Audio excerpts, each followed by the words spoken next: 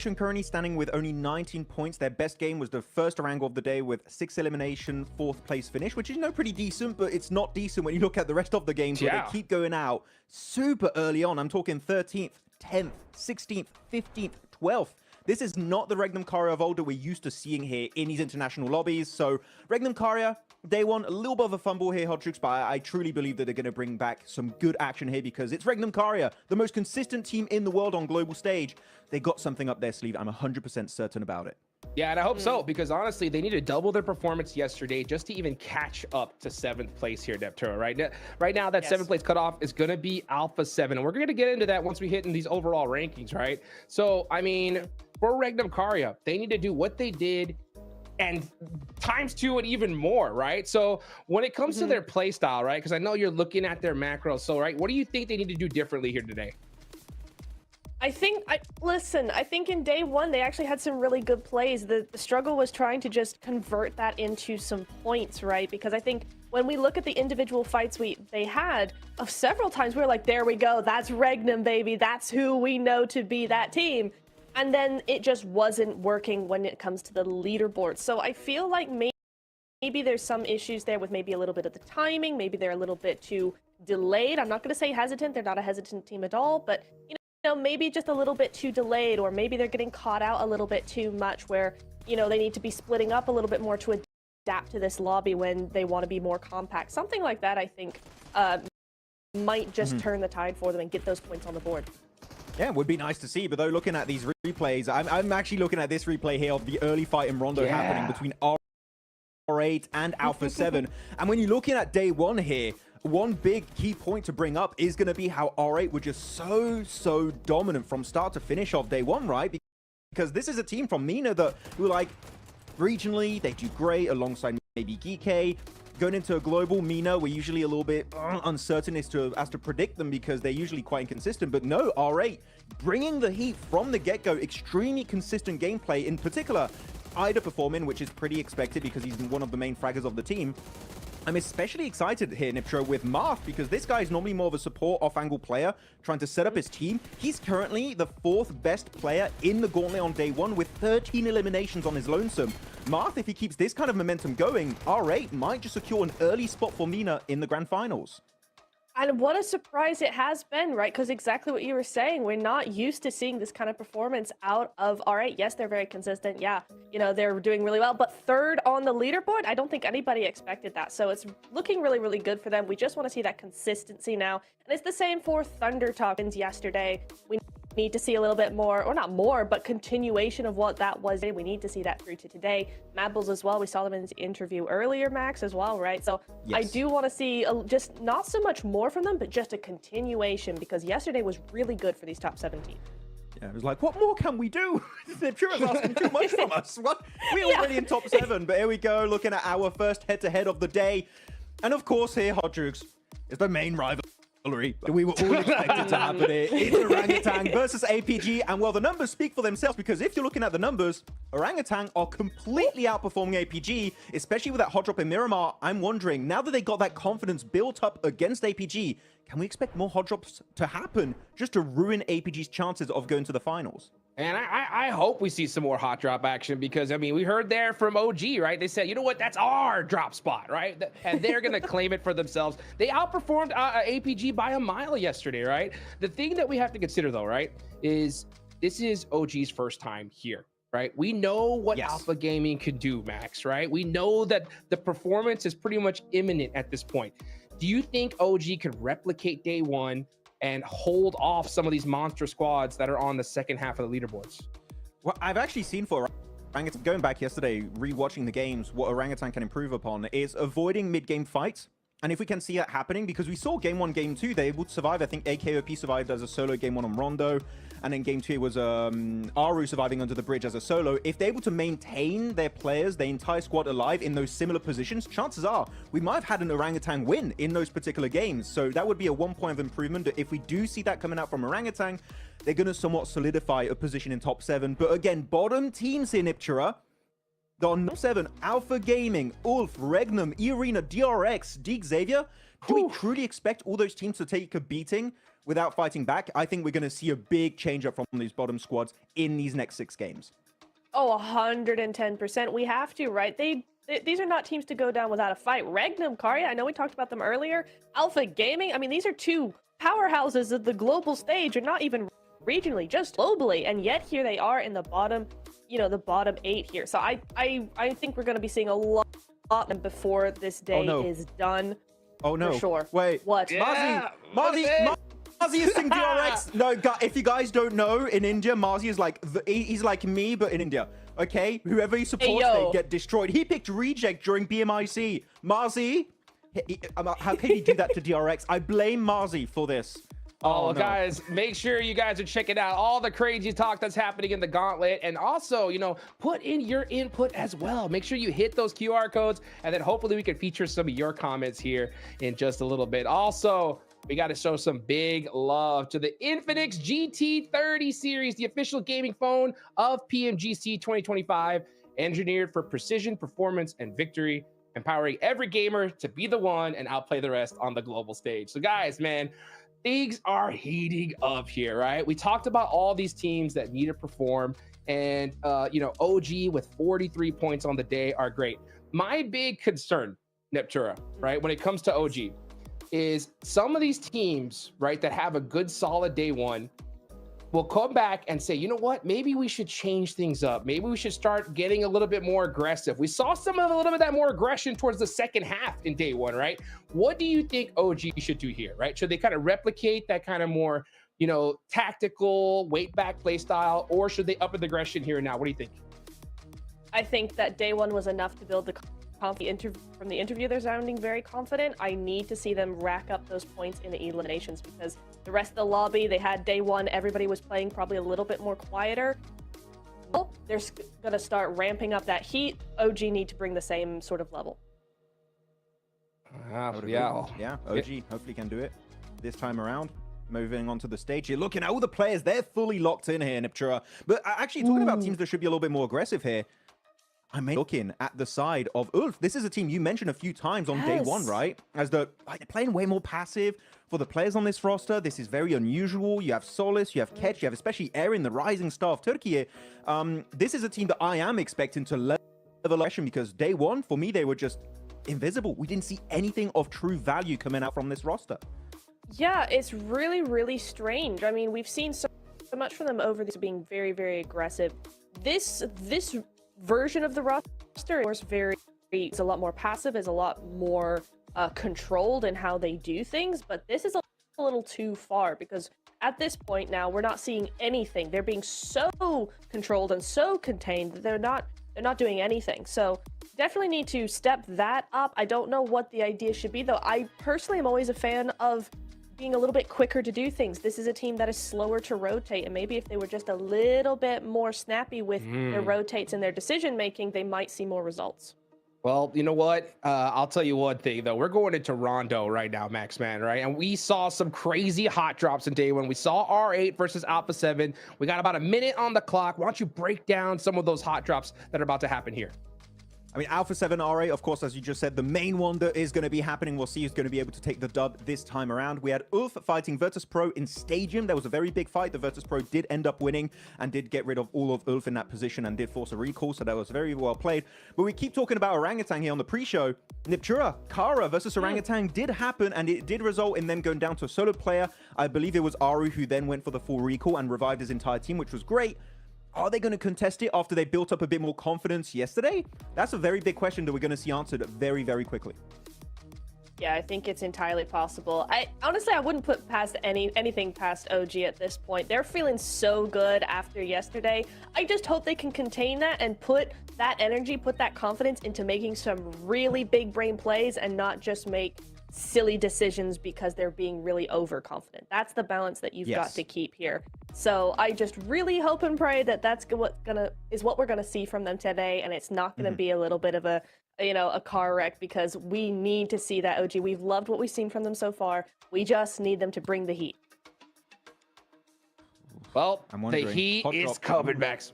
Oh, that hot drop, man. It's coming. We know it's only a matter of time, guys. Can OG hold it on? Can they get those eliminations? Let's see if it's going to happen right here, right now. Let's go ahead and take it on over to Blake and John Allen. Hello, and welcome to day 2 here of the Gauntlet. And we've got another rondo up and up to bat. It is going to be big. It's going to be messy because we've got those recall beacons back in action. They're engaged, just like us. We're jumping straight into this one, Blank. Yeah, I'm locked in. Not the tomatoes, not the onions. Stop throwing them, please, please. I can only take so much. He's in the stocks, bro. He's in the stocks on this. I got put in the stock yesterday. It was crazy. But we're straight back into things over on Rondo here. Northern Plain Path.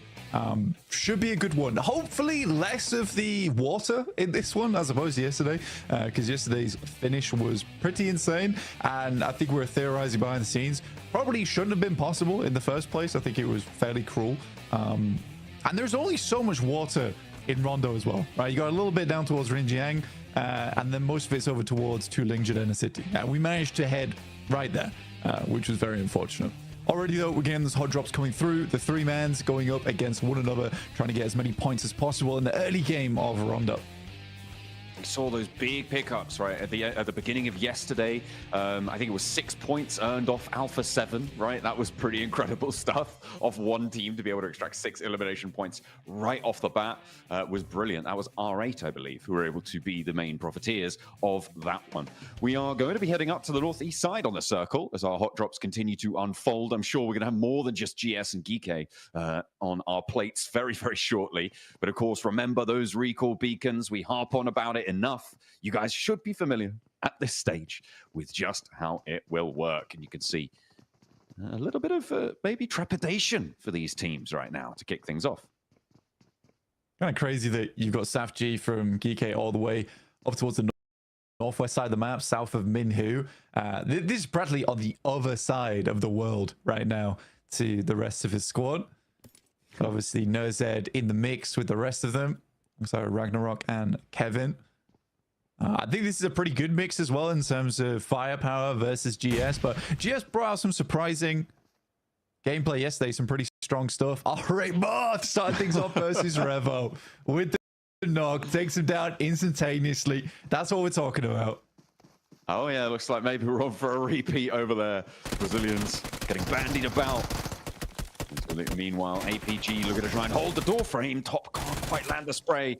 With the UMP around the corner, the step in with the micro Uzi is good, but it's going to be all right for Alpha Gaming. They are actually very, very split. They're on a 4-way split. Every single one of their players dropped solo, and they will have plenty of opportunity to go for these recall beacons. But that seems an interesting choice for APG. Yeah, it's super weird as well, considering like Alpha Gaming strategy is to drop as a 4-man on Rondo. Come to globals, it's like, well, let's drop as a 1-man in 4 different locations, which I don't think it's ideal. I mean, all 4 of these positions are not in the circle either, so this is a complete I want to say waste of time from Alpha Gaming, but it's not great, let's put it that way. So to regroup here, you'd have to battle through R8, A7, DRX, even OG's in front of you here could be a bit of a menace to you. So I think that overall this is a bit of a difficult scenario right now for APG. Not sure I'm on board with the strategy just yet. We'll have to wait and see. The one thing I think may have happened there is that they were trying to camp multiple recall beacons, right? And I'm really giving them some slack here. I feel like it's very tenuous of a link, but yeah, it's a weird play. It's certainly not something we've seen before on Rondo, where teams are balling up for the death balls. Okay, that was first blood. I mean, that makes sense. You hit the deck, you get that M4 on board, you're gonna hit those sprays all day. Looks like they do get some retribution though. Alpha 7 back in. Yeah, I think Obscure's been playing very well, honestly, for Alpha 7. Out of all the players as well, you sort of expected to be Revo. Yeah, I think Obscure's been playing very well, honestly, for Alpha 7. Out of all the players, even just on nades overall, Jafar at distance here from GS with DS3 and Icon inside the building. He seems to be dipping out a little bit here. There is one nade in the hands of Icon. Could be quite deadly versus GK, but this fight is massively slowed down. And again, this is towards the north side of Jadena City, so they're not really towards the circle just yet either. Both teams likely would have to rotate on that north side. It is slightly weird for GK with SafG being over towards that northwest side, where the intention here is, I guess, not to lose the fight, but if they don't lose the fight, regrouping with SafG might be slightly rough. Let's put it that way, because they've got to push through Mad Balls. There's DXavier in front of them over towards Concierge as well. So yeah, I don't know how that happens. Reefus is down from Alpha Gaming. He tried to look in on this fight, and Marv said no. Marth's cracking on. He's having a great day so far. And R8 very happy to earn these points back. They do still need to get one of their teammates back into the fold. They did, of course, lose that one to Obscure, but Alpha 7 seem to have actually regrouped here now as well. They are all 4 players alive. He spotted an off angles there. Rizal actually landing the shots of the Marth, and there's no response. A nice little pickup. He steps through. He gets the flush for Alpha 7. Another point added to the tally. But is Amori going to find that answer? Doesn't look like it. He hits the deck in time.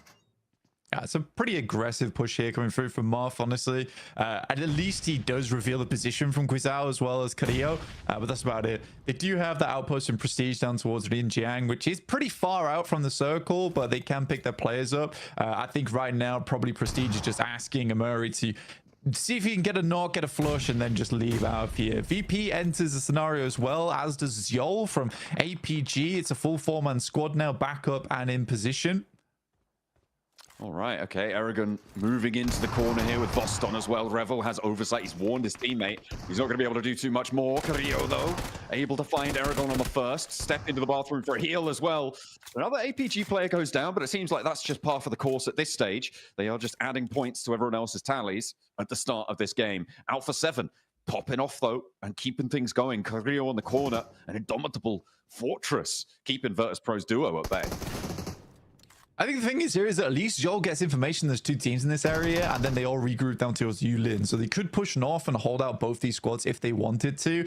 Virtus Pro's got a similar situation where they got an outpost over towards Stadium that they can refresh their players from. But Alpha 7 definitely weathered the storm there. It was not easy versus R8 in particular, but R8 also back up to 4 players. And Murray, though, looking for a little bit more. Doesn't quite find it. Carrillo hits the deck, but will get res fairly quickly afterwards. Let's take a look at what's happening over towards the circle on the northeast side. Great start from Thunder Talk on a 2-2 split, which they quickly regroup towards a central position. They're holding high ground with Sai Ting, as well as Sing towards the lower end of things, just providing scouting capabilities towards that southern side. That river that sits in the middle of this circle blank has some really difficult crossing points. I mean, we saw just how treacherous those riverbanks can be yesterday on our Rondo game, but in general, there's not the easiest time where maybe on a map like Erangel, when you're crossing that central river, the riverbanks are a little bit more forgiving. I feel like there's a lot of verticality on the Rondo riverbanks. There are obviously some places where you can get across, and obviously those bridges will be an option, but it's going to be pretty tricky for teams who haven't already made it to go straight through. So I'm expecting quite a lot of wide wraps from teams on the southwest. Yeah, I think getting over towards Ryan is probably the best idea, and then you can wrap down towards DRX's position, potentially take some high ground for yourself. But it does depend on this next circle, right? Because if it does shift down towards the southwest here, like you're looking at Test Track, you're looking over towards that hillside in the west, but it doesn't happen. We head over towards Hua Sing. I think that this is actually fairly rough in terms of position of play. And GS, though, still going strong versus Geeke here. This fight has raged on for quite some time. It shows no signs of slowing either. D3S wants to hop out with the auto shot. Wow. Doesn't find the first, the second, not so lucky, but there is still that trade around corner. Actually, only 1 player now remaining for Geeke, I think. No, for GS, just Jafar. He's been in these spots before. We saw it against APG down in the C block fight that we saw in match 2 yesterday. And now he needs to find Kevin on the corner. The recall beacon just outside is beckoning, but he needs to get through this hurdle first. Kevin's running low on ammo, but he has got the other weapon in the back pocket. Nice. Jafar handles him low, not even going to be able to loose a shot his way. Yeah, that was a fantastic play there from Jaha. Some great baiting as well. I mean, both players had 0 meds to work with, and they would have heard each other using them. So Jaha just baits out the scenario, waiting for that desperation play. He has a full sweep on the edge as well, where he can swing wide. So it's really, really smart maneuvers. Wolves here going up against Regnum Kai. You know, there's a lot of talk about Regnum Kai yesterday, which, as we all know, was pretty poor.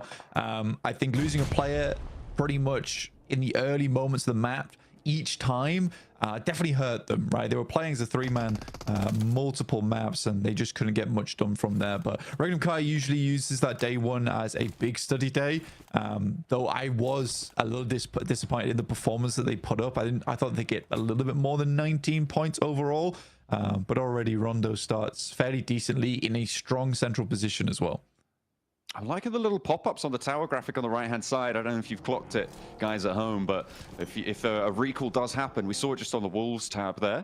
It will show who has been pulled back up and when it will happen. A little gold flash appears on the right-hand side of your screen. So if you're watching and we're not on board with your favorite team and they're looking to get a recall on board, that's how you can keep track of it. You'll see exactly when it happens, so you're nice and up to date with everything.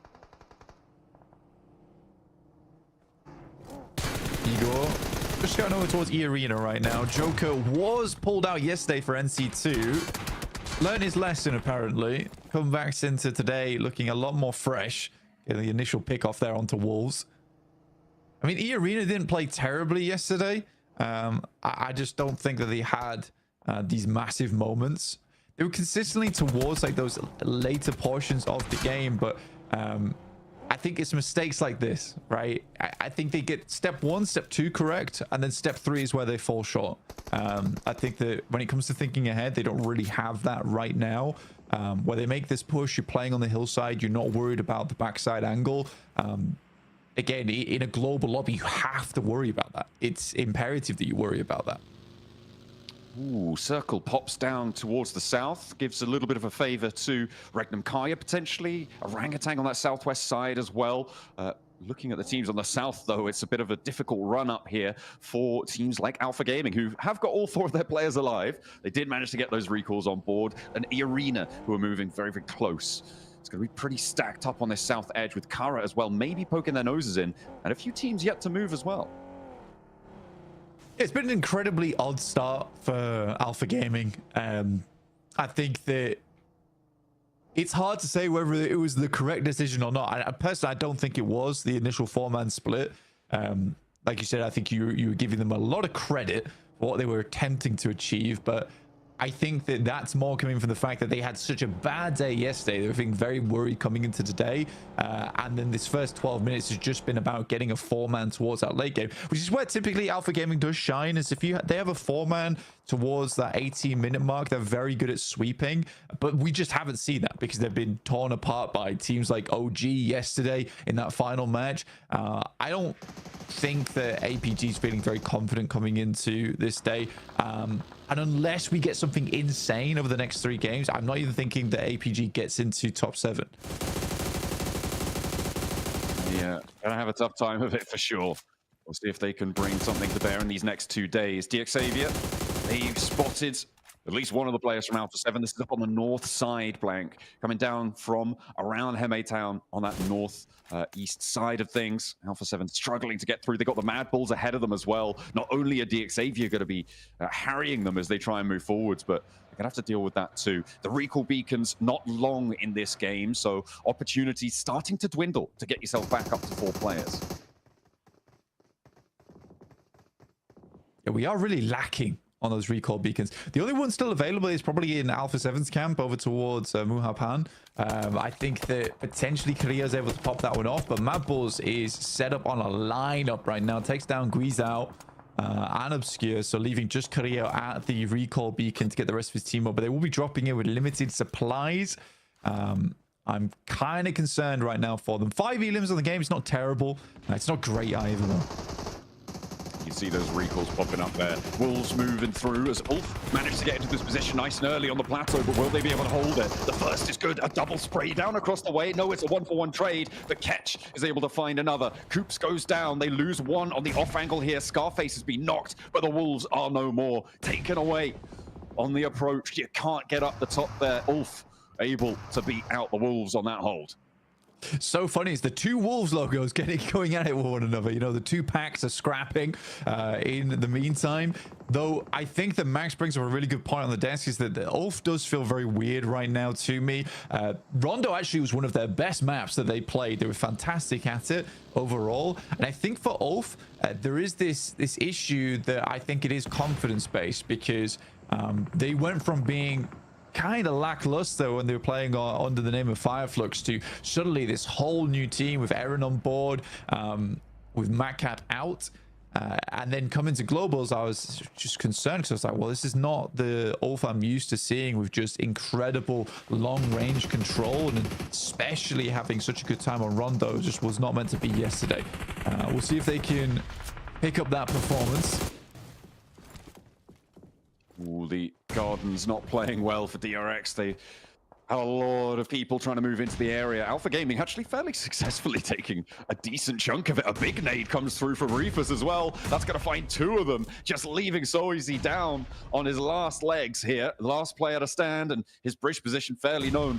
Look at the ground that Alpha Gaming have been able to achieve. I mean, fair enough, you know, to be able to salvage something like that. From a game that started the way it did for them. And with two elims, they do have a lot of teams that can crest over the ridgelines, take shots at them. The question is, will teams want to do that?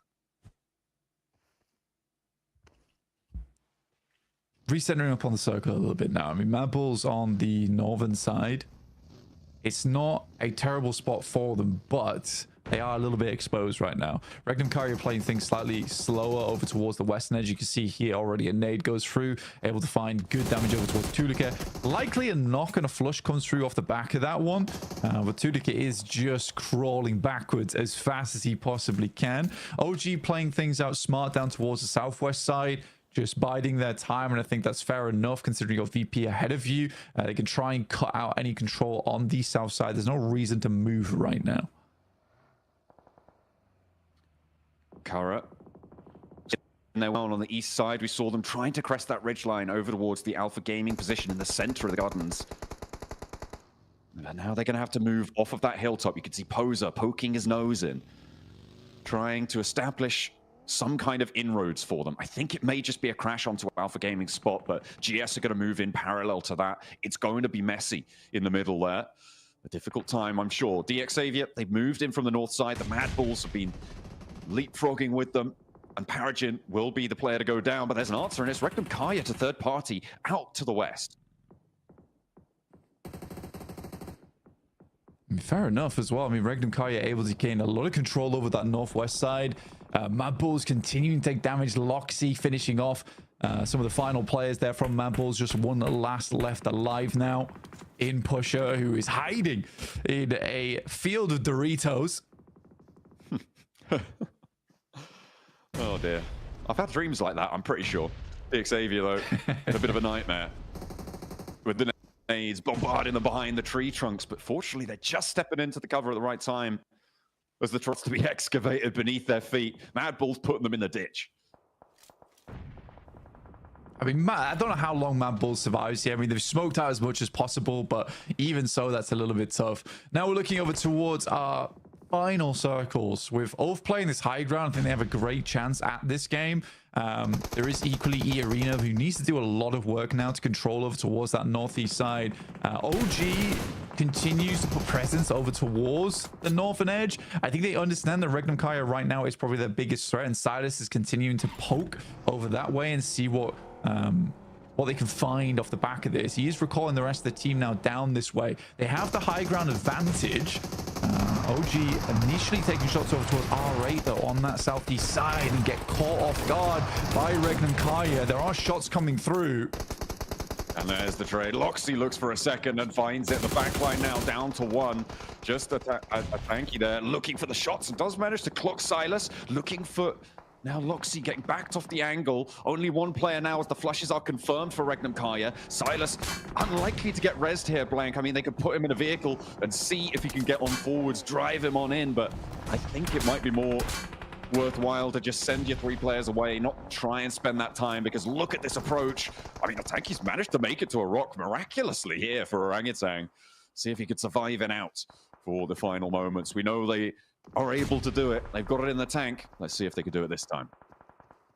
Yeah, trying to survive on that side of the map. Slightly underneath Ulf, though, so a little bit of a dangerous position for them, but I don't think Ulf is too preoccupied with that right now. They're looking over towards Mad Balls and making sure they hold out VP in the process. So it's a good play from a tanky. It is a little bit of a risky one, but if it pays off, then he's able to get quite far into this game, which is nice to see.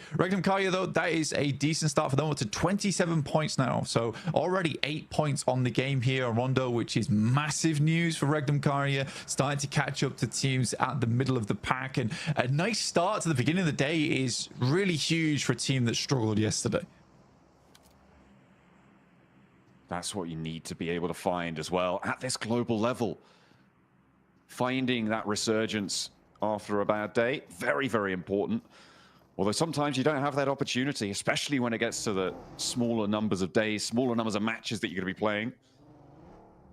For now, though, ThunderTalk, I mean, we saw how much work they were able to do yesterday, right? Getting so many points and getting so close to what we expect the bubble to be already in just one of their 3 days. Nice is a beautiful turn up. Silas was picked up, but maybe not for too much longer as he's crawling back behind the deployable cover there, looking for another res. They are in this zone. Virtus Pro might try and put them out of it, though.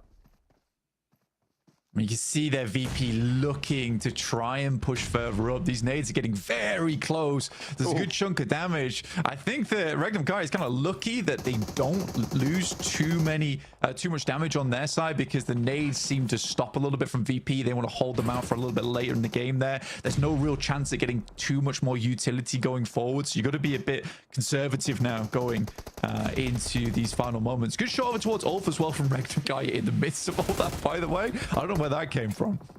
Silas very close to bleeding out here. Might in fact get flushed. I think he does.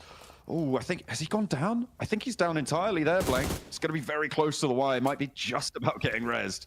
Can't quite make it out on the screen there, but that's a nasty little turn up. And I think it was actually R8 who did a chunk of damage from that off angle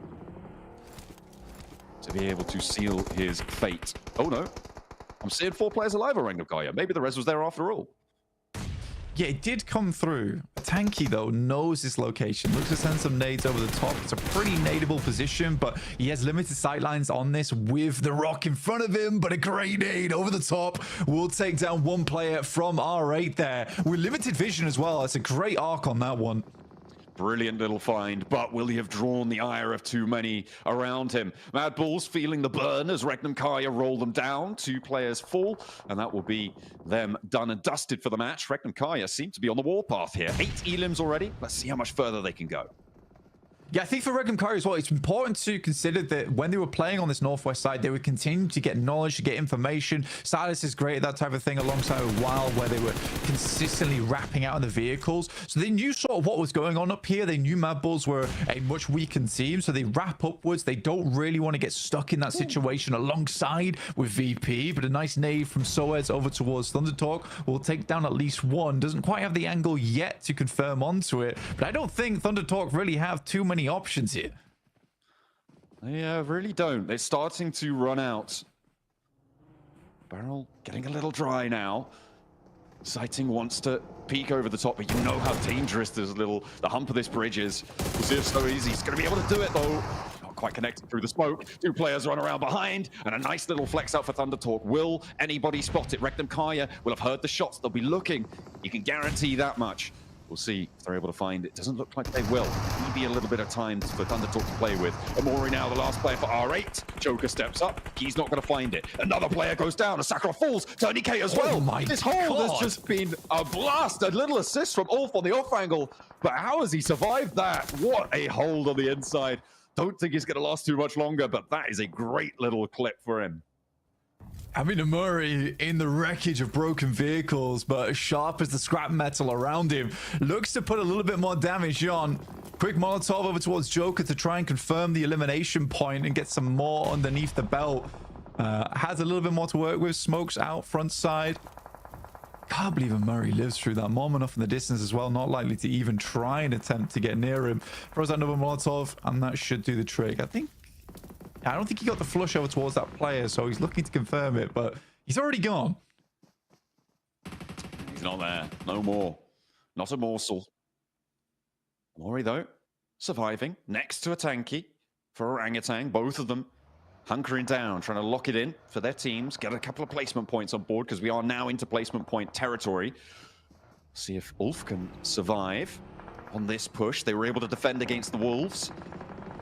But Regnenkaya might be too tall an order. They've already found a knock. A north side shift does keep a tanky in, but you can imagine that APG are going to be trying to bear down upon him. Amori already feeling the brunt of it.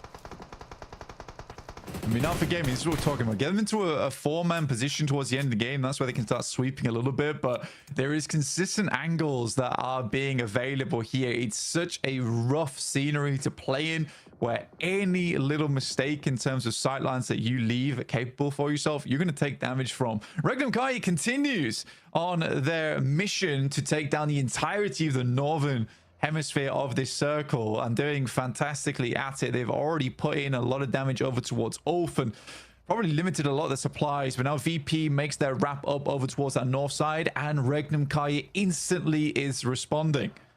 They're moving back on over. They sent a lot of their players out to that east.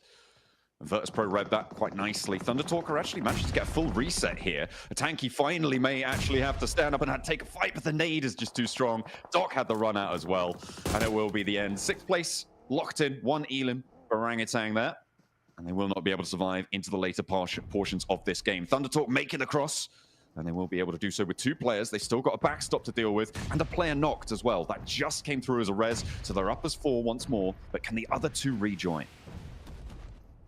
This is great damage coming through from Sing right now. They have to drop down the tactical covers, try and keep themselves up, but a double in the back line will take down 2. Sing walks straight past the nade there, takes it on the shoulder, and Doc now has to do the impossible. With only 1 player standing, Doc needs to come up big for them to survive for a longer into this match. Another nade. But on top, it's going to keep the pressure on, but the res is going through all this while. In the meantime, over the northwest side, Virtus.pro and Regnenkaya starting to pop off. And it's Regnenkaya to hold their nerve. Only 1 knock seen, and nobody's in a position to capitalize because Ulf are more preoccupied on the southeast edge, looking towards Thundertalk as APG fall as well. That is going to be them done and dusted. Regnenkaya on the north edge, looking to try and get the reset, but there are still shots flying their way. I mean, for Regnenkaya, though, it has been a hell of a day for them already. Loxy does go down as he attempted to move further up. This is great management and good control from Ulf right now between 2 separate squads. They had the higher ground. They're trying to work with it. Smokes are flowing through right now, but you can see 0 nades on the cards for the boys on Regnenkaya on the top of your screen. But I think that may be a lie. I'm not sure. Well, done well. We'll have to wait and see if they're able to loose any.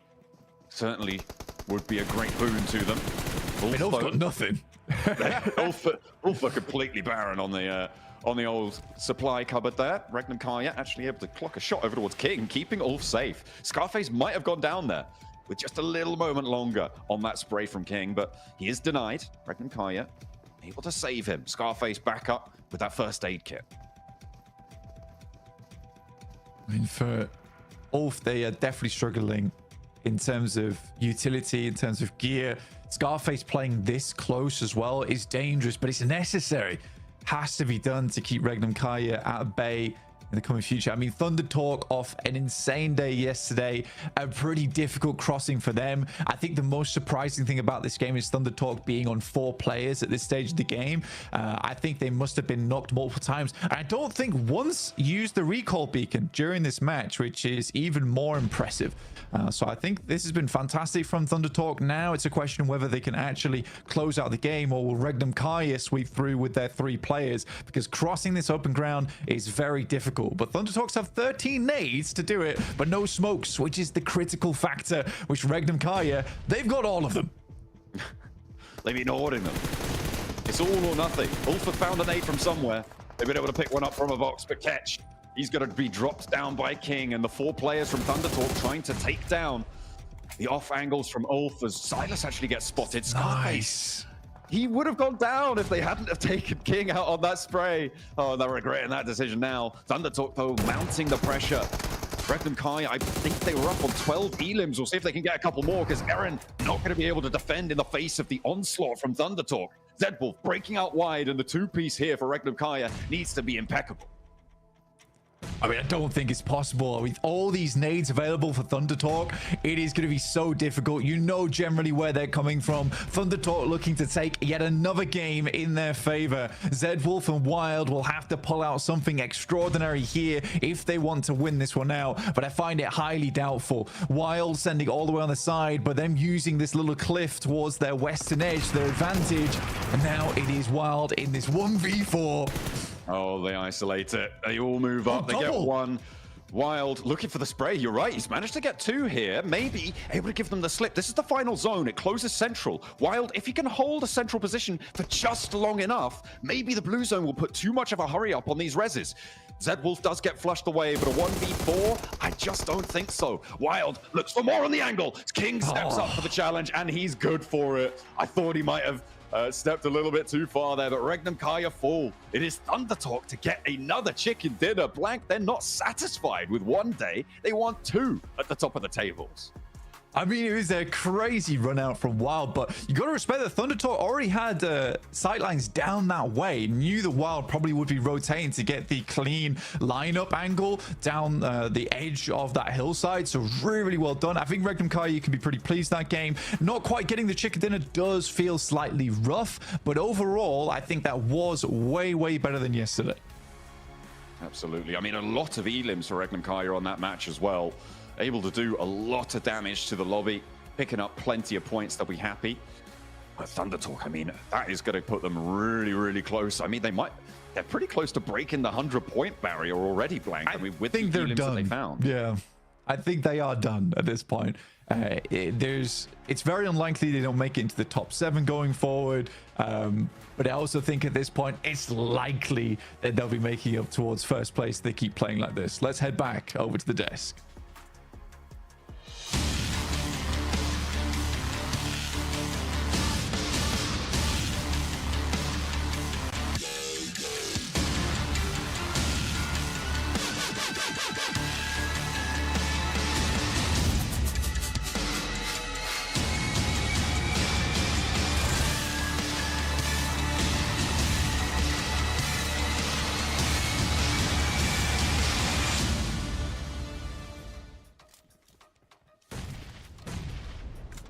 Thunder Talk get their 3rd chicken dinner so far, and just like that, there's now 6 slots remaining to the grand finals. I'm just kidding. No, but no, I mean, after that performance, these guys have got to be a lock by now, Maxman, right?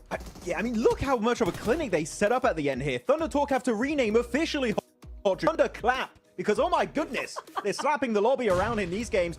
And Nipchura, you were saying it before we just came on camera here. This is a back-to-back win now we just got from Thunder Talk. And actually, on top of that, they've now officially got a win on every single battle. Got a win yesterday on Erangel, a win on Miramar on the last game, and now a Rondo chicken dinner. These guys are putting on a clinic on every one of these battlegrounds. And look at the player stats. Sitting 4 limbs, 5 limbs for King. AJ's gets 3. Jing putting up 1 elimination, still 500 damage, putting in the work, putting in the hours in this lobby. Not an easy game to Nipchura because they were fighting tooth and nail in the swamp. APG, there was DRX, there was Kara on the east, and survive. They thrive. They keep every player alive, making the Weibo might not just be the best team at all.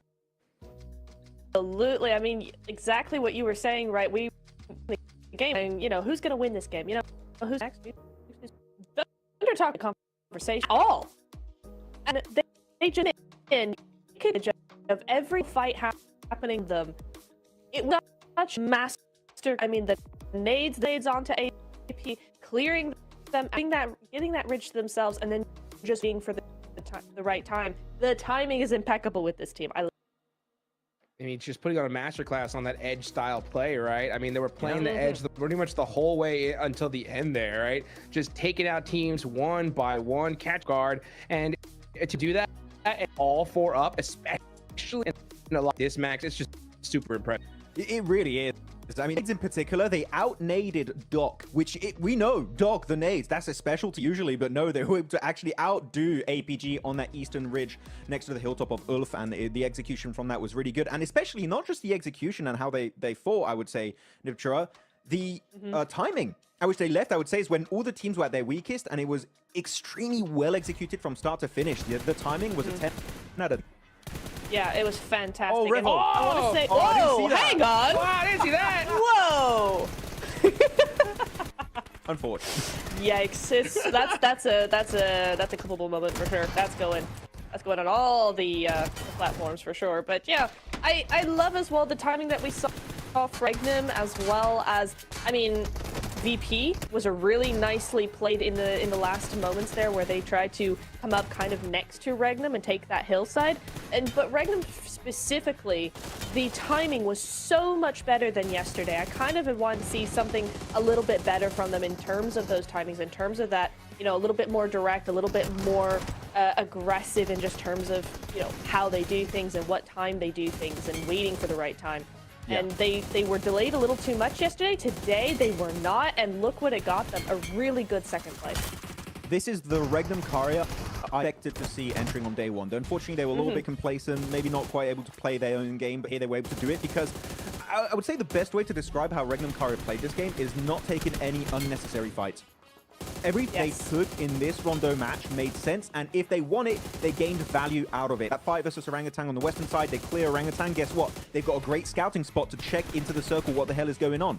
After that, they're sending up north next to Ulf. They got that symbiotic relationship situation where they can hold down the fort together, and it's just so perfectly for them. This is one of the best IGLs in the world. Sylat pulling the strings in the back end, and clearly so far, it gets them in the late game. I'm thinking this is the redemption arc that finally begins Hot Jukes for Regnum Caria. I mean, it's about time, right? But they didn't just get to the late game. They got there with a whole bunch of eliminations right there, pulling out a dozen. We talked about how they pretty much needed to double their performance and then some at the top of the show, right, Neptura? And I mean, I don't think you could have asked for a better start, right? No, 100% not. Such good numbers coming out of them, and APG as well. I had them slated to win the whole thing. Y'all didn't. It was, you know, it was on the edge. It was off in the swamp. It wasn't looking particularly good, but, you know, it wasn't a win, but they came out with a much better performance. And is it not a win? It's not a win, but it's a top 4 and a solid top 4 that sets the tone for the rest of the day. Fingers crossed. Hey, we'll take those all day. You know what? I want to kind of go back to the start of the game, right? We did see that hot drop with Alpha 7 and our. Oh, never mind, right? Are you kidding me? I mean, talk about a run for the MVP of the tournament here, Max, right? I mean, I know why he's called sitting. He's just seeing everyone like right now. You're not playing this game. The guy is an absolute beast. And to be completely honest, when looking at players from PL that I was paying attention to, I was looking mainly for this team at, of course, you know, you got King and you got AJ. Those are the two that I'm like, okay, these guys, they can cook, they can step up, they can Yang Tasho. But here this time around, no, it clearly is sitting. And they are sitting pretty. 100 points. And right now, I did a little bit of calculation. Wow. Of course, it's not great math. 120 points, you're pretty much 100% sure to go in the top 7 in the grand finals.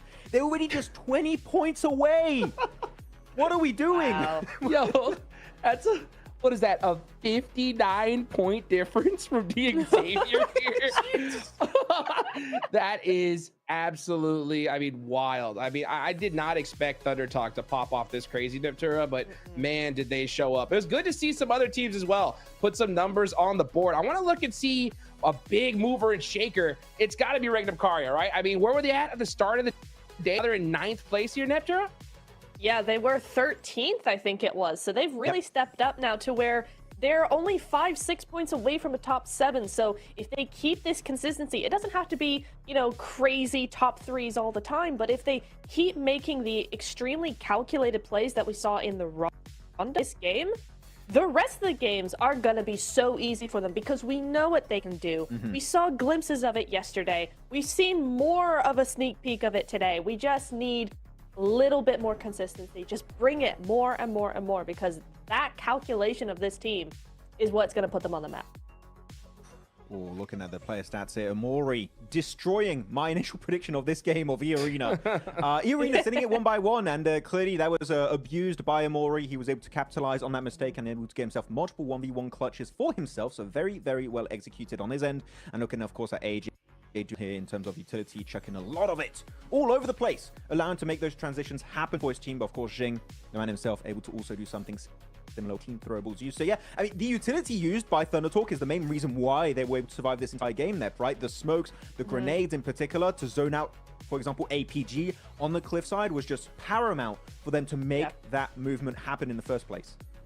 Yeah, it's what I love, using their nades as well towards Ulf as well, right? Because what I love is when a team understands that a nade doesn't have to do damage to be effective. It's just there to displace or to keep away. So if you're trying to zone out a team and keep them in their circle, just chuck nades at them. They won't be able to move. You're not doing any damage, but you're keeping that control. And that's what ThunderTalk needs to really understand, is that those nades, they don't have to do any damage to be effective. I wonder, does that include emergency cover flares? I feel like it, because I do want to see emergency cover flares of ThunderTalk. Huge. Not the best, though. Not huge, actually. I would say they were not great. They were throwing them in positions where they really leverage much out of the item itself. I want to see them try and use it as a leapfrogging tool instead of a more defensive tool. It makes sense earlier on in the game, in the mid-game stage, but when they were pushing on Ulf, I think if they throw them forward, that transition would have been even smoother. Of course, they still won it and kept everyone alive. They could have won better, though. If I had to criticize one thing, it would be just that. But otherwise, the rest was just absolutely perfect from start to finish. Yeah, I mean, there's always those tiny little tweaks that you could make, right? And one of the tweaks that I'm really starting to get a little bit concerned about, right? I mean, right off the rip here is because when you have a team like, this is what we were talking about at the start of the show, Max, right? We knew that a lot of these big names were going to perform today, right? Regnum Karya said, we're doing it right off the rip, okay? For a team like OG, right, which was playing very calculated, consistently putting up points on the board, right? I think we're gonna need to see at least a couple of big games from them if we want to see them in the top 7. Do you think that that's right, or what do you think OG needs to do here? I mean, I would agree. Orangutan, you know what I want to see from Orangutan? I want to see a bloody chicken dinner, okay? Yes, it's about time. They keep surviving into the late game. I think yesterday they had a bit of an issue where in the first 2 games, it was just a solo. It was AKOP and it was, who was it after that? It was Aru on the Orangu game, surviving as a solo. If we see more of that, but they survive as a trio, as a full squad, there's definitely a win potential there for me to see coming out from Orangutan. So, Niptura, do we think we're going to see an OG win? I hope so, and I think they will absolutely get the win if... not hope so. It's a yes or no. Sorry. What's happening? It's yes. Oh. Okay, thank you. Yes. Yeah, because, and I'll tell you why. Because the main difference between how they normally play and what they're doing now is they're spreading out on the edge. That's typical for OG, right? They're using their terrain, they're spreading out a little bit, they're trying to get control, but they're not backing it up. They're taking the position, and then the moment somebody comes towards them, they're kind of like, we'll try and defend, but they're not going forward and going, actually, this is our spot. You know, where is the confidence that we saw in the interview of, well, if APG want to drop our location, then they're free to do that. We want to see that same energy coming into the end game when they go, this is our position, we're going to set it up like this, and also we're going to back it up with some shots. It doesn't have to be elims, but I want to see more presence from them in the end game because the setup is good, but they're just falling down on converting anything into a, oi, stay away. Yeah, I do feel bad for OG, though, because that play of Regnum Karya was just beautifully executed. So it's really hard to fight back in that kind of situation. But actually, just to go on another team I want to see some improvements from, I'm going to go on DRX, and I'm going to blame Marzi in particular, okay? If you're listening to this, I know he's doing a watch party. Why did you pick DRX, okay? He is the true boss master in India. And DRX, genuinely, one of my favorite teams. For me, there was no doubt in my mind DRX were going to have a banging performance in the Gauntlet and instantly make it to the finals, but no. They started off the day in 11th position, and I believe now they're in 15th after this first rondo. Yeah, DRX, we're almost at the halfway point, Hot Jukes. We need to see more from DRX. They've done nothing so far. Yeah, for sure. I mean, the thing is, this is my concern, right? Is that with so many big names on the second half of the leaderboards, if any of these teams like DRX do what we just saw Regnum Karya did, right? 18 points, they're in the running for top 7, right? So I think for a team like DRX, though, hey, get it done now. You know what I'm saying? You do not want to wait till the last is for sure. So for DRX, so many of these squads, I think the pressure is on big time here, Terra, to perform right here, right now. 100%, because we're getting closer now. It's game 2 after game 3 way done, and That's where it's really going to start. You're going to start getting that pressure coming in. You're going to start going, we only have a set amount of games left. All of that stuff's going to start happening to you. So it really is now or never, Juice. Yeah, it really is. It really is. You know, I'm kind of going to go on the other side of that point you were talking about earlier. You know, when it comes to OG, right?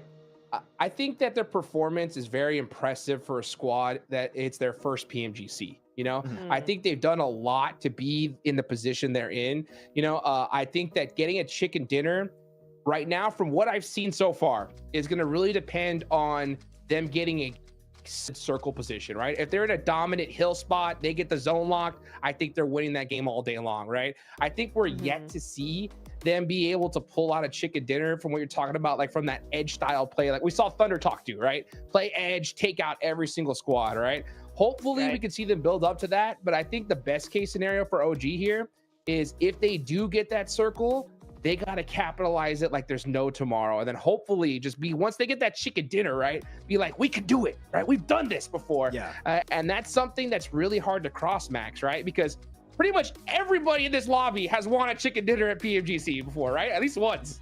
They're all very experienced for sure. But Orangutan dropping in shelter, actually, you got some pretty decent rotational paths. And by the way, we're looking at them right now. These jackets from OG, like, come, I want one. Can we get one of those, please? I want one of the jackets. But no, really, Orangutan, the way they're playing, it's I'm having a Ratatouille moment where it's taking me back to, you know, the World League years and years ago. You know, when Orange Rock were there, TSM Entity were there, you know, popping off on the global stage. We're getting back. We're getting a taste of that once again at PMGC. So we'll see if they can perform once again. Though, I'm going to take this opportunity here, guys, and the conversation onto a big talking point here. GS Team APG. It kept happening. No? Yeah. Going into Novo military, into Northcan military base. Jaha in particular had a massive clutch at the end to wrap up versus APG. Are we going to see that continue if we have a Southern Plane? Dude. Or are we going to see APG maybe change things up if they are going to be clashing versus GS? What are we thinking? Man, I hope so. I actually, no, I hope we don't, right? And the reason why is because, you know, we saw GS hot drop right off the rip. Game number 1 of Aaron Gale, right, Neptura? And then in 2 games, they didn't hot drop. And I think that was mostly to the fact that that plane path was heading more towards Severny for them, their secondary drop location. Do you think, Neptura, that because, I mean, it worked for them, right? I think GS did a lot better when they didn't have to do that hot drop, right? So I think maybe their coach or Neptura, you're the coach of GS, okay, right now. Put it on the coach chat, right? If you were their coach, what would you tell them going into Aaron Gale here for me? I wouldn't hot drop. I'd be like, look at the results we got as staying full squad through most of the match, getting much farther into the match as a full squad versus when we hot drop and yeah, we get some early elims, but now we've got a really long rotation to make. So through the blue, all of this sort of stuff, everybody's already set up. That would not be my play. I'd be just like, no, you guys, we gotta switch things up, go somewhere else. Yeah. Max, you're the coach of APG. What would you do? Hot drop, because I think, on a very, you know, serious note, it would be extremely funny. That's my analysis, because for the memes, go for the hot drop. But no, generally, I would like to see it not happen on a serious note, because it just doesn't help the team. So hopefully they can fix it, Hot Jukes.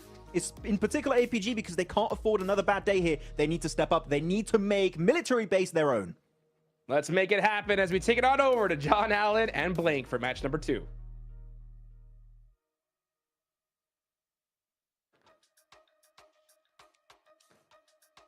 Well, you know what? We are gonna have a little bit of a pause here.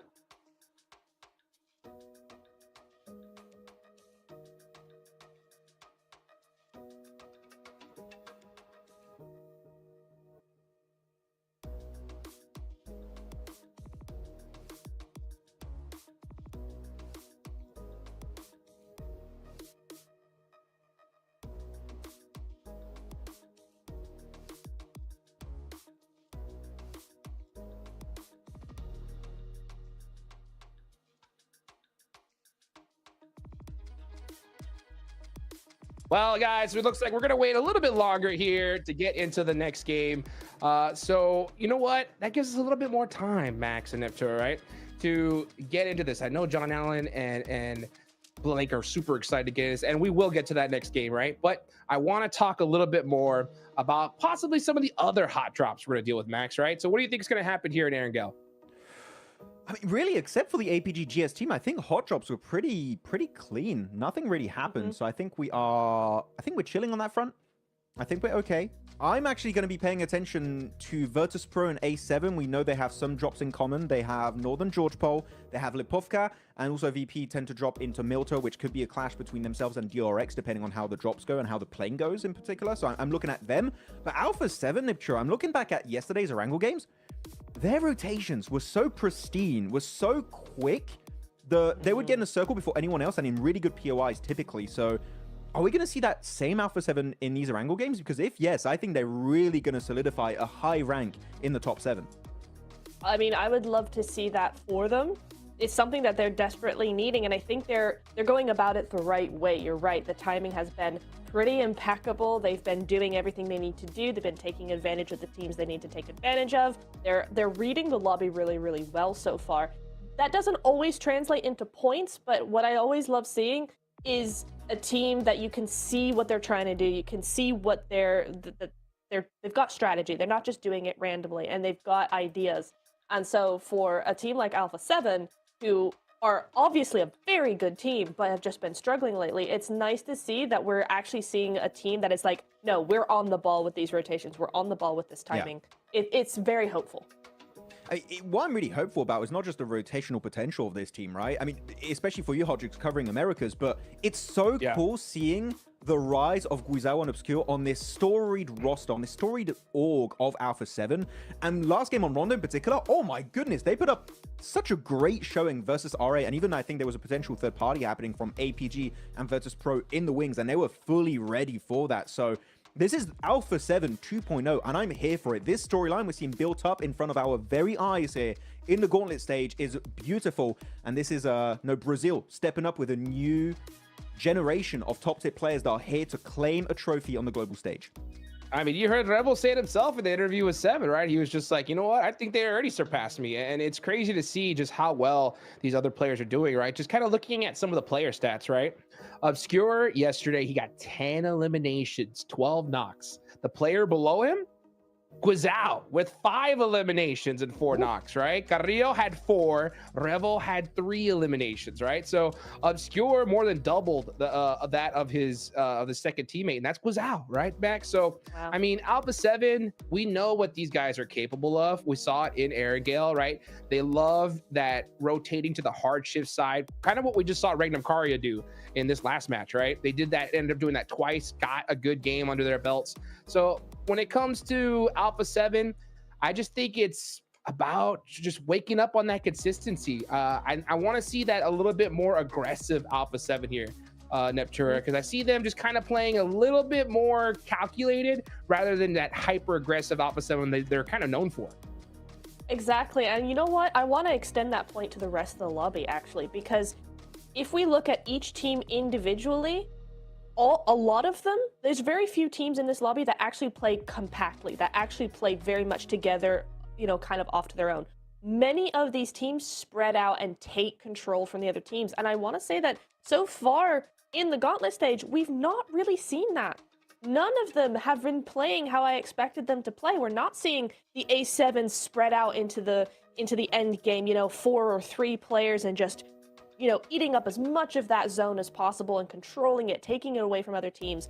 Kara are not doing it. OG are not doing it. Regnum, we only saw them kind of do it in this game. So I want to say some of that is due to everybody's kind of tiptoeing around each other just a little bit. They're still trying to get a feel for how the lobby is going to be played. But the other half is these zones. I don't feel like any of these zones have been particularly favorable to most of these teams, because even if a zone does go towards a certain team, normally it's one compound in the middle of a field and it's kind of very play.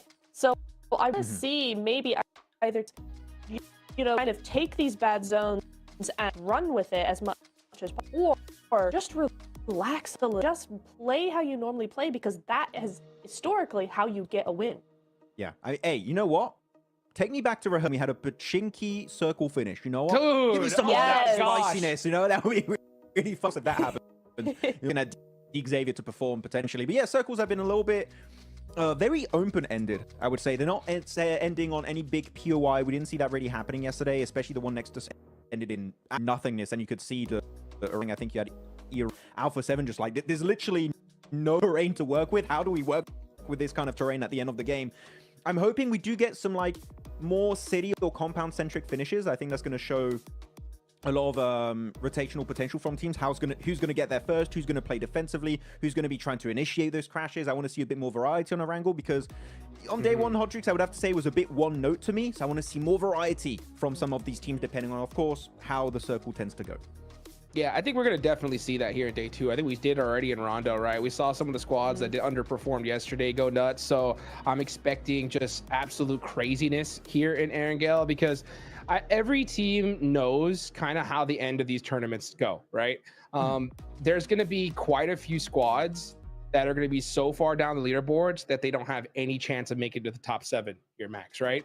So when that happens, typically the last few matches are not typical of what the whole tournament was like, right? The teams that know that they're not going to make it are playing super loose. Maybe they go crazy, start pushing everybody, or they're just like, hey, you know what? See you guys in the group stage. We'll make something happen from there, right? So yeah. I think considering that, Max, teams more than ever just realize how important it is to put points up here and now rather than waiting to the end of the game, right? Yeah, no, exactly. It's going to be changed up quite significantly into this. But I want to go a little bit deeper on what you said about the later stages of the Gauntlet change significantly, Hodrix, because I think it brings up a very interesting scenario where, because you need to be in top 7, right?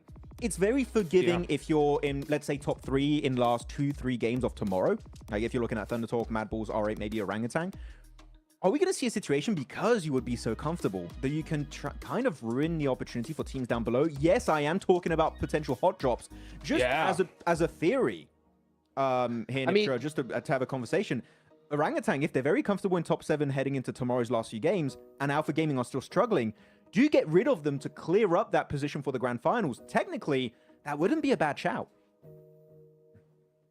I don't think so. I don't think so, right? I mean, that's the thing. She's so silent. She fully agrees with my point. Thank you. Yeah, it's a hard one for me, because I don't normally love that tactic. For a couple of different reasons. I don't feel like it really does all that much, because if a team is, yes, if it's like, you know, a few points away, whatever, but I don't always love it. But then we're always talking about teams that are further below trying to ruin, you know, some potential chances for teams a few places ahead of them, where here I think in this instance you're talking the other way around, right? It could work. It could, you know, just try and solidify their dominance in certain situations, right? If, like, you know, we're gonna hot drop you in Chumaseta again because you're not doing well, and we want to make sure that going into the finals you're not gonna drop here again. That could be something that might be worth the effort, because otherwise, I just don't really see the point. Yeah, I'm mainly talking for the fact of clearing up a drop location for the finals. Yeah. I think there's definitely a long-term incentive to do it. For example, you can also, I brought up OG and APG because it's the funny meme one to bring up right now, right? But otherwise, GS team, I think a lot of teams want to try and get rid of them, such as maybe APG if they're able to climb up the rankings a bit. Alpha 7, Wolves want to try and get rid of them. Maybe even GK because of their Rondo drop location. Again, that's dependent on what the leaderboards look like entering into tomorrow's 6 matches. So yeah, definitely, you got to keep in mind that if you're not comfortable going into day 3, you could be in a little bit of trouble, because if you are sharing a drop location, chances are that team does not want to share it going into the finals, where again, you're fighting for the lion's share of $3 million prize pool. So I would backstab some people for that. Hell yeah. Maybe not you guys. That's a lot of money. You guys, you're safe. Yeah, you know, a lot of money on the line here. And you know what's typical? You know, I honestly, this is one of my biggest pet peeves about competitive PUBG Mobile, right?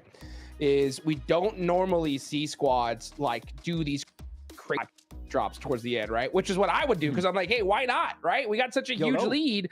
We could do whatever the heck we want. But for some reason, they continue to play the kind of like the same game they've been playing, right? But one thing that I think really makes a big difference, Neptura, is if you want to take out a squad, you could just say, let's go ahead, and if we get into a fight with them early on, hey, we could just make sure they go out. We could take them out no matter what here towards the end. So I think those mid-game fights, things can get a lot spicier, Neptura. Oh, absolutely. You know what? You want to take a team out on rotation? Absolutely. That's minimal risk to yourself and all the damage onto them. I would love something like that for that to happen.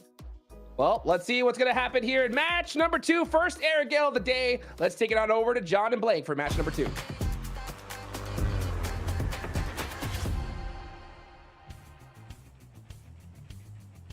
And you know what that plane means. We are heading into match 8 of our 18-match set here. And day 2 will continue to unfold. We put the recall beacons to rest. Don't worry, if you're not a fan, you're not going to be seeing them here on Erangel. We are going to be back to basics here. So APG, you can't be losing all your players right at the start of the match. That's a free bit of advice. I won't bill you for it. Very well done. It's good advice as well. Necessary advice on a map with no recalls. But we are heading from the western side, direct south plane path from the north down towards Ferry Pier. A little bit more difficult to head over towards the eastern side of the map, but Alpha 7 getting up nice and early over towards the, I guess you could call it a slight Zaki North George split that I like to go for here. R8 also out early. R8 consistently being in the vicinity of Alpha 7. Seems like it's a bit of a grudge match going on there. And Thunder Talk dropping very, very close over towards OG on the north side. That is potentially dangerous for OG. Thunder Talk at the top of the tables. We've seen what they can do. Although, at the moment, OG are a little bit isolated from them in Severny. It may be that Thunder Talk try and grab a vehicle, head out to the east coast here. Getting stuck into a fight in Severny this early on, without the circle being confirmed, especially now, Blank, because we've got a military circle. Yeah, immediately, there's the vehicle icon. On you go. That might mean that the hot drop on the south side might get a little bit more intense, but it is going to be a military island circle here. It's pretty much guaranteed at this point. GS actually dropping down towards the southwest here instead of dropping on military base. So APG should have this all to themselves. Wolves, you can see here, getting themselves into vehicles and maybe moving across. But that is a heck of a lot of teams already on Sosnovka this early, sort of predicated by the fact that the plane path was so southern. And on the western side, you have to split across the entirety of the map. And that includes the South Island. So quite fortuitous for teams like EK as well as Virtus Pro, who don't normally drop down in this position. They get a really good head start, but also that makes crossing on the western side quite difficult. And I think for Wolves, this is a somewhat of, I might call it a mistake. I think they were so close towards that south side that maybe they should have shifted over towards the east, understanding that was a little bit of an easier one to go for. We do have an in-game interview coming up shortly, but in the meantime, we're going to keep focused on the map here. I think Kara makes the correct play. Currently, they're rotating on the east bridge, and I think that's the smarter play here. There's going to be a lot more space to work with going forward for themselves, rather than get themselves mixed in with Virtus Pro as well as GS. Let's head over to the stage for an interview with Rectum Kaya. Welcome back to a quick report with the 7WG. This time I'm joined by the PMGO winner, Silas from Regnum Karya. Silas, yesterday's performance was very lackluster. What was the main thing that you guys changed from yesterday to today? Valla bugünkü performans pek iyi değildi. Dünden bugüne ne değiştirdiniz? Aslında gün yeni başladı. Neyin değiştiğini gün ilerledikçe göreceğiz. Rondo'yu biraz çalıştım. Bireysel olarak gezdim. O yüzden bu maçı güzel oynadık. So it's just the starting of the day, so we will see later what we change. But I personally actually studied Rondo personally, so we will see what's going to happen. And talking about Rondo, I mean, Thunder Talk getting their back-to-back win. They win the last game yesterday. They win this one. Is that a team that is also causing you issues, maybe going into Erangel? Valla Rondo'da Thunder Talk güzel oynadı dün de bugün de. Sizi zorluklar çektirdi. Gelecekte çıkarabilecek mi daha? Yani havaya alışma, ilk gün havaya alıştık diyelim. İkinci günde çok fazla, yani bugün çok zorluk çekeceğimizi sanmıyorum. Bugün daha çok alışacağız, sonraki gün daha çok alışacağız. Finale çıkarsak da tam bir şekilde hakkını vereceğiz. Yesterday it took us to get used to the Rondo, but right now we will practice more onto it and make it better. And if we can make it to final, we will redeem it. All right, well, I'm hoping the performance here in Erangel coming up is going to be good. Back to you guys.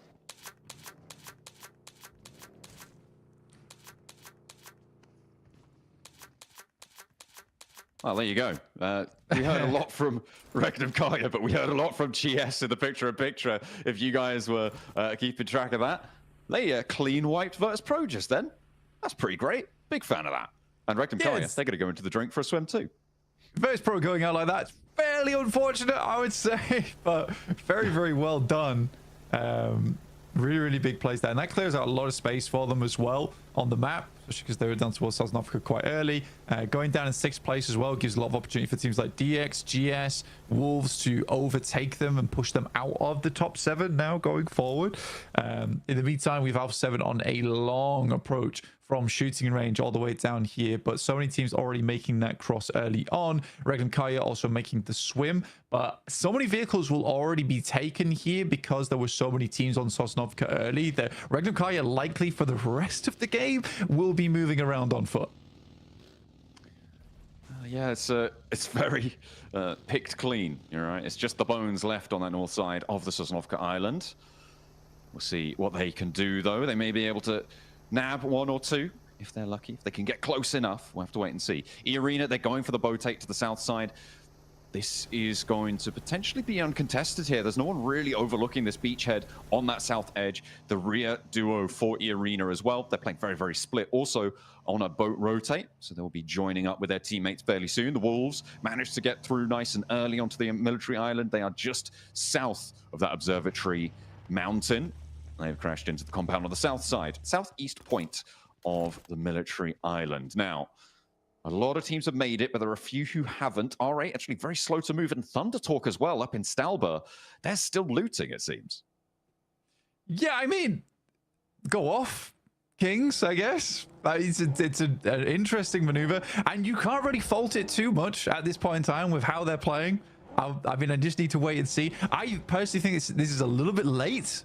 It's very late, in fact, from Thunder Talk. And with the amount of teams that are already down on the Southern Island, I mean, getting in there at that point is going to be very difficult. I think maybe the plan is just to get as looted as possible, as much utility as possible to make that bridge crossing doable. But I don't know. But you can see here, Regnum Kaya, as I said, no vehicles on foot, which is what we expected to happen, John, but it doesn't look fun at all. I mean, hearing a vehicle at any time and having to drop to the deck here, this is some very sad gameplay where you pretty much have to hide it out as much as possible. I mean, you've got to feel real jealous as well of teams rotating past you in vehicles. You're like, oh, man, if only we had that. We could do super well this game. And Regnum Kaya looking to convert on their last match as well would be a brilliant result. As we're looking over towards those bridges. Actually, the crossings so far have been basically uncontested, Blank. I mean, it's only Virtus Pro who have gone down, but that wasn't on a crossing position. That was on just a fight for a compound once the crossing had already happened. It was. Only 5 teams remain to cross. That's what they're looking for at the moment. Mad Bulls, R8 off in the distance up towards South George. Alpha 7 just passing Lipovka now. Orangutan as well, getting past Prison, past Shelter and Milta. The bridge on the east side currently, I mean, it's Geeke, right, who are going to be overlooking it from that observatory mountain. I think for Geeke, it's actually a really strong spot to be playing. We've seen multiple times, multiple teams win from that position on the map. It does require you to get a bit of an eastern shift on the circle, but this is already quite eastern anyway. A lot of water off towards Novorabnoye, so it's likely this is going to cut back in towards the mainland. So there is a high chance that it ends up around Observatory in the end game. I don't mind Kara's position too much. I mean, what they're doing is essentially just holding out teams like Alpha 7 who are going to be coming in from that side. Still no sign of Thunder Talk just yet, by the way. It's still on the north side of the map. Looks like they're bowing out this match, it seems. You know, they've been playing so much more than everybody else at this point. You know, they needed a little break. They're making their way down from Stalber. It is still stage 2, but those crossings, I mean, especially now, you've got to wonder if Thunder Talk are going to be able to make it. That southeast coast is going to be lined with landmines for them to step on if they try and make their way in there. Wolves now in for a fight with GS potentially. GS were able to win it out against Virtus Pro. Will the Wolves, who are just behind them on the tables, be able to do what Virtus Pro could not? I mean, for Wolves, there's, again, I think they have a similar issue to Virtus Pro where we're not seeing them respect a lot of sidelines in these matches. That's the thing that worries me is that, yes, the gameplay is not too bad. The rotations aren't too bad, but there's a lot of these moments where they're making some careless maneuvers, which I would like to see improved overall from quite a few different teams. I mean, Alpha Gaming even falls prey to this as well, where I don't think they're respecting other teams very much at all in these matches. And I think that's what is coming back to bite them.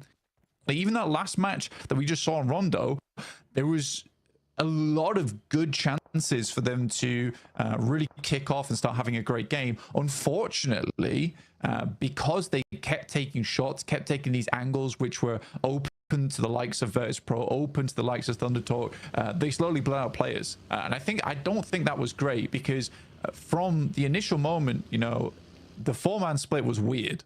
And then getting further into the game, I was like, okay, there is a 4-man. This doesn't look too bad.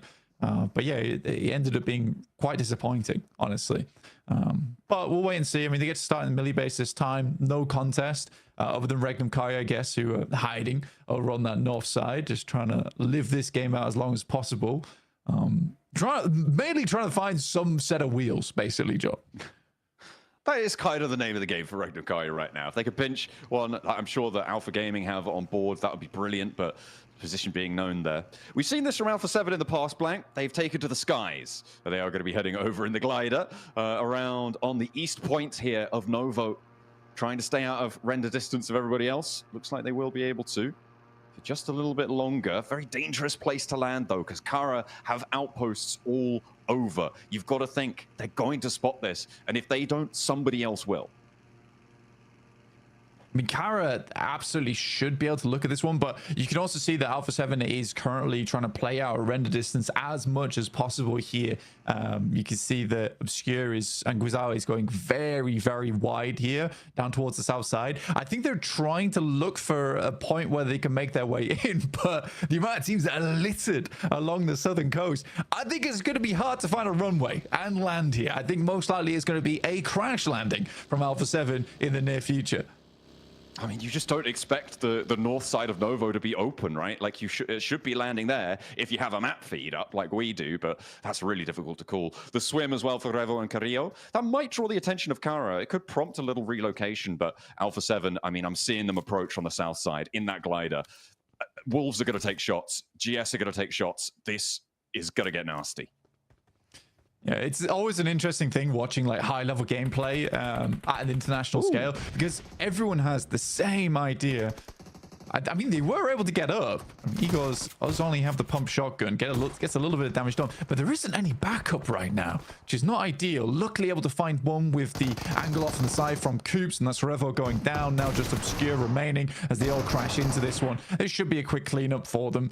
But yeah, I think that it's an interesting looking at this at an international level. Everyone has the exact same idea, is that the south side is where most teams are going to make their cheeky rotate through. So everyone litters down there because they all assuming that each other are going to make that same maneuver. The only team that actually falls prey to it is Alpha 7, but alas, they were coming in from a long, long way away. Again, no sign of Thunder Talk just yet. They're still traveling like Frodo Baggins right now on their way to Sosnovka. There and back again. Goodness me. They are really going to have to get in fairly soon, because it's getting to be the blue zone's going to hurt a lot. They started obviously in Stalber. They were slowly rotating down. Also, R8 was struggling to make their way on through as Alpha Gaming seemed to have spotted Regnum Karya making their way on foot. And unfortunately, I think Regnum Karya, they've lost a player there. Far from ideal. And they'll be playing on as 3. Still fairly split and still very, very slow.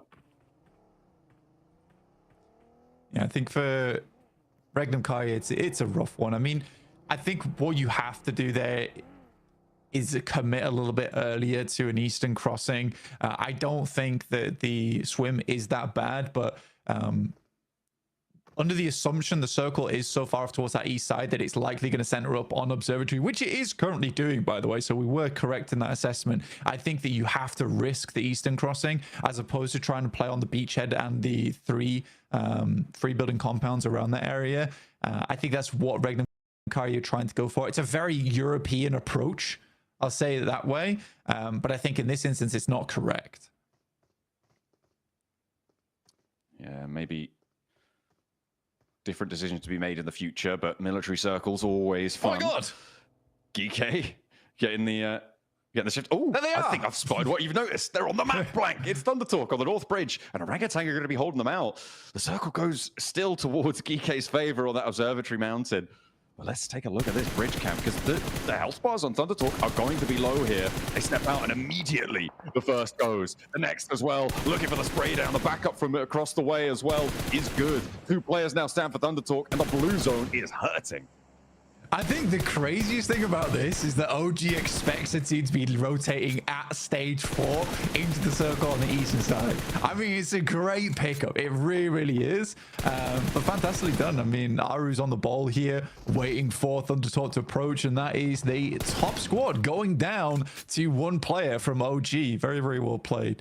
And now they can figure out how they want to move down, because you'd assume at this point for OG that there isn't going to be another team tailing Thundertalk. If they were, it's likely Thundertalk would have had to have fought a little bit earlier out on the coastal side, in which case OG would have heard it. So this is great in terms for OG for clearing that northern edge and understanding that now they can push south without worrying about their 180. So very smart. They managed to take 2 players down, but there is still a little bit of life in Thundertalk, and you can't count them out. A big flex out came through from Orangutan, from OG, both sides, WizGod and Atanki moving into position to try and pick up the scraps on the last 2 players. They couldn't find the angle. Thundertalk able to keep it under control for their final 2 players. And this is so open because of all of the teams moving to that south side. It's what you were talking about earlier. Because of the teams all putting pressure down south, that ability to move is what OG have capitalized on there well on that north side. Now, on the south side, though, it's going to get mucky because the Wolves have to leave the cliff side. They're moving off, and they've already been slowed down. They've lost Batten. Doran needs a res. Coops is pulling him back to his feet, and you can't spend too long out here. The blue zone really starting to hurt now. Yeah, basically instantly have to get that bandage off. And I think for Wolves, it's pretty much over. I think Kara set up a really, really nice lineup here across the hillside. I think that Wolves is pretty much gone. Egos is likely to go down as well. At this point, Kaido, it's one of the situations where do you just deny the point? Lewis picks up Doran. And now Thundertalk with their 2 players look to put a little bit more hurt over towards OG. But I don't think that's happening. Ooh, spray down, King spotted. And Atanki able to clock the shot. AJ last to stand, and OG have only got 1 more domino to fall to take down the top dogs. Spray around the corner, not quite fully connecting, but it's going to do enough, and it will be closed down. The roll down on the crates as well. OG want the spoils of victory. Pulling that into the back pocket. They'll clean out the north side. Yeah, that's clean. Very, very clean. So now OG has a huge amount of control over the north. Doc moves up, does get shut down by Mad Bulls, but R8 is still having presence within this engagement. Reefus seems to be the last player alive here for APG. The DPS should do the trick as Lemon weaves in and out of the blue there. But now R8 look to weave a very different picture for Mad Bulls, one of dread and ruin as they move over the hillside. Trying to push in on the western edge. The route out of that military base is treacherous. R8, they're going to fold back, look to res Marth. Mad Bulls disengaged. They're sending across, heading towards DRX and the remnants of DX Savior as well, closer towards the middle. We're not going towards the mountaintop this time around, Blank, though. It is going to go down south towards GS and towards this ridgeline that we're seeing being fought over fraughtly by Kara, who are keeping their nerves together here. 7 elims already. It's definitely not easy for Kara, the movements they've had to make, the decisions they've had to go through, but they've done well. I mean, Ulf is definitely their biggest target in the future over on that eastern side, but even they are sort of held out by the angles from Geeke. Now, the circle does move away from Geeke on that observatory, so they need to find as much information as possible, decide where they're going to end up in the future, because they have to move now, and it's always difficult getting off from the top of observatory. Mad Bulls somehow stay alive with their 2 players, get to the south side of this compound that currently DRX are holding, and I think for DRX, a lot of fans are hoping they do well in this game, because it has been a pretty abysmal start from yesterday for DRX. A lot of games where they're just not able to get through that mid game whatsoever, and I think that has been the most worrying thing from watching them, is that mid game. It's just a lack of life from that squad. Getting through that mid game, always treacherous, and it's where you earn the majority of your points on the tables, right? It's getting past those mid game situations that starts to earn you those incremental 4-5 extra points that you need per match to really sit up and amongst the top dogs. DX Savior trying to hold a sliver of a ridgeline. You can see there's players above them as well from Ulf. That is a really tough spot, but I think DX Savior are going to be safe for quite a while. Geeke actually more likely to pull the trigger on a fight here. I mean, GK needs to find something. I mean, down towards Ulf is likely their best bet, right? They can still play high ground angle and then try and sweep down towards that south side. OG has met little resistance, and DRX actually moves off from that northern position on the compound as OG appears. So this is a very, very sneaky moment from OG to be able to get into the circle and then find themselves a strong position off the back of that as well. The question is whether R8's been watching this rotate and if they'll be able to find some shots over towards them. But again, so far it has been some fairly well calculated decisions from OG. I wonder if Ragnarok thinks he's cleared that angle there against Sakura. Did have a good old look there, spotted the horse, but didn't see a leg, didn't see an ankle or anything peeking out. Geeke, they got to take shots over towards Ulf and back them off the angle. Actually, Ulf putting more pressure in towards the middle. Nice stuff, nice find, but that could all come a cropper if GS takes shots out of their way, if Ragnarok has his say as well. I'm very impressed that it's actually not R8 that takes shots over towards OG. It's OG taking shots to R8, actually finding a Mori here, and they don't have a lot of time to pick him up because the circle is in closing. Now R8's put in a very, very difficult position where OG knows at least 2 players are on that northwest side.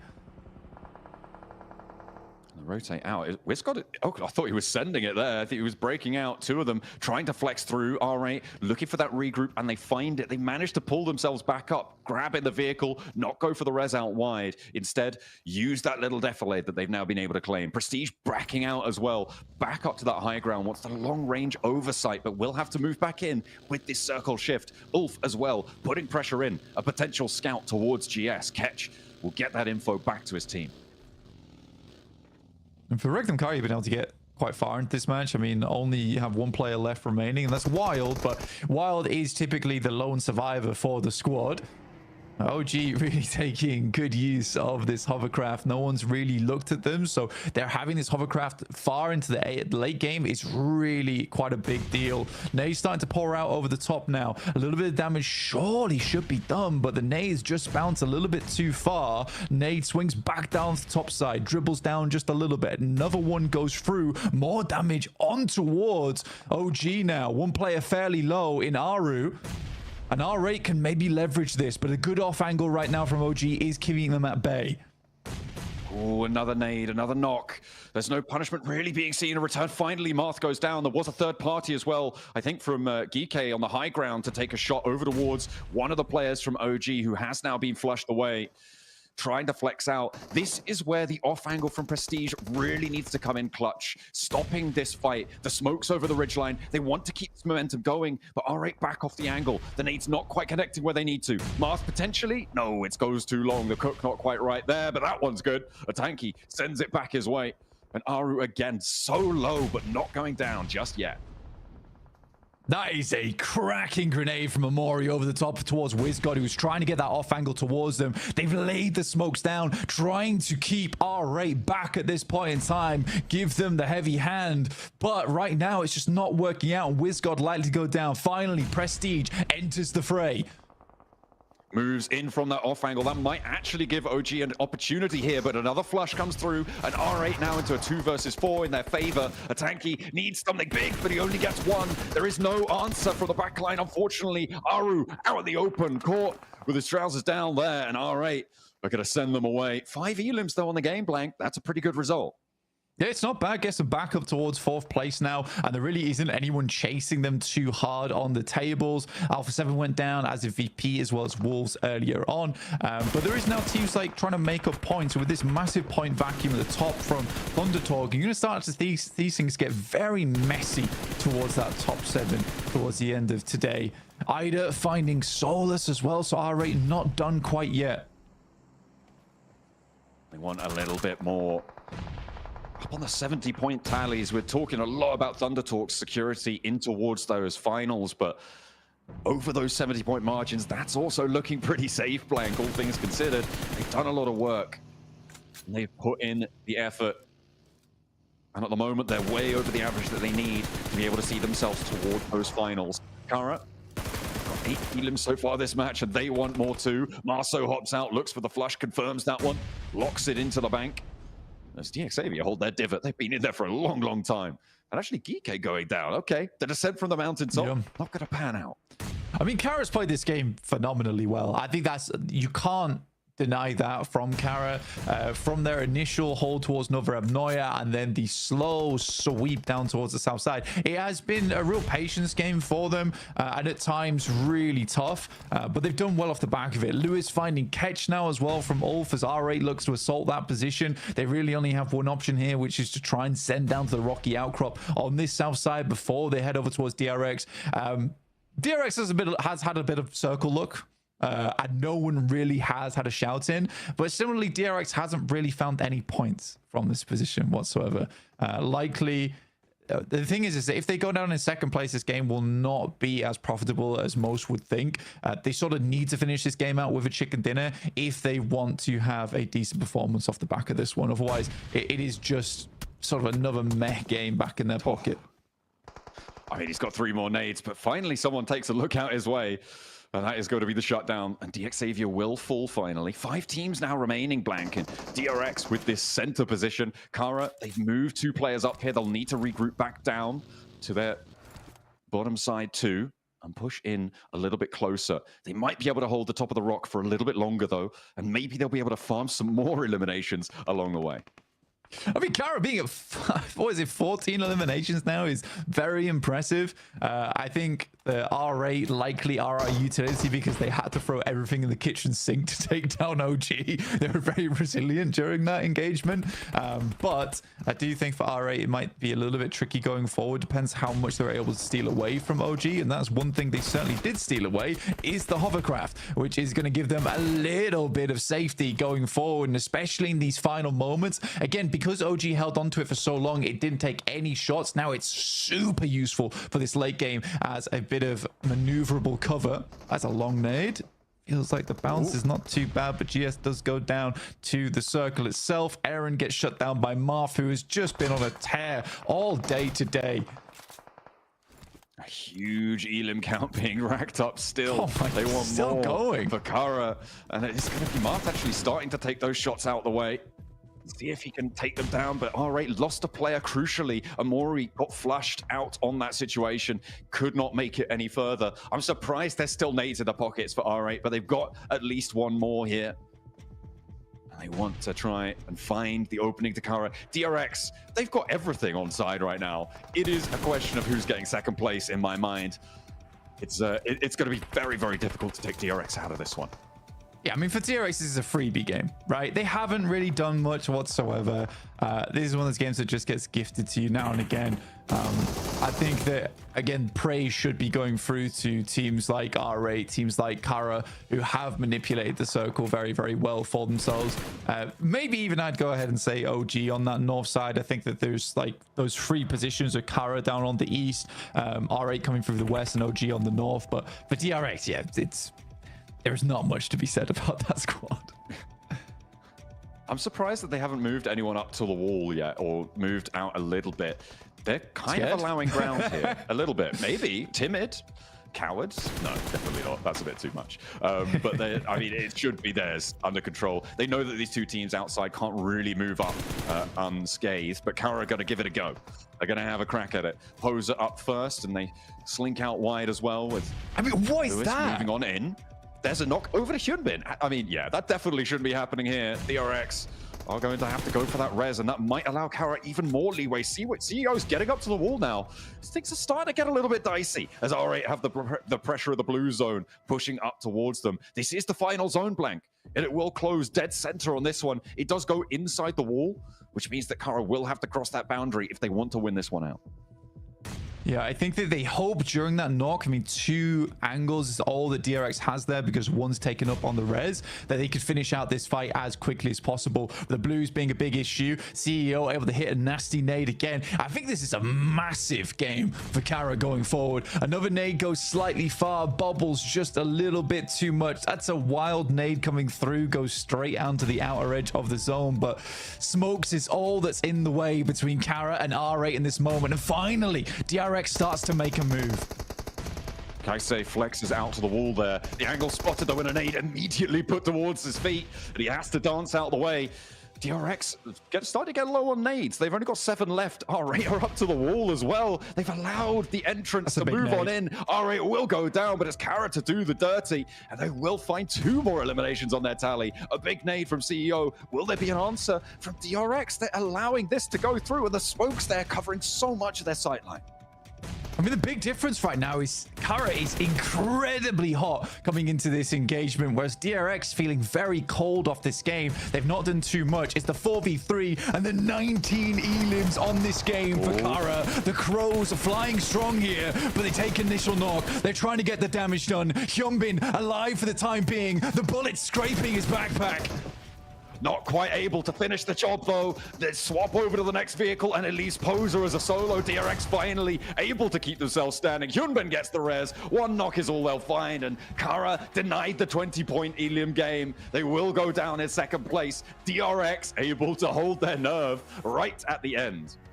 Every single buckle blown off the back of that backpack in those final moments for Hyunbin. But the fact that he stays alive actually is the thing that gives him the chance, because so much time was wasted there for Kara versus Hyunbin. I think if they get that knock, there's a potential for a 3v4. I think Kara is really feeling that game, but still 19 points. That's a 25-point game coming through from Kara. Incredible scenes here at the Gauntlet.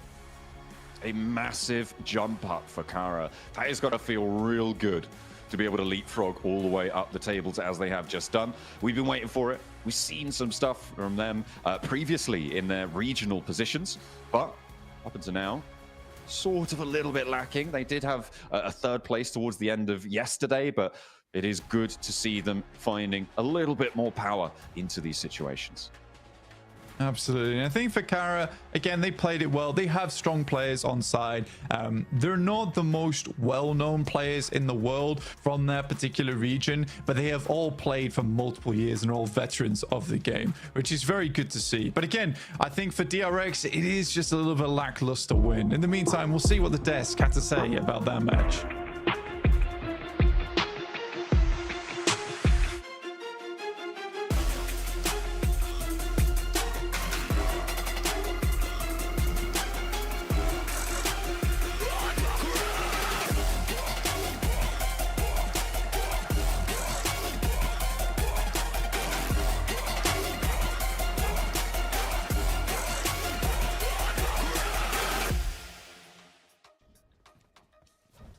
DRX down in 15th place, so desperately needed a chicken dinner, and they get one right here, right now. Maxman, why was this game so different for DRX? What made them get the chicken dinner as opposed to the performance pretty much for the rest of the tournament so far?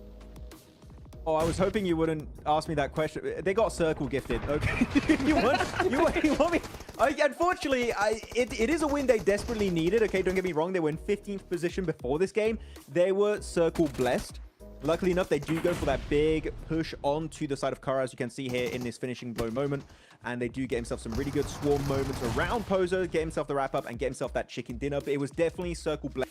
And it is not the win I wanted to see, Niptra, to be completely honest from them. A bit more presence when they do get eventually a chicken dinner. But you know what? As you stated before we got on the desk here, that give them a little bit more of a confidence boost to finally initiate that ascent in the rankings. I 100% think that's the case because of the way they switched the flip, or flipped the switch, that's the one.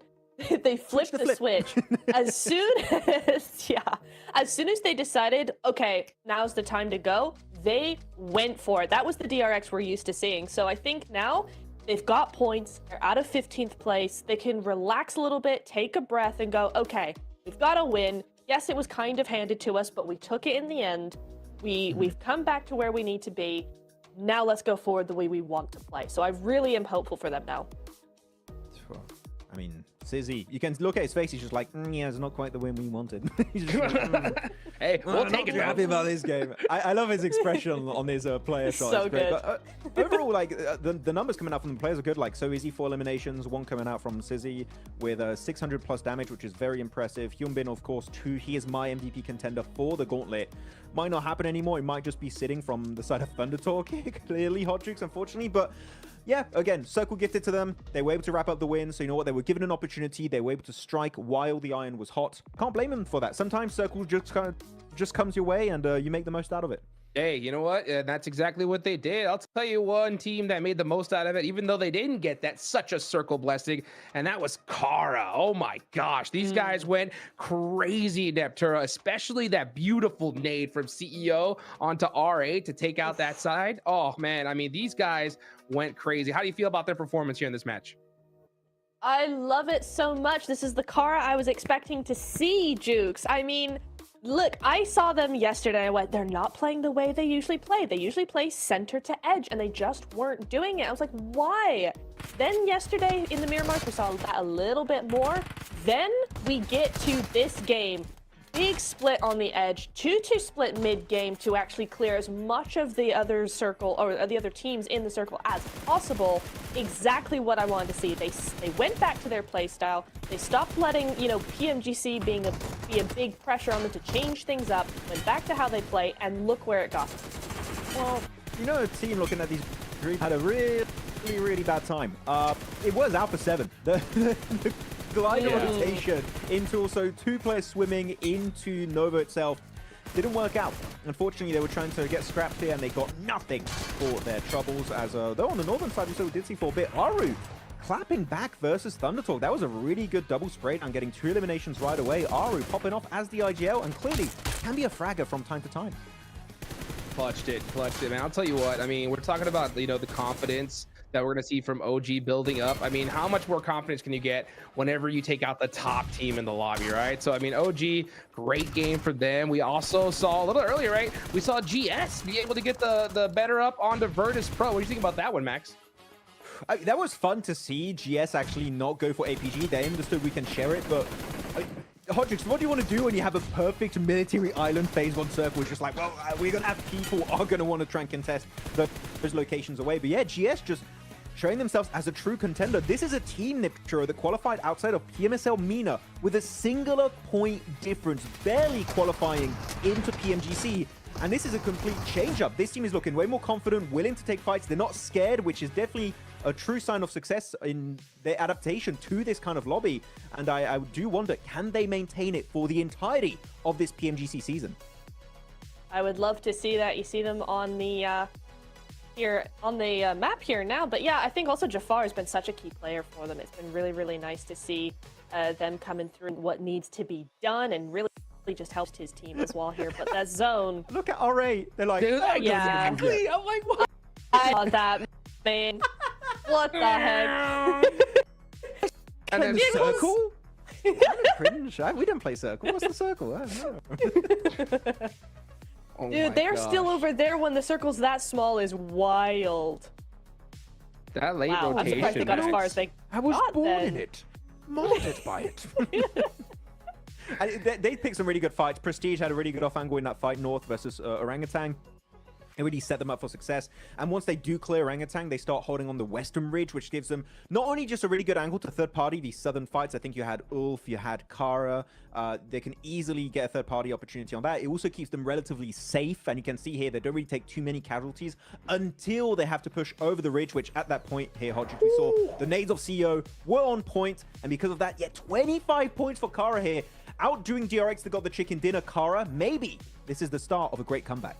It's got to be the start. I mean, come on, right? I mean, these guys, we were waiting for them to be able to put up a big performance. We're waiting for DRX to put up a good game. This is what we were talking about, Neptura, right? We knew that we were going to see some squads perform, and they did not disappoint. They haven't at all. It's nice to see Ulf as well in the top 5 of these points, right? That's another team we wanted to see more from. And, you know, DRX, we talk about, yeah, you know, they got the win. It was a little bit handed to them, all of this. It's still 17 points. And when the leaderboard is kind of close, as we've seen it, that is really what you need. So 17 points going to push them pretty far up those leaderboards, I think, and they'll be able to now use that as a springboard into the next match. So very excited to see what they've got coming for us. Yeah, Kara, they landed over there in Novo, right? And they just started playing that edge style you were talking about, right, before Neptura. You know, what do you think, you know, when it comes to Kara, right? What's the difference between this game and playing that edge style versus, you know, when we see them go center? Like, what do you think the big difference is for them? For them, honestly, the difference between the two playstyles, I feel, is how comfortable they are with it. Because they play center early on in the game and then switch to edge. And what we were seeing them do is play edge from the very beginning. And that only meant that they were getting left behind by all these other teams. So I really think that that's where they're going, oh, okay, wait, let's switch back. Let's do what we normally do. They're more comfortable and they can be more creative with it. Now, as so easy, it's not, hey, it's not sitting. For once, it's not sitting being the MVP of match 2. Look at this pentagram. It's like healing 0, and then you just have a line 29 minutes survival time. You can barely see it, and then 0 assist. This is the weirdest pentagram graphic I think I've ever seen in PMG's PUBG Mobile Esport history. This is an odd looking one, but 0 healing again, showing that they were circle blessed. They didn't take any unnecessary fights. They weren't over peaking to like take fights that just didn't make sense. They're just like, we're given a free tick into the late game. Let's use it here, and it worked out. Yeah, man, oh boy, did it. Look at that. DRX now in 11th place, 37 points. So that's at 9 away from that 7th place position. By the way, guys, if you don't know already, it's 7 spots that are going straight to the grand finals. Everybody else is going to be going to that group stage, right? So looking at these leaderboards, Max, okay, we're about to hit that halfway mark, right? You got Geek all the way at the bottom. What is it going to take for these guys to finally wake up? Points. I mean, yeah. Good. I mean, yeah. I mean, for Geek in particular, I was quite disappointed because they were playing Observatory this game. They didn't do much with it. They were very hesitant, very slow, and Kara just saw an opportunity to kind of do what Geek should have been doing this game. So Geek needs to see a step up, a little bit more confidence being displayed here in these lobbies. And same for any of the bottom teams. APG also, I didn't even do much this game. Niptura, we need to see the APG comeback, and as of right now, it's almost a halfway point. As Hodrick said, it's getting a little bit late to initiate that comeback. I know it is, isn't it? And, you know, even as we look at those leaderboards earlier, right, like even a win like from DRX is going 15th to 11th. So APG need to have a lot bigger of a game than even DRX did, or Kara. I mean, they really need to shape their next game more like Kara, because Kara went from 11th all the way up to 4th place. 4th. Wow. In one game. That's crazy.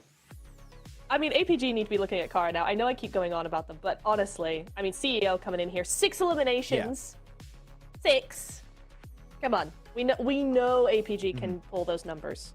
I want to talk about Amori for R8. This guy has been consistently on these top 4 player graphics, right? I mean, when you're looking at R8, you're looking at Ida, looking at Skuton, you're looking at Marth. Also, there are some really good moments in day 1. But no, Amori is clearly the setup player. I don't think it's intentionally made in a way that he is initially the fragger. He's just a player that finds off angles to set up his team for success, and his off angles are genuinely, Hodrick, so good.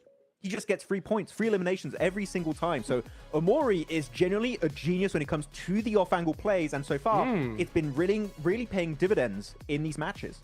Well, you know, that's an interesting point here, right? Because Amori, he is definitely finding those off angles. You know, we saw in that later fight, though, one off angle that was from Prestige, right? Prestige was holding that huge off angle. I think that really set up that fight for them, right? What do you think about Prestige holding that off angle for so long? And then he finally grouped up with his team towards the end, right? But do you think that he should have held that there back a little bit longer, or do you think he joined up right on time with his team? I think it was used perfectly, actually, in that fight there, Hodrick. The way he was playing it, relatively passive, I would say. He was just trying to keep Orangutan in check and stop Orangutan from bleeding over that ridge. If Prestige is not in that position, I think Orangutan keep hitting some of those great nades they had in that fight, and they just completely overwhelm R8. Prestige's off angle is the only thing that kept Orangutan in check. So Niptura looking at R8, everyone, it feels like, on the team can pull off angles. I know Marth can do it since spring of this year, so they're just all off angle players. maybe that's the strat. Honestly, it is kind of the strat. I mean, you see time and time again when you look at fights, very rarely is a fight won by 4v4 just right in front of each other. It's always a sneaky little off angle. It's always somebody wide wrapping that just provides that cover, you know, pushes a team into a corner and stops them from doing what they need to do to defend themselves well. So, you know, it is, if you have a team of all off-angle players, honestly, I find that that's probably like one of the best strats you can possibly have, just because it gives you that flexibility to do whatever you want and surprise them however you can. Yeah, definitely. Though looking at this graphic of the top 4 players, we've been on this one for a while. I kind of like how CEO is grabbing his logo. I don't know, it's just like That had to be intentional, right? Yeah. I mean, you look at this performance of CEO, it makes sense why he was on S2G. If you guys don't know, by the way, a little history lesson for CEO. He was on S2G. He was part of the biggest org in Turkey. That shows how much potential this guy actually has. He was part of the rising older generation of PUBG Mobile eSport, and he's still putting up numbers. So CEO, I wouldn't be surprised if he's able to, again, put up the numbers and contest the likes of maybe Regnum Karia moving forward. Yeah, I mean, they already passed him up, so they're feeling pretty dang good going into these final matches. I'm looking right now at the leaderboards, right? Because with this next match, we're going to hit our halfway point here, right? So 7th place is that cutoff, Neptura. Looking on down, it's pretty close, right? I mean, we can see pretty much, I mean, even Alpha Gaming, they're all the way down there in 14th place with 27 points. That cutoff right now is GS with 46, right? So, you know, how many more games do you think Alpha Gaming have to kind of breathe here, you know, before they need a chicken dinner? Or do you think like this Aaron Gale match, it's time for them to put up some points? What do you think? I honestly want to say like maybe one more game, but the way that the rest of the teams have been playing, I feel like we're starting to see some teams step up that haven't been stepping up so far. They're starting to come alive. They're starting to do what they need to do. So maybe one game is too late. I'm not entirely sure. I think it really does depend on how this next game goes. So yeah, maybe they do have one game. Maybe, I think. Because Regnum's starting to do stuff. Ulf are starting to do stuff. DRX, Wolves, they're all doing it. So APG, like one max. Okay, one for breathing room, Max. Do you agree? I would agree. I think that's a decent sample size to have for them to try and do a little bit of a jump up in the leaderboards. I mean, everyone's looking at APG, of course, trying to initiate that comeback. I'm looking at E-Arena. I'm going to look at the team that's below them right now. Yeah. They're in 15th position. They're just 1 point behind APG with 26 points for themselves. It's not impossible for them to catch up to top, but I was very impressed with how E-Arena, the players individually especially, were playing back at PMWC. They dominated this most recent PMSL SEA season, and I was very how they were going to play here, and unfortunately, they've just not been able to follow through with those initial promises we had earlier this year. I'm hoping E-Arena can make it, because it would fit. Already, we don't have Bigatron, by the way, from SEA, which that alone feels weird.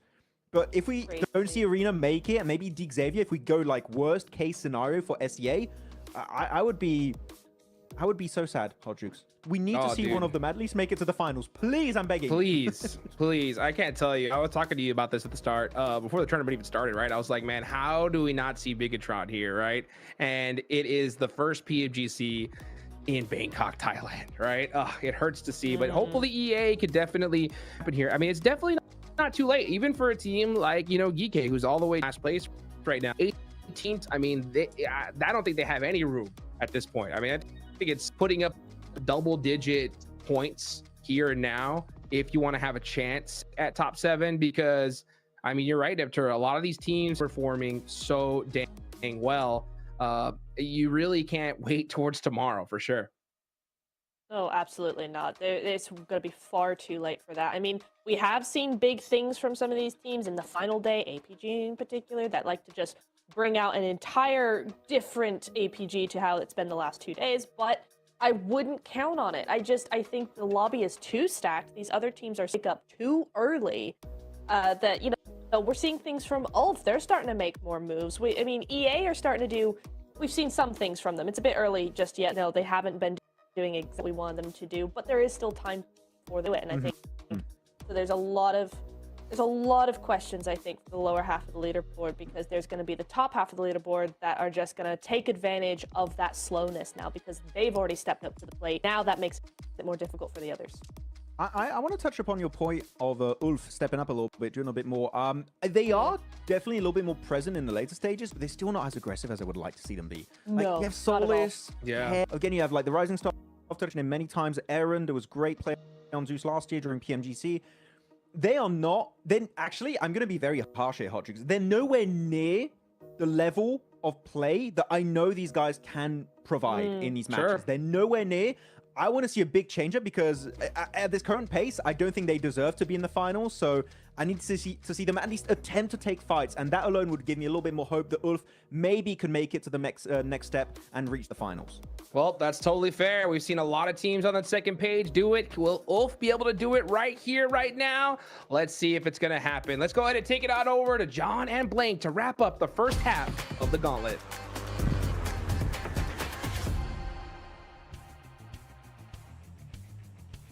Alrighty, let's go for another Erangel. We'll see if we're going to get another military island. It would be interesting. It would be exciting, but we are going to be heading on in.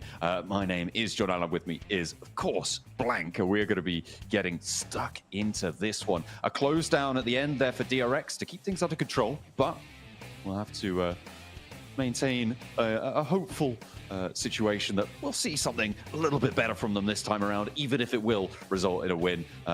I would much just prefer to see another Kara performance. The 19 Elim game was phenomenal. Very, very fantastic stuff to watch unfold. And I mean, overall, their game plan was pretty solid from start to finish. Sadly, weren't able to take on DRX. And again, it's from basically an open field with a couple of trees versus an entire compound. So DRX definitely had some advantage there, as well as having a bit more utility in those final moments. The fact they're able to hold them off for so long, it's like one of those situations where Kara, if they don't get that initial couple of knocks on towards DRX, they don't finish off R8, and I think that both get swarmed by DRX in that end game. But this is a west to east playing path. Very kind one, first kind one we've seen today. We'll see where the circle ends up here. Thunder Talk taking a slightly different approach from last game, luckily for us, because that last one was a bit weird, honestly, overall. But we are heading over towards the eastern edge of the map, around Rozhok, Potato Hill area, just south of Yaz. So still Yaz Field in this one, John, but plenty of fun compounds to play this one out. Yeah, we are going to see maybe a little bit of a diversion for Thunder Talk. Of course, they are close to Kara, though, so maybe a little bit of danger there. In general, we'll be keeping an eye on that Milta area. The circle a lot more centered towards that Potato Hill zone in the middle. A little scrap for Alpha Gaming, and actually, they're going to be able to win this time at the start of the game against one of the players from Wolves. They can't quite get there in time to pick him up, as Coops will be taken down. We are going to be heading to a little interview with Poser himself from Kara after that incredibly massive game. 19 elims. Let's find out how they did it. Oh, maybe not just yet. We've got about 20 seconds before that one. But either way, they are going to be tuning in for it. It was incredibly monumental. They were on for maybe a 23 elimination chicken dinner, Blank. But welcome back to a quick report with the 7WG. Ladies and gentlemen, we have a new record for eliminations in none other than Kara Esports. I have Poser here with me. You guys were working those 2-2 splits wonderfully this last match. When did you decide to go to E-Arena? Bu son maçta 2-2 oynamakla çok güzel oynadınız. Ne zaman Arena'ya üstüne saldırmayı düşünmediniz? Nova'nın içindeyken alan bizden çektiğinde İARENA ile oynarımız aynıydı. Ondan sonra ilk önce kıyı temizledik, sonra da onları temizledik. Adım adım iyi oynadık. So the circle actually go on our gameplay with Arena. So when we saw that, we first clear the edge and then we jump on them. And with this performance, I mean, it's going to shoot you up the leaderboard. What does that mean for the team? Valla bu puanlama sizi sıralamada üst kısma çıkarttı. Nasıl hissettin bu takım için?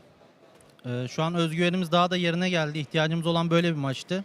Henüz potansiyelimizi göstermedik. Daha yeni başlıyoruz. So we got our confidence backs up, and then with this, we will show our performance that we can do better. Hey, I'm hoping it continues on. 19 eliminations. I know the Turkish crowd is going to be hyped. Back to you guys.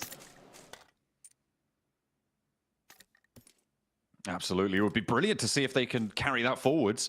It is, however, very rare to see teams have two performances like that in a tournament. It would be something special, but we can always hope. Thunder Talk, though, they've definitely had more than one of those performances. It is a rarity. Thunder Talk definitely a rarity in our games overall. 100 points, hit the century. Weren't able to get anything done on the last match, but again, they hit triple digits and fought themselves. Let's take a short break, and we'll get right back to it over on the next Erangel here. Let's take a look at the leaderboards right now. There is that big jump off from third place down to fourth with Mad Balls in third place, dropping down towards Kara with 55 and OG at 51. But as you can see, it's around 10th place where we see our next real big fall off from 44 to 37. So there's a lot of teams battling out for this top 7 here. And it should make for an incredibly fun final day tomorrow, where all the teams could be dipping in and out from that top 7. We get a little replay on Doc getting the spray down onto Coops. They couldn't quite get away unscathed with the vehicle. Doc happy to have that point on side. A nice pickup found there. As we hop towards the middle of the circle, though, we're on board with Regnum Kaya, who have managed to take a very, very central compound, really important position as well, with a lot of sight lines out to control all the teams who are very likely going to be moving in fairly soon. We're now into our 6th minute of the match. And we'll see just who's going to be on the road nice and quickly. Hopefully, yeah, Thunder Talk, they're already moving. So we're not going to see another massive delay until, what is it, like zone 8 or something like that. And they decided, oh, yeah, we should probably get towards the circle. R8 did it too, though. So, you know, it's not just them. It isn't. I mean, it was possible. I mean, it was fun watching that little breakdown of the paths taken with R8 really on a bit of a journey themselves down from that northwest side, starting just underneath Alpha 7 there, but having way more success from their position. I mean, even just to get in on that western side anyway was very, very tough. I mean, there were so many teams there at the start of the game. I do think Virtus Pro going down so early actually opened up a little bit more possibility for space taking on the western side of Sosnovka. So some fortuitous stuff did happen. I think for Kara, they didn't quite get that benefit. They really did have to fight it out for that position, indicated by obviously the amount of eliminations they're able to pick up in that last game. You got OG here on our screens, just the western side of Shelter. Just waiting to see what they want to do next in terms of scouting, where players are coming from. Regnum Kaya left fairly early from their position, headed around where Dip is. And we'll just hold that out. With Ulf coming in from the northwest side, that is something they'll have to worry about in the short future. Alpha 7 moving in on that north edge. Over that Rostock Bridge, uncontested on the crossing. A little bit more treacherous down towards the south. R8 moving out now from South George. They're moving around the foothills of Everest, trying to head out east. Behind the Mad Bulls, though, they will, if they want to go over the north side of Pachinki, they'll have to go through the Mad Bulls there, or try and find another way around to try and get into this one unscathed. It's easier said than done. Although Mad Bulls, they're leaving players over in Sunken. They're wanting to control that bridge crossing to the north, I suppose. Get a little bit of info, a little bit of scouting from Tulika on the Mad Bulls. As GS move over the north, they're heading over the north of the Yaz Lake. I mean, I think for E-Arena, heading down this way is not too bad. But again, we haven't really seen that early game prowess from E-Arena so far. I mean, round Geek as well. Yasnaya is easily shared. But with only 2 players there, I am slightly worried for them slightly. I think the rest of the team needs to get back in action soon. The Mad Bulls, though, like you're saying, over on that western Rozhok side, coming through past school towards Chopsticks. This is always such a weird starting circle for a lot of our squads, just purely because what they're struggling with right now is deciding where they want to play going forward. Because as we head into zone 2, like, there's plenty of positions which are very, very valuable, but just not quite yet, because we don't know where it's centering up. Now we know that you kind of want to take some of these farm compounds nice and early, potentially even some of these positions underneath Potato Hill. Even playing over towards the southern side of the coast is not bad here. I mean, it makes the decision-making process a little bit easier. The execution phase, though, a lot more tricky for our IGLs, for our teams to try and enact their plans now. Everybody on a mad dash south, trying to get into a very limited set of positions. Ulf got to be charging in from that north side, a little bit split. They've got a backstop there for Solus, trying to regroup. Regnum Kaya clashing with DRX on the inside of a compound. You've got Ulf putting pressure on the north. You can't afford to go for a crash, as well as on the south coast entirely in the warehouses. DX Xavier, Wolves going back and forth here. Lamborn needs a pickup now. Barajin has to put the pin back in to save his teammate. Will be able to start that one. And Nati moves forward, securing it. They are on the inside. They should be fairly safe, but will they be allowed to get this res? Because there's more threat from the Wolves around the corner. And that's going to be Levi's taken out in the midst of it all. DX Xavier having a tough time on this pro. With Paragin going down, sorry, Lambo going down there is very, very tough for DXA because they wanted a lot more speed on that one. And Levi's expected some backup on the side there. That wasn't meant to be a 1v1. That was meant to be a 2v1. Paragin getting taken out by Top, and Gara immediately picking up the elimination point for that. Goodness me.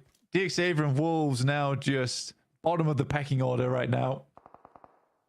That's unfortunate. I think DXAV can't really leave from this building either with the two sightlines that are set up here, John. They only got 2 elims for it as well, Blank. They weren't able to extract the full 4. They weren't able to do any more than that, which is unfortunate. You could excuse it maybe, you know, if you're able to get up to 4 points, right? And then no matter what, it's an okay game. You will keep yourselves in the conversation for 7th place, where DXavier currently sits right now, and they need every match they can get. We know how volatile the middle of these tables are going to be with the number of points that Thunder Talk are earning. And Kara having that oversight, they'll be all too happy to snaffle away any points that dare to step out of line. So, I mean, the center of the circle is pretty packed right now. You got Kara and the Regnum Kari just above them, and the DRX holding quite central, but in open zone. Mapple spots the team crossing along the way. It is GS, and they're happy to chase this one down with a mobile turret in the vehicle. It's 3 players in 3 cars, so I think they're assuming they can take those shots quite frequently, but they decide to back it off. They don't want to deal with that angle for too much longer. And a building gets taken up by GS. It is on the northern side of the zone, though, so it is not massively likely it's going to end up there, but it will give GS a little bit of a long breath, right? A bit of relief in this match. That is enough. Doran goes down. Nade. What a post through the letterbox there on the nade. Beautiful stuff. Didn't even need a stamp. CEO able to hand deliver that one. Lovely stuff. Able to pick up the pieces as well. Now they're going to have to move a little bit further west, potentially. I mean, Kara should be able to hold this angle. We'll see if they're able to do so against Thunder Talk, moving in on that coast side too. It's hard to make the correct decision on this one because as we head further down towards the south side of the map, it slopes downwards, right? So you don't really want to play those positions. I think Alpha Gaming actually has a very good chance from their spot. They have a lot of high ground oversight here. The issue is they're going to have to play that late game a little bit more aggressively as the circle probably will move away from them. I think R8 has one of the more fixed positions inside of the circle. It's a lovely compound to play around with. Leaving it is slightly difficult because you do need to wrap around towards that northwest side. But in this instance, it's really good because I don't think they're imagining that it's going to be a hard west shift on the circle. So this just gives them nice 180 oversight towards their eastern edge. And that's a lot of information to be gained off the back of that one. OG making a mad dash along the way over towards a small building they can potentially play the rest of the game in.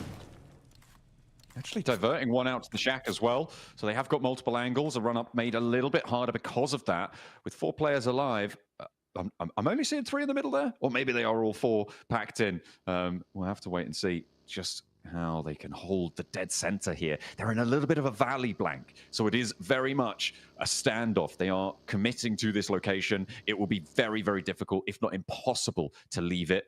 So they need to get the value in the mid game here with elims. Yeah, I think it's a risky play, but it's high value reward if this does continue to center up because it's very much open ground around them. Like you say, leaving through the open ground is treacherous, but if they have to deal with teams walking up towards them, it should be a fairly easy hold. So I think for OG, it's a case where you play this position and like you say, you are just committed to it now. But it is fairly central. They had no real other options other than playing sweep on the edge. And I think they're more comfortable playing this anyway. They're quite decent when it comes to holds. So we'll see what OG can do from this spot. It's a slightly early commit though at stage 3. But because it is so dead central and in a compound, I think you make that call here and now. Too far. Angles over towards Virtus Pro, the rest of GS as well. They moved out to the north side to try and have a breather, but they're being crushed down a little bit here. Virtus Pro have to turn around. They don't want to get stuck into that anymore.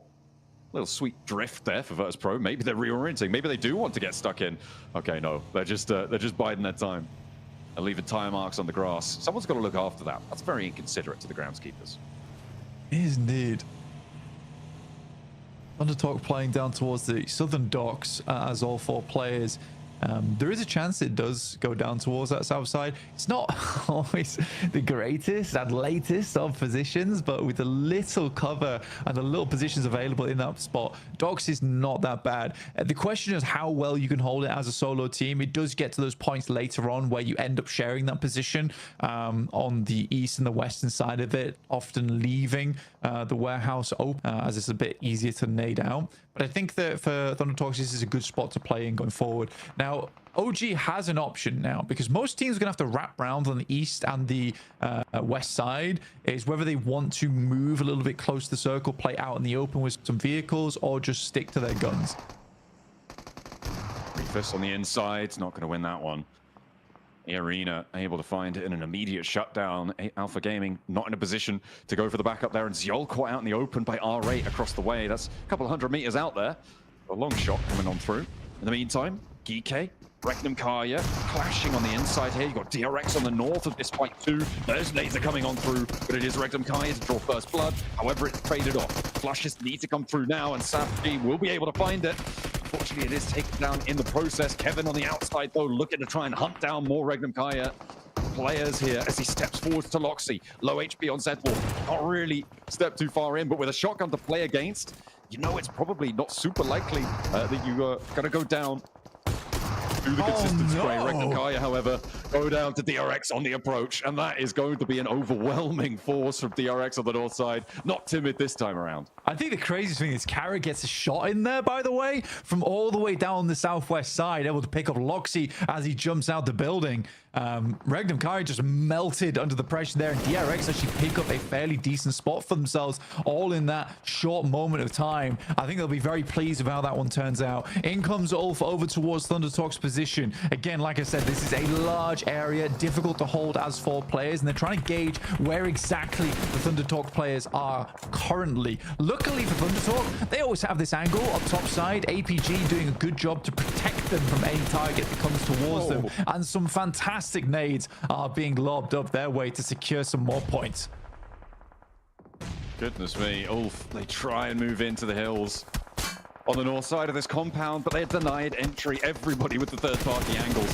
Eren, though, has actually managed to make it for the south side, so a last player alive for Ulf. Hello. In the meantime, Doc now has more arena players to worry about. 3 players actually taking shots out his way. You can see the rest of them trying to move through. He's forced out wide and taken down as soon as he moves. Sakura clocks him. And now Top has to try and find something in response because Doc is not getting back up. Yeah, it's a good third party coming through from E-Arena. They noticed that there was fighting going down on this side, but it seemed to be only 1 player. But RA currently in an engagement between them and VP. 1 player left alive for RA and nowhere near this engagement. It's Prestige looks to send some Molotovs in. It's a good position to throw them out, but VP immediately moving forward. Amori in the backlines in the shack, priming a nade of his own. It's a long toss on it. A big gamble, but doesn't hit on target. Prestige down in the smoke has been spotted now. Voston keeps his head on the swivel, spots the player down in the dirt, and leaves Amori the last to stand for R8 across the road. And actually OG are moving in on that north side, so that could be a big problem in their very near future. I think Alpha Gaming did just go down. E-Arena able to finish the job as the circle goes back towards the center of this one, leaving those cliff tops out of it. Yeah, I mean, OG can continue to play on this north side, but again, it's this question of where do they go next? I mean, luckily, because they cut out so much of their position on that northern edge, they don't really have too many teams watching in of where they're going to be maneuvering next to. I do like the way ThunderTalks is currently playing this, though, is where they're not splitting up into a singular area on docks, because they don't want to give an opportunity for a team like Ulf there to swing all the way around and crash into a singular part of the docks. Instead, they're spread across it. They take fire as teams come in and then rely on teams playing on the cliff to basically do the job for them once they lodge them on that hillside just the north of it. It's an interesting play, and it's working out very, very well for ThunderTalks. E-Arena going to have to make a move, and maybe ThunderTalk will take some shots out their way, but I think Virtus Pro are going to be more preoccupied with holding them out. Maybe a drop down the cliff face, maybe go for a swim here for E-Arena. Tourniquet certainly taking that option. The question is, will they be spotted? Alpha 7, they're biding their time on the southeast side, but they do have to make a charge across the open ground here towards Mad Bulls, or, well, what's left of the Mad Bulls, rather. There's only 2 still standing there. Game's going to slow down a lot, but Kara actually has a very strong spot to work with. There are 4 players as well looking for another huge game for themselves. They also have been consistently taking pot shots at teams, so they've been very proactive from their position. Even if there is a squad 200, 300 meters out, they've been very aware and been taking shots that way. And the more casualties that they can cause within this lobby, the easier their end game is going to become, because again, as teams start to get crunched towards the center here, more and more fights are going to be taking place out in the open. And these are not fights where it's likely you're going to live with 4 of your players. You're likely going to have to sacrifice 1 or 2 just to win an engagement. We saw Xing there actually stepping out onto the docks for Thunder Talk, and Eren laying low, not wanting to get involved.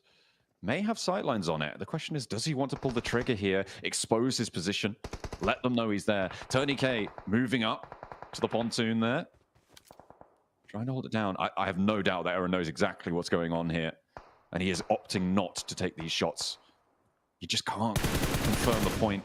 It's much more valuable to play with the protection of Thunder Talk around you and try and play for it later. Oh my. Tourniquet steps up and he wins that? How on earth do you win that? Stepping up out of the water, draws the weapon, and immediately lands the shot of the Xing. That has got to feel real bad on the south side there, and that's going to move King out to have to go for this res, to have to try and pick up their teammate. This is Eren's time to shine, and he steps up and does exactly what he needs to. That is what he was waiting for. And Thunder Talk are having a nightmare here. Oh, this is very bad indeed. Thunder Talk likely down to 2 players. We're seeing it's going to be a difficult pickup from their side. Completely lost track of Tourniquet as well. That's one of those things where you only send out 1 player. You know he's in the water, so you look to just finish him off, but you do not expect the 4th player from Ulf to still be alive on the other edge. Dear me, we are surfing here over on the docks.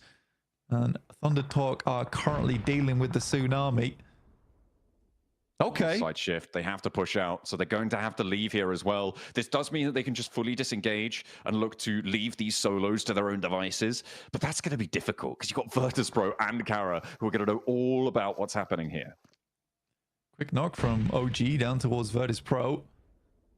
I mean, it's a good time to be doing it as the circle starts to close inwards, but Voston with an immediate response over towards that top side gets a good shot over towards the tanky, leaving just him and Aru there. And the question is whether Virtus.pro even want to go for a wraparound on that side. I mean, OG has to call for some slight reinforcements here.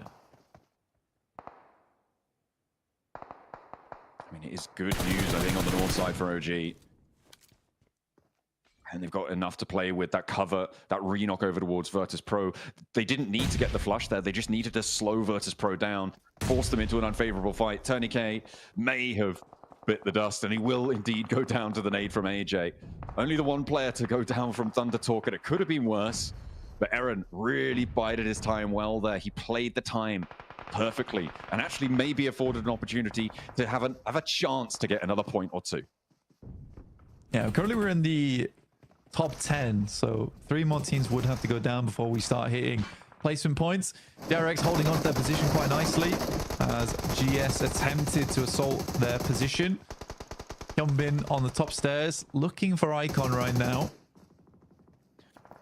In the meantime, the roll-up Virtus.pro is getting dismantled on that northwest side. Unfortunately, there is a knock sent back over towards them. GS finally going down there, but it is going to be OG holding quite well. The reses, though, are starting to come through. There's the first flush coming in, and there is, unfortunately, the re-knocks coming in from Virtus.pro. They stop, though. They move sideways, move laterally on the fight, and OG not going to be able to connect these nades if they haven't spotted it. Will they put them in the right place here as the nades bob forwards? Not quite on the target. Haven't seen the retreat here, but AJ, Thunder Talk, they're all sailing on in. Virtus.pro now have another team, and the vehicles swinging around wildly. What is going on?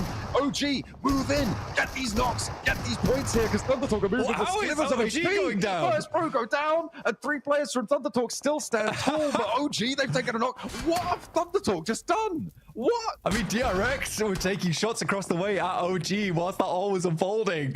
I don't know how Thunder Talk gets away with it, but they absolutely do. AJ with the run down the vehicle, smearing VP across the fields. And now AKOP trying to get his HP bar back up again. A nade sent across towards the tree, slightly lagging behind the rest of the team. A nade sent along the edge of the blue here could be devastating. And it is close, but not close enough. Not going to be able to find it there. Stepping out towards the blue Thunder Talk. Get back in the vehicles. Playing true chaos strategy there on the roll up to VP. There was nothing they could do, it seemed. He's going to be running out of ordnance fairly soon. Drops the last, covers his retreat with that flash.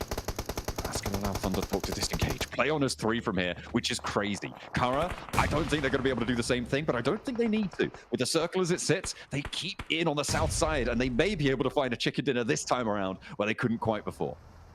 Yeah, it's a very strong position, but again, we are still going out into open ground now. I think OG's got to be a little bit careful because DRX knows exactly where they're playing from, but know they need to move down towards that south side. So DRX looking to set themselves up early or just rotate into the building along the way from Kara. Lewis does have a nade. Marceau sets himself up. It's a bit of a short law, but it's on target. Soez gets knocked out with a nade to the forehead. Hits him with the swift underarm there. Nice little knockdown. Nearly getting Hyunbin. The pan coming in clutch there to stop the DXavier shots. The shots from across the way. Taking him down on the rooftop. A really difficult res to go for. If you have to drop down, it's bad news. DRX have been able to get a lot of elims so far this match. It seems like they heard me call them a little bit cowardly last time around. They're already up to 10 here, Blank. And they want to add 4 more to the tally. See if they can break records themselves as they move on forwards. The flash comes through. The nade goes through to the back. Hyunbin goes 1-for-1 on the trade. The DRX have the flash sent their way. Drops down in the middle. Lewis holding the back lines, and there's only the 1 player for DRX faced off against 2 on the inside. Thundertalk just rock straight up over towards DXavier and handle them. This is so weird from Thundertalk considering it's a very different style of gameplay from them we're used to seeing. Good nade from Nate T himself over towards Singh, leaving Thundertalk, I believe, just on the final player now as OG remains stalwart on that north side. They can get the reses in the shack for Thundertalk, though. There are still 2 of those available. The question is, does DXavier have a nade? Stow Kara on this hold. Poser is down. But they're getting that rezzed up very quickly. DRX slowed it all the way out here. You can see they're on 10 elims still, but with only 2 players, the wind's been knocked out of them just a little bit. QXZ wants to try and drop down there. He will get the shot. Over at the Poser, the re-knock is strong. Gonna keep Kara from overwhelming them on the repeats here. He goes in for more. He wants to find another, but there's his teammate going down. Lewis steps out, put into a shotgun. A barrel straight into his face, and Lewis goes down as well. They will finally take him down, but they lose a player, and they have to get these reses fast, Blank. Over the top tries to thread it in towards the shack, but a good shot from AKOP will take down Sighting almost instantaneously as well. Now they've got to figure out how they want to play this one out because, again, for OG, they are passing through open ground. I think for Thundertalk, they desperately want to get rid of DXavier, but Nate, immediate reposition from his side. This is a good survival play for him. Again, DXavier has been on the receiving end of survival plays for quite some time now. We haven't seen a truly dominant game from DXavier just yet. It's disappointing as well, given their prowess, given their record this year. They've had a really, really strong showing, but it's just not coming through yet in the Gauntlet. We'll see what more they can do. Nades being thrown out by Thundertalk still. It's good, right, actually. they got anything left and they find an opening. You're kidding me. Thundertalk just seem untouchable here. Nading Aru off the tree, doing a lot of damage. That's going to be unresable now. The rotate out wide. AKOP needs to stand tall. Will be able to do 1 and a second as well. The double knockdown, but across the way, there's still a 3rd player for Thundertalk going. It's all up the WizGod. It looked like OG might have had the game under control there, but Kara now with the numbers advantage. I'm just so confused of what Thundertalk's doing in this game. Sighting sending it out again over towards OG. It's like a completely different type of Thundertalk this game. Nate maybe going for the 1v3. CEO's able to put him down, fires him from the company, and at least will be able to remain up and present. WizGod moves up, and in the meantime was able to take down Thundertalk. Now, it's a 1v1 technically as the blue continues to push in. I think they've got time to get these reses off Blank. The blue zone's not going to move for a couple more seconds. They may just be able to get through. Marceau will heal. Poser will be able to get up and step out for another sight line. Unlikely that Poser's going to be able to heal, though. Actually, they might still have time here. They do. Goodness me. This means a full 3 for WizGod to be able to have to deal with here, and he doesn't have any nades in hand. With a nade, this could go a different way, but I feel like WizGod might be able to find 1 or 2, but the 3, I'm not sure. When Marceau goes out, drops the smoke train towards it. They know exactly which rock he's on. As soon as they get in range, they don't have the nades either. Steps out, and that's a little sliver of HP taken away, and he doesn't have any meds to play with. This is nasty. Big stun grenade. WizGod just has to hide it out for the time being. But it's looking close. Can WizGod close this down? It's looking slightly unlikely. Regardless, he has been through the war zone this game and will go out valiantly. But it will be Kara to come off from a second place and 19 points into a chicken dinner. What a sweep from these guys. With 11 elims, they find another game really, really strong. It felt like they were the winners in that last match. This time, it rings true. That south side shift playing well to their compound. And Kara are on a massive resurgence here. It's what Neptura said she wanted to see from them over on the desk, while she's being treated to a repeat there. Orangutan as well, playing very well on that northern side, doing a lot to control. It was just so unfortunate that Thunder Talk somehow are able to apparate wherever they want to within the circle. That was some crazy rotates coming in. Oh, bro, I just couldn't believe we were just watching Thunder Talk just go alpha lever in the vehicles. It made absolutely no sense to me, John. It was like watching them go from tactical gameplay to suddenly, you know what? We're just going to give it our all here. Get in the vehicle, put the metal to the pedal, and just get things going. Yeah, it's really quite impressive how they were able to do it. But I have no idea just what happened there for Thunder Talk. I'm sure the analysts do. Let's take a look.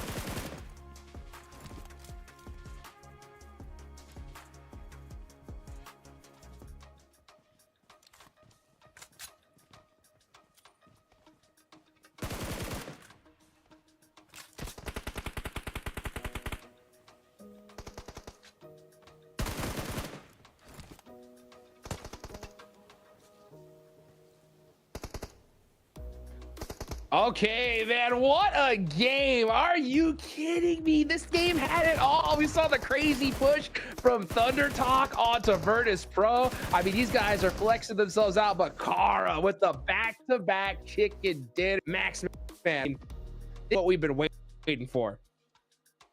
Hey, Kara, back-to-back win. Neptura, you are the reverse curse right now for this team.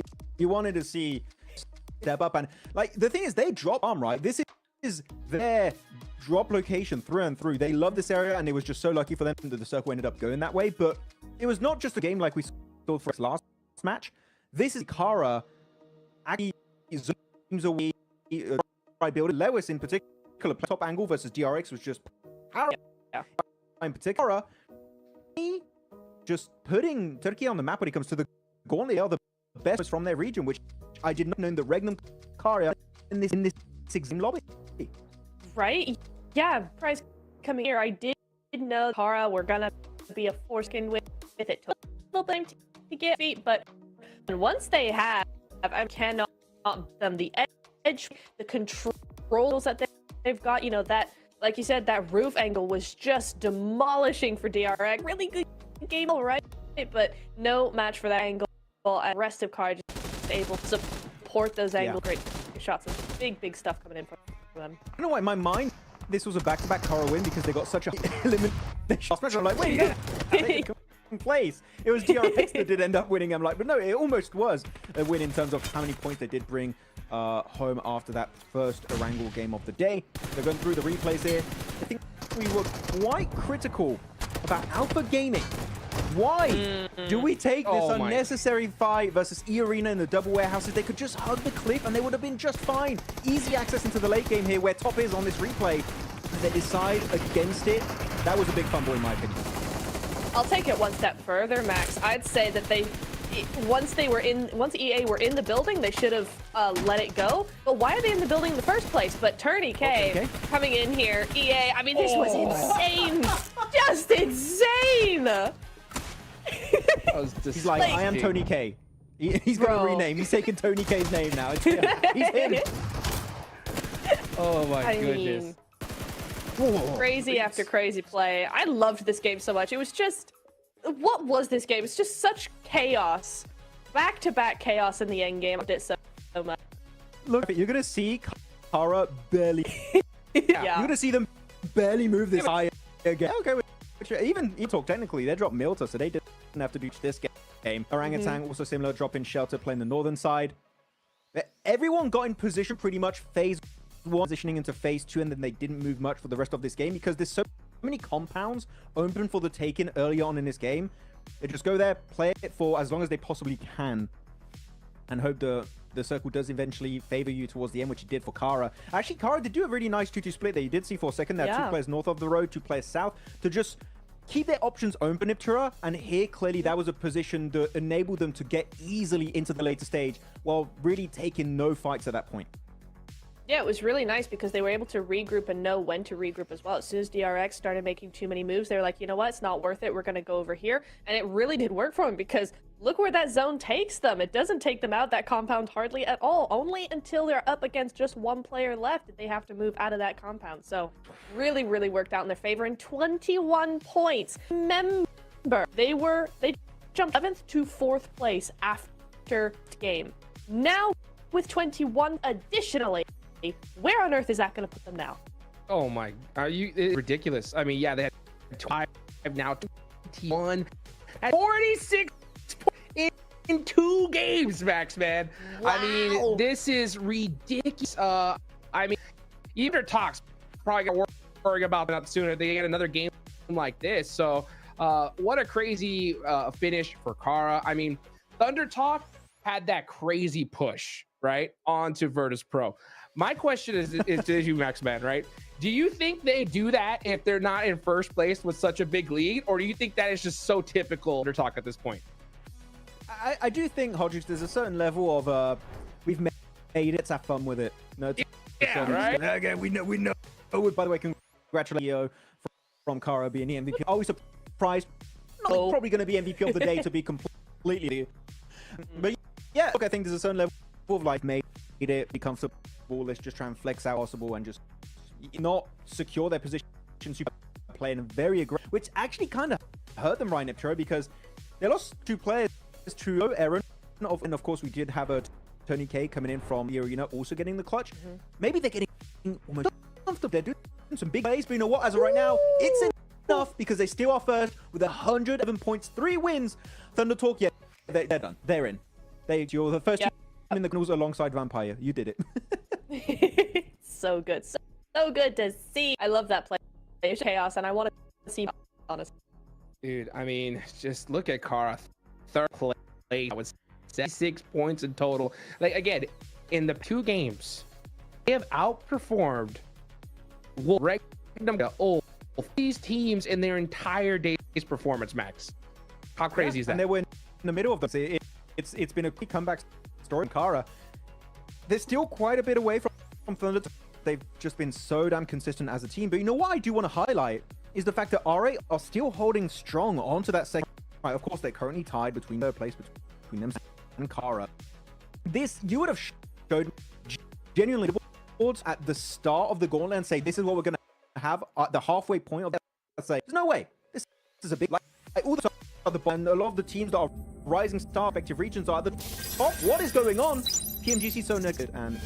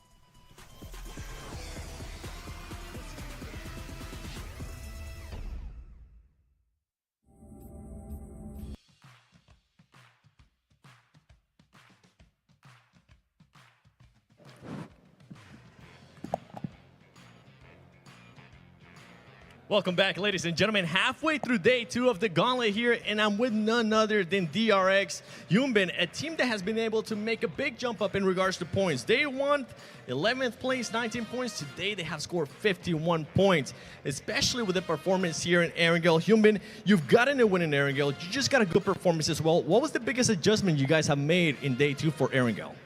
저희 DRX 팀이 어제보다 오늘 점수 엄청 많이 먹었어요. 혹시 어제보다 오늘 좋은 점이 뭐라고 생각하고 있어요? 어제 저희가 했던 운영 방식이 좀 많이 맞지 않았던 것 같아갖고 오늘은 이제 운영적인 부분을 좀 많이 바꿔서 한 것 같습니다. I think that our team has a communication a lot and changed our play style today. So we do very good today. Okay, well, I like to hear that. I'm glad you guys have made those adjustments. Now, let's rewind it back a little bit because there is a map that you guys are struggling with, and that map is Rondo. What is causing those struggles in Rondo, and what can you change going into tomorrow for that last Rondo of the Gauntlet?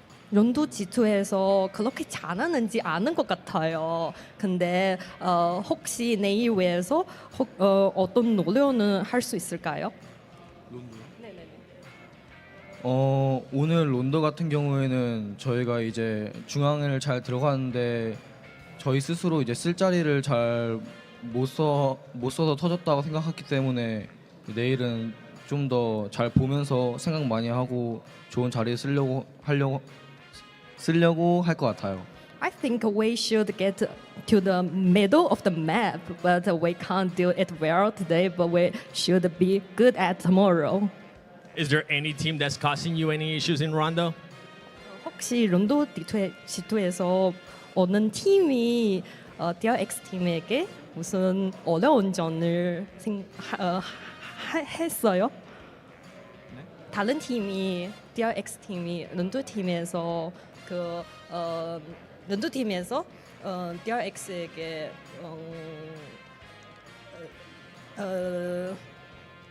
In like the rotation or anything like that? 싸우는 거 아니면 그냥 DRX 팀이랑 무슨 어려운 저희가 어려운 네네네 론도에서 네네네 그냥 저희가 쓸 자리를 잘 못 찾고 다른 팀들한테 여러 번 맞아갖고 죽었던 것 같아요. I just think we can't get our position in this map, so we will be better now. All right, well, I'm hoping you get that position tomorrow. You guys are currently moving up that leaderboard. You're only 1 point away from getting into that top 7. That might happen. Thank you so much for your time. Back to you guys.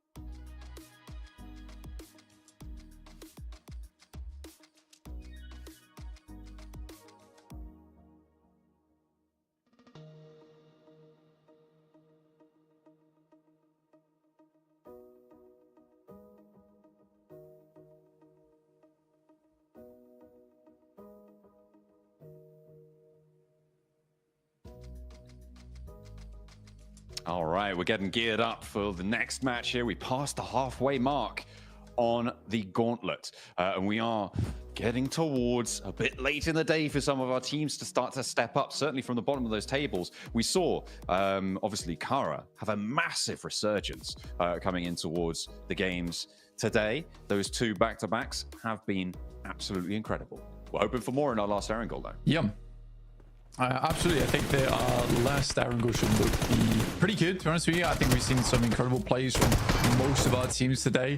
Here's a quick recap of what has occurred over the last 3 games.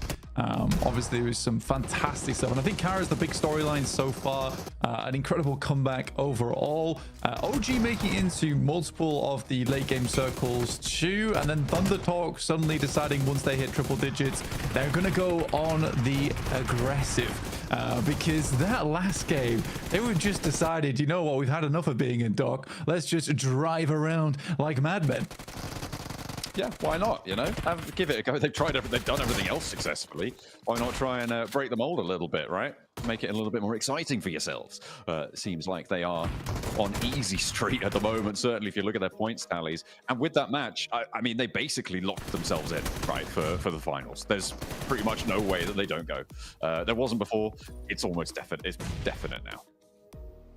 I really don't see them. Yeah, I mean, they're not. Let's just put it that way. They're not dropping out from top 7. Thunder Talk have absolutely stamped their ticket. There's still some more work to be done for some of our other teams here before we can clearly say that they are making it in, just due to the way the points have been set up towards the top side of the lobby right now, with so many squads earning very similar point scoring so far, just because a lot of those points have been stolen at the top side. That nade was just wonderful, by the way. Very, very difficult to make happen a lot of times, but there you have it. GK doing their best there. That fight was intense between DRX, GK, as well as Kara when it came down to it. I think DRX made a pretty decent hold on the top side just as 2 players, but alas, it wasn't meant to be. I mean, this setup as well on that south side, for one of the Thunder Talk players to go down was pretty nasty coming through from Aaron on Ulf. DRX as well on the warpath in the match. They were able to do quite a lot during that game. A huge number of elims added to their tally, where last game they really were reticent to do so. Top 4 players, though, coming on through. CEO still grabbing that logo. Like a tiger, like a lion, maybe. I don't know. But either way, he's top of the pride right now with 6 elims and 688 damage on that match. I like how you went for tiger, lion, and not the wolf, like the logo. But yeah, it looks more big cat than big dog, but either way, he's simple. Yeah, I guess so. Kekse from DRX at 1,000 damage done total, which is not bad at all. Revo, despite, you know, Alpha 7 not being in a lot of these games and kind of doing a little bit worse for wear today, still up there at 791 damage done total. But yeah, I think for Kara so far, just an incredible suit of games overall today. The 19 elim into, not quite getting the chicken dinner, into just getting the chicken dinner. Really does take the cake there, though. Very, very fun stuff coming through. And Thunder Talk with their back-to-back at the start of the day. I'm hoping that we'll see other teams doing well in terms of chicken dinners towards the end of the day today. Maybe some other contestants added to the mix. I mean, it's still very possible for anyone to jump up towards that boundary. It is starting to get a little bit more unlikely for teams like GK, who are currently very much lagging behind everybody else, to see what they're going to be able to go for in the rest of the matches that they have. But they still got half of the games they have left to play. They've still got that opportunity, and it's now that they need to dig deep to push themselves a little bit higher up. 7th place is still achievable, even from 16th right now. And you do not want to be getting pushed down towards the league stages with the rest of everybody else. It makes it far more unlikely that you're going to be able to nab yourself one of those finals spots, which is what everybody's looking towards. Yeah, I mean, it is quite generous as well, the top 7. Even if you do just marginally better than some of our other teams towards the middle of the pack, you're likely to get in towards 7th place here. Obviously, you'd like to be a little bit higher than that to really secure that position. I think Virtus Pro, from yesterday, I said there was a bit of method to the madness for them, but today it feels a little bit more madness than anything. I mean, there has been some decent plays and they're still making it towards the top side of those lobbies, but I think that, you know, that messy style isn't quite working out anymore, and I think that reliance on just gun skill, mechanical skill doesn't quite work here in an international lobby. So I'd like to see a little bit more out of VP. And again, it's also understandable because you look at that team and after they go down, they are very much upset about it. I think they understand more than anyone that they're not playing up to scratch. Yeah, it's going to be noticeable from within their own ranks. They're not blind to it. It is the sort of thing you do need to keep under advisement.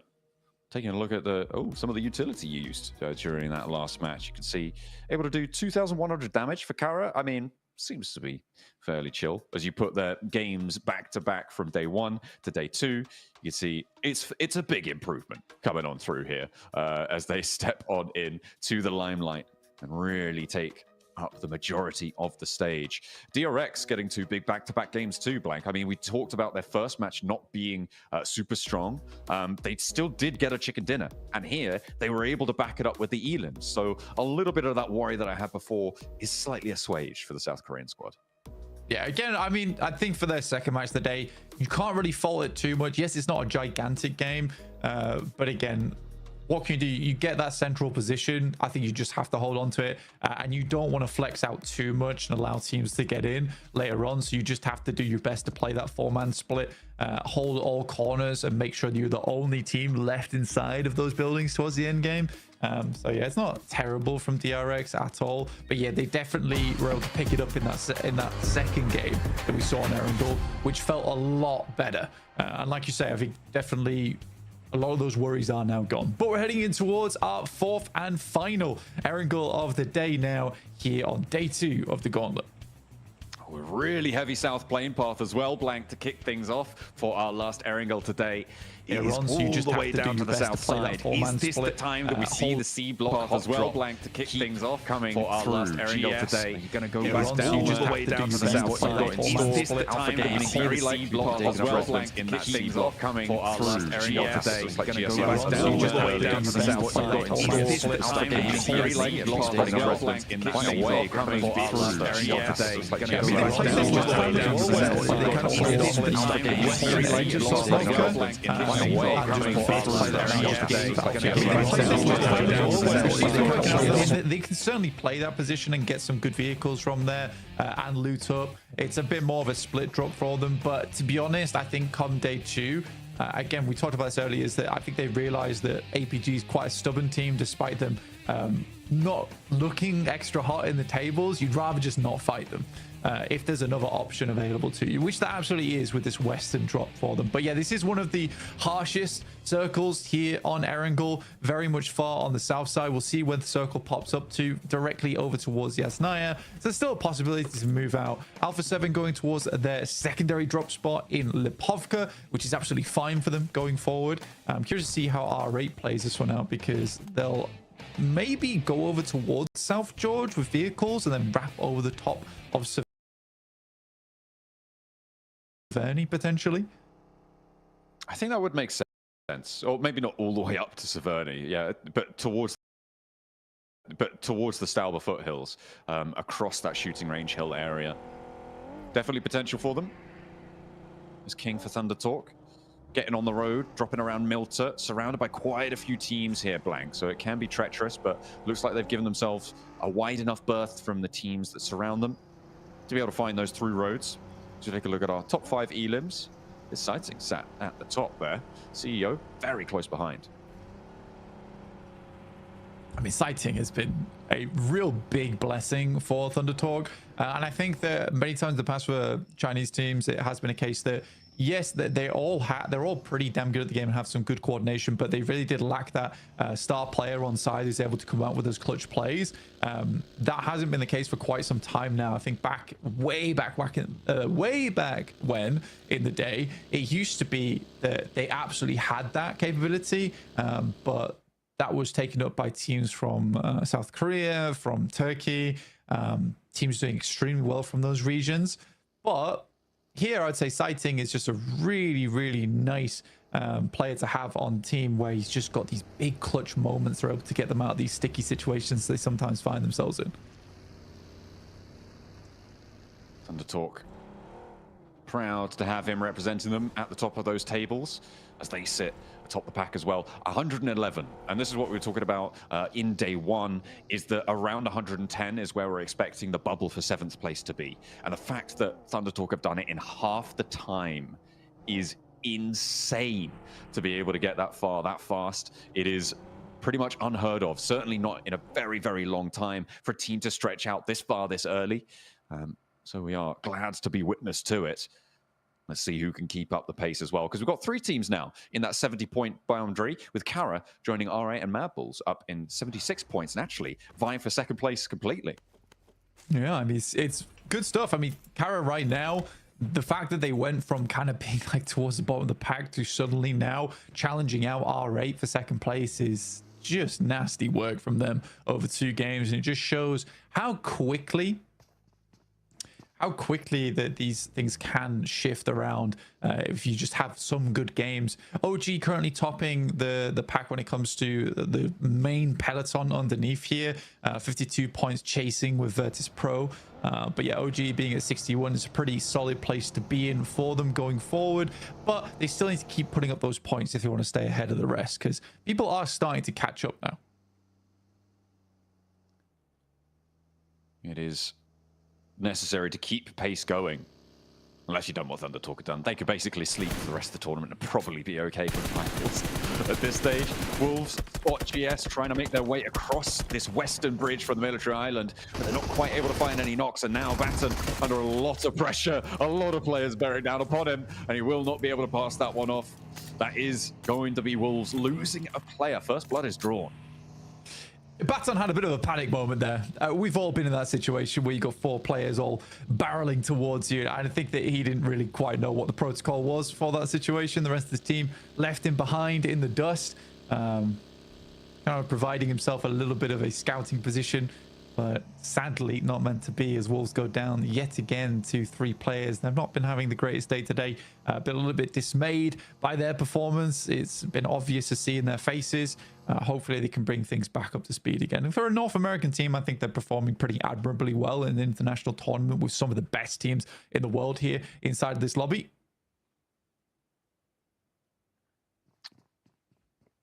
It is a big set of representation to come up against in this lobby. You're right. It's literally the best in the world at what they do here for PUBG Mobile. These are the regional toppers, the teams that came out ahead of everybody else. Everyone here is a champion in their own right. But you have what it takes to be the champion of champions. That's what it's all about here, to get out of the gauntlet and into those finals. GK currently a resounding no for the time being. Yeah, GK currently 16th place right now. It's tough. It is tough. APG not quite living up to their own expectations, because they're in 15th and not 16th after all, with 30 points. Still pretty rough for them. I think for APG, something needs to change. I don't know if I particularly don't think it's going to change here in the gauntlet. I genuinely don't think that they're going to make it into the top 7. I think this type of gameplay is just not on par with the rest of the lobby right now, and it is frustrating to see, because I think a lot of people at home understand that these are some of the best players in the world, and all of them have incredibly high namesakes. But right now, it's just not meshing. It really isn't meshing as they come into contact with Regnum Kaya. Silas looking not to go down early. Quick duck there to get out of the way of the bullets and sent his way. We'll be able to stay alive for just a little bit longer there. The roll up for Silas with the nade, looking to try and find one of Alpha Gaming. Good arc on it, but they've already got away from it. And Top hops into the car last. Alpha Gaming, I don't imagine that they're going to want to push this too hard. Don't need to press the issue just yet. But on the other side, Regnum Kaya may be looking for something here. If Ziol gets a little bit too big for his boots, then I wouldn't blame him, but he does back up. Slam it into reverse, hit the compound with the UAZ. See a little bit more safety. Yeah, still taking more shots here. Reefus even taking shots to the face as he gets inside the vehicle. Again, good stuff from Regnum Kaya. I mean, they're kind of low on ammo, etc., but they're making sure to take shots towards the vehicles whilst they can. Even that Dacia starts to smoke a little bit now too. Getting a little bit too smoky there for their liking. Has to hop out. Kai with a lot of control over towards Alpha Gaming, but teams are going to be moving in around them as well. So they do need to stay on the swivel. You can see Ulfa pushing in on that west side. You've got all the teams out there looking for a slice of it, but that is a big shift out to the west. Great for R8. Look at the position that's afforded them. Oversight from the compounds at the top of the hill over towards the Rozhok bridges. Yeah, that's an incredible position for them. It is a little bit tough to hold sometimes with teams bearing down upon you from that north side, but I think R8 has a good chance to make it happen. I think they just need to not get too distracted by that southern bridge, because I think that's a trap that a lot of teams fall into when they play that position, is they get too focused on holding teams out and end up getting backstabbed. In this case, probably by GS. So I think for R8, they've got a strong position right now. Just hold on to it for the time being. But it is a hard shift over towards the western side, and teams like VP, OG, PK, we're all going to suffer because of this. Kai having a tough time against Joker on the spray down, but they will be able to get around those bullets sent their way, playing up towards the bridge. We know that Kai can play these bridge splits quite effectively, but they haven't managed to get anyone across the river just yet. Maybe have to go a little bit faster there. We'll see if they're able to manage it. In the meantime, Alpha Gaming find another player from the Wolves, and now they're busted down to 2. The PMSL America's champions having a tough time of things against one of our, well, currently weaker teams, right? Just crazy to say that it's Alpha Gaming. Yeah, it really is. But I think that we absolutely can say it at this point. I don't think it's unnecessary to keep saying that this is a prank at this point, which is sad. It is definitely sad to say, but we'll just have to hope that they come back stronger in the group stage. And if that's not the case, well, it just wasn't meant to be. Teams have made their way up to the north side. You see Alpha 7 moving over the top to past the Stalber Hills. Now further in, you've got OG as well, actually very close, getting kind of intertwined with this rotation of Alpha 7. Tanky does get clocked, and it's obscure to land the headshot to pull him out of the vehicle. That's going to be the easy rundown for Grisao as well. No chance of getting that one back up. OG playing on as 3, and with Virtus Pro to their north, it might be a little bit of a meat grinder up on the north side. I mean, that's really, really not an easy shot to take as well from Obscure. Like, long distance on that one. So a very, very good pickup there. I think OG gets a little bit unlucky with, because I think that rotate was kind of fine with the boys from A7 still on their rotate. I think OG's like, well, at this point, we just need to pass by. But for Obscure to hit that shot, I think that's like, that happens only a few times. And it has to come through a very, very good player. So very well played to him. OG's going to have to try and go for a quick rotate over towards the northwest side and see what they can get done there. There's 3 players. WizGod sending out as the scout. Over towards Carolo, and we know that they are on a bit of a tear. It is dangerous territory on the northwest side. We're going back over to the lake, though. Circle really not helping anyone out. Well, I mean, maybe, except for Thunder Talk here. They are in a really solid spot on the west side of the Yaz Fields. No one really going to be able to approach them from their east side. That west side approach from the bridge going to be so tricky. Kaya, they're going to give it a good go, though, before Thunder Talk have managed to go for the regroup. That approach from that south side is probably the only time where they'll find it, but that wall keeps them so safe in the compound. And maybe they'll just play in the shadow. Yeah, potentially here, John. I think for Kaya in particular, it requires very much also here in terms of taking shots over towards Thunder Talk, Wolves, as well as Ulf as they make their way through. You can see on our screen, Wolves able to pick up the Wizard Tower. Coops and Doran, the 2 players alive for the Wolves. Kaya trying to get across, trying to play another bridge split, but not going well for Loxy. Not going to be allowed to stay on that far side. Surely they knew that was going to happen. Kaya now have to play on as 3. Yeah, I think that Loxy knew that it was happening, which is why he was trying to cross back in towards the rest of his team. But Thunder Talk got there so quickly and set up so fast. I mean, the rest of the team is not even in position yet. This is an awkward circle, right? With Yaz Lake being over towards that northeast side and the river that splits in between, you know, it's very undecided where this is actually going to end up. So I think teams are struggling a little bit. I think I would prefer to be over towards the southeast side, though, just because it's where a lot of the field is. If you can pick up a position here early and it does shift down towards the southeast, you're going to have a much easier time than a team that confirms over towards that northwest side, and you have pushing over towards there is a little bit easier. There's more cover, more hillsides to work with. I feel like one of the sleeper positions here is maybe the bridges to the east of Rozhok. If you can get around that and stay safe for a little bit longer, I feel like you have access to both sides of the river where a lot of other teams just won't. It looks like DXavier got to try and careen the remainder of their players down towards that position, but they are drawn short on the approach. The shots ringing out from Hyunbin and the rest of DRX as well, making that a very difficult escape for the rest of DXavier.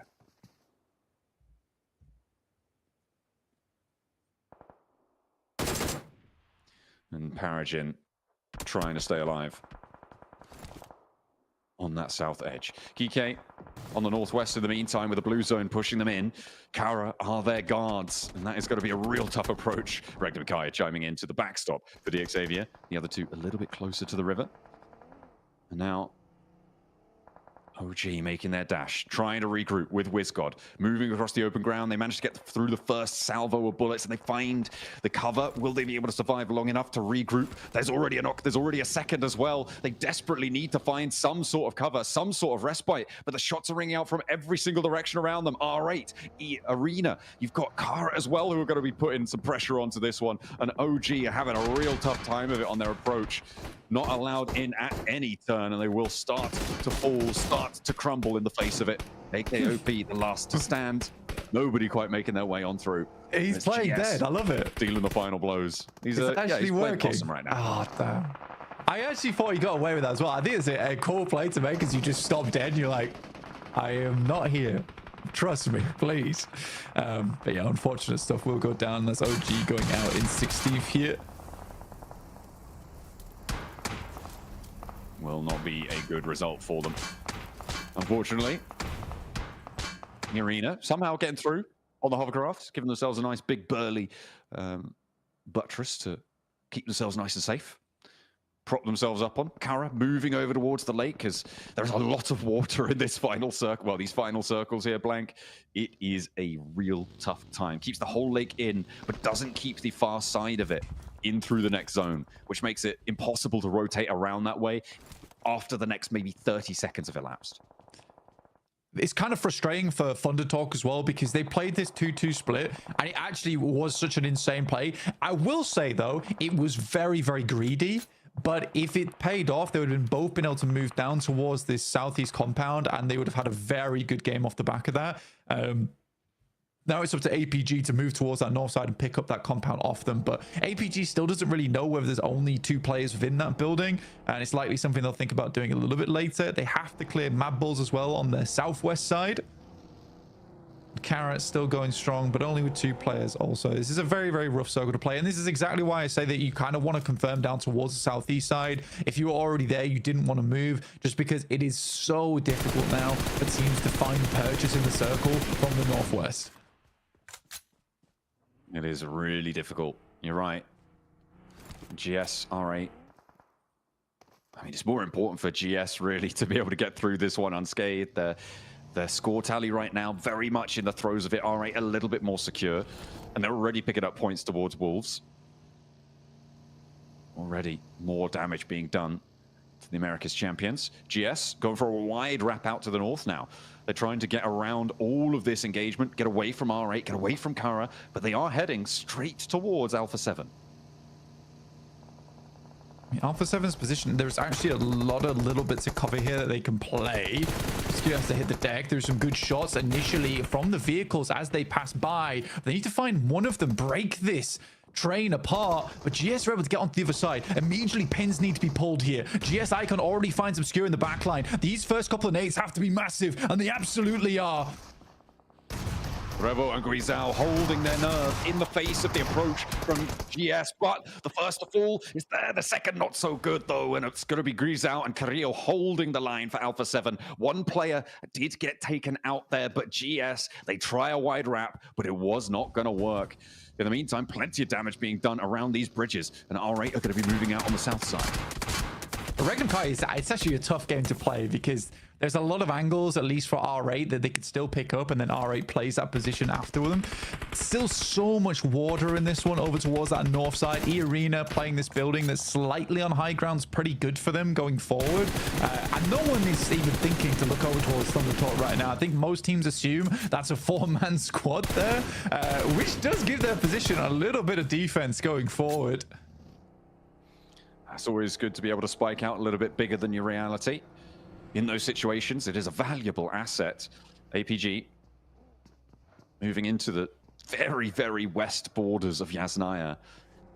It's a difficult rollout. You can see Doc is lining the vehicle up because they do know that they need to move fast on this next exit. The question is, where do they go, right? There's a couple of buildings further down the road. The arena are going to be very close to them, though, and it's going to be a difficult push to it. With Virtus Pro as well on the north, I mean, that is very, very dangerous ground. Alpha 7, Carrillo will try as much as possible, but again, I think for Alpha 7 is a very, very difficult push down towards the south side to make this happen. All right, though, it's going straight for it. Xavier once again playing on as 2 players and making it work somehow. Again, I think that although they are doing okay in the points, and now they're in top 7, this sort of needs to stop.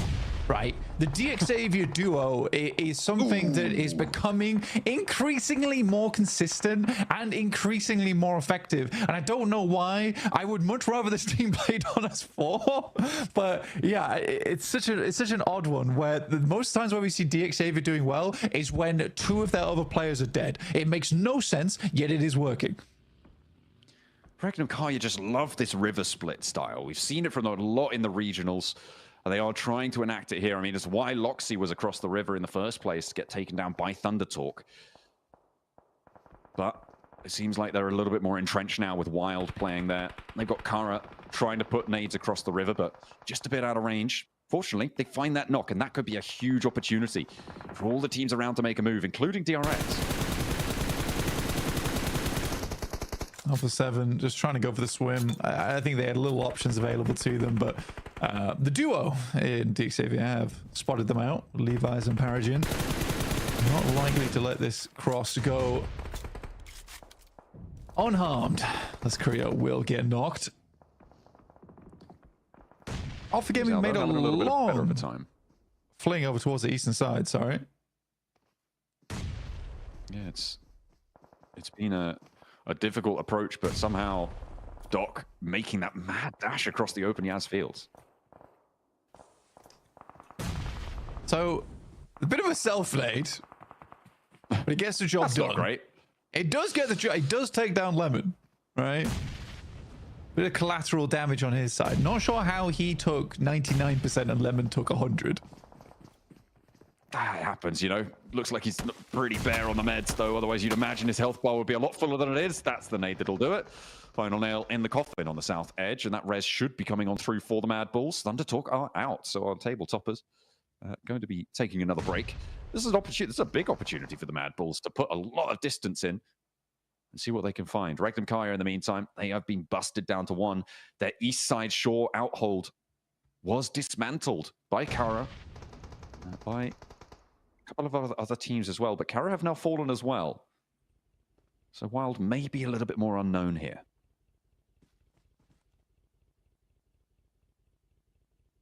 DRX, QXZ, still playing underneath. Regnum Kaya were picked to pieces. Only Wild left remaining, as per usual, as is customary. Alpha Gaming still playing as 4, but it's a rough approach for them.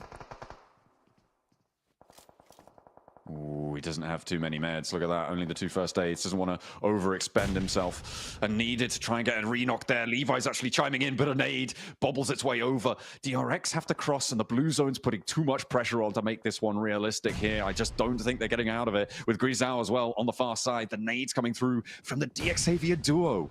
Oh, it's dastardly. It's mischievous coming through from Paragon and Levi's. They are doing a lot of work for Xavier on this west side. They're up to 5 elims. I know, it's paradoxical, but it works. This is what's happening for DXavier right now. I don't really understand it. I mean, the fact that they're in top 7 is wild to me. But as Pro go down to just one player as the arena takes some very big shots towards them, and with Aragon down towards the south side, very unlikely VP gets back up into the picture. Whoa. Good step up from DRX, jumping into the boat from Kaixei to get a separate different angle. More shots from DXavier trying to weaken them as much as possible, soften them up for this initial nade that's going to come over the top here.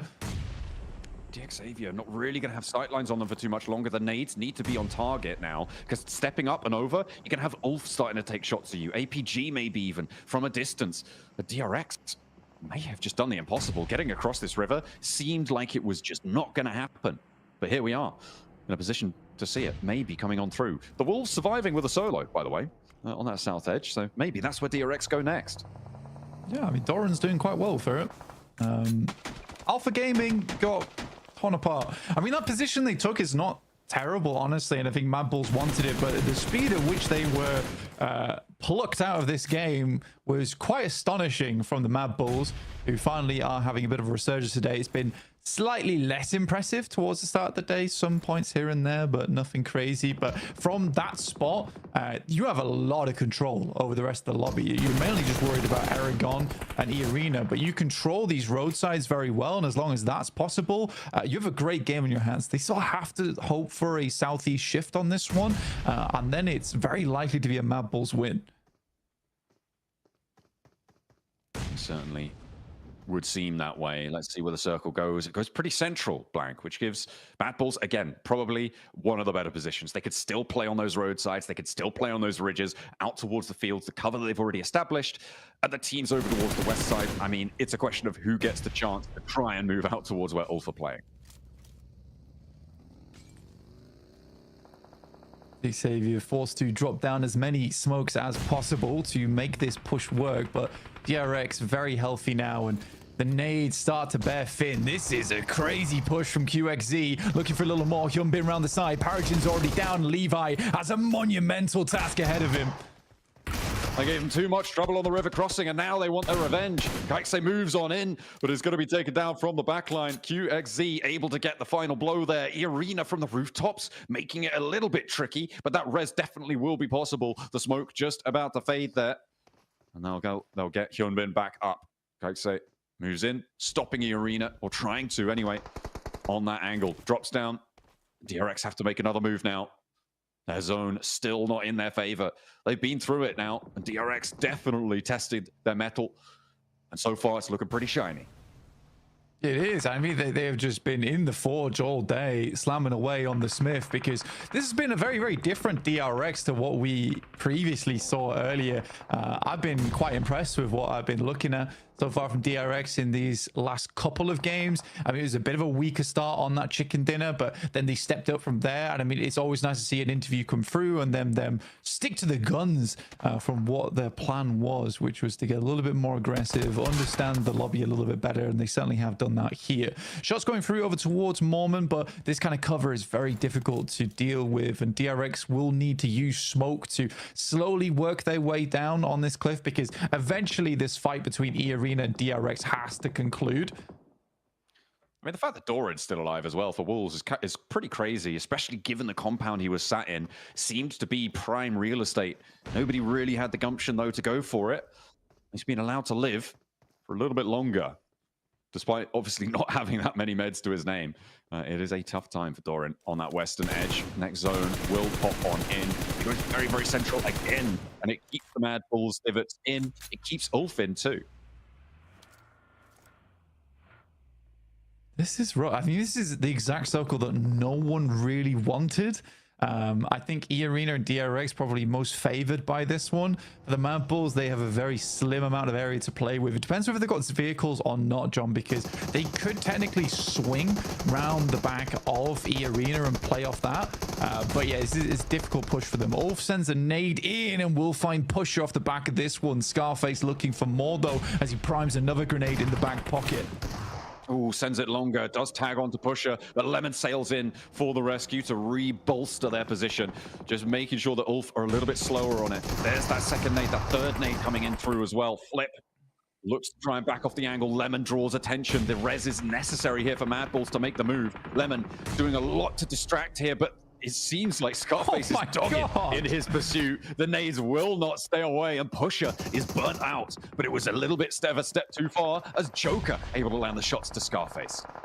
That is devastating for Mad Balls on this south side. Losing a player like that is really quite painful. Aaron's still up and available, taking some pod shots, but more nades pouring over the top as the arena starts to realize where they are. DRX down to just one player in QXZ as the rest of the team attempts to crawl back over towards him for some emergency triage. Doran finally falls in 5th place as Ulf remains up and in this game.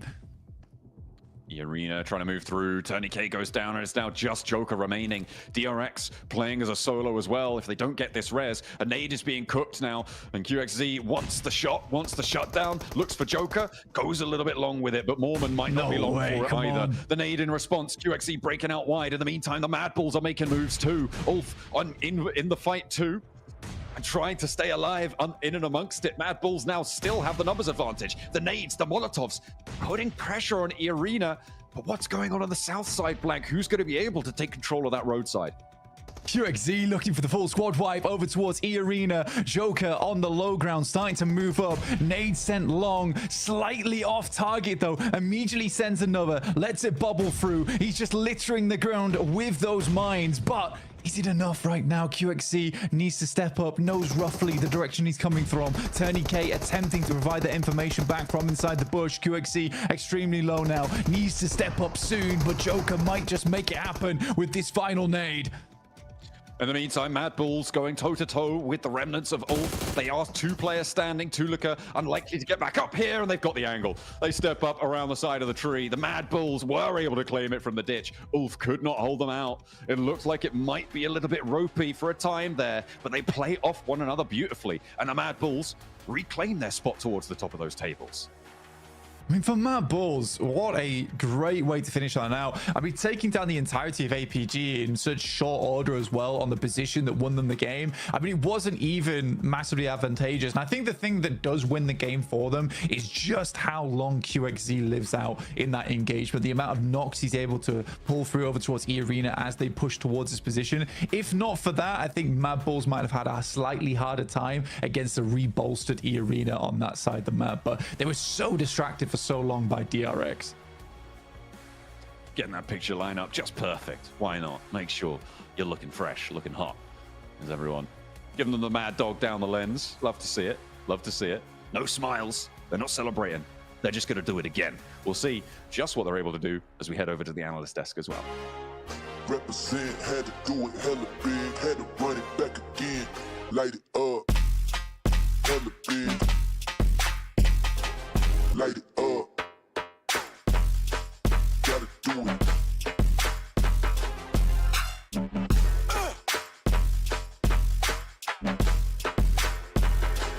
Light it up,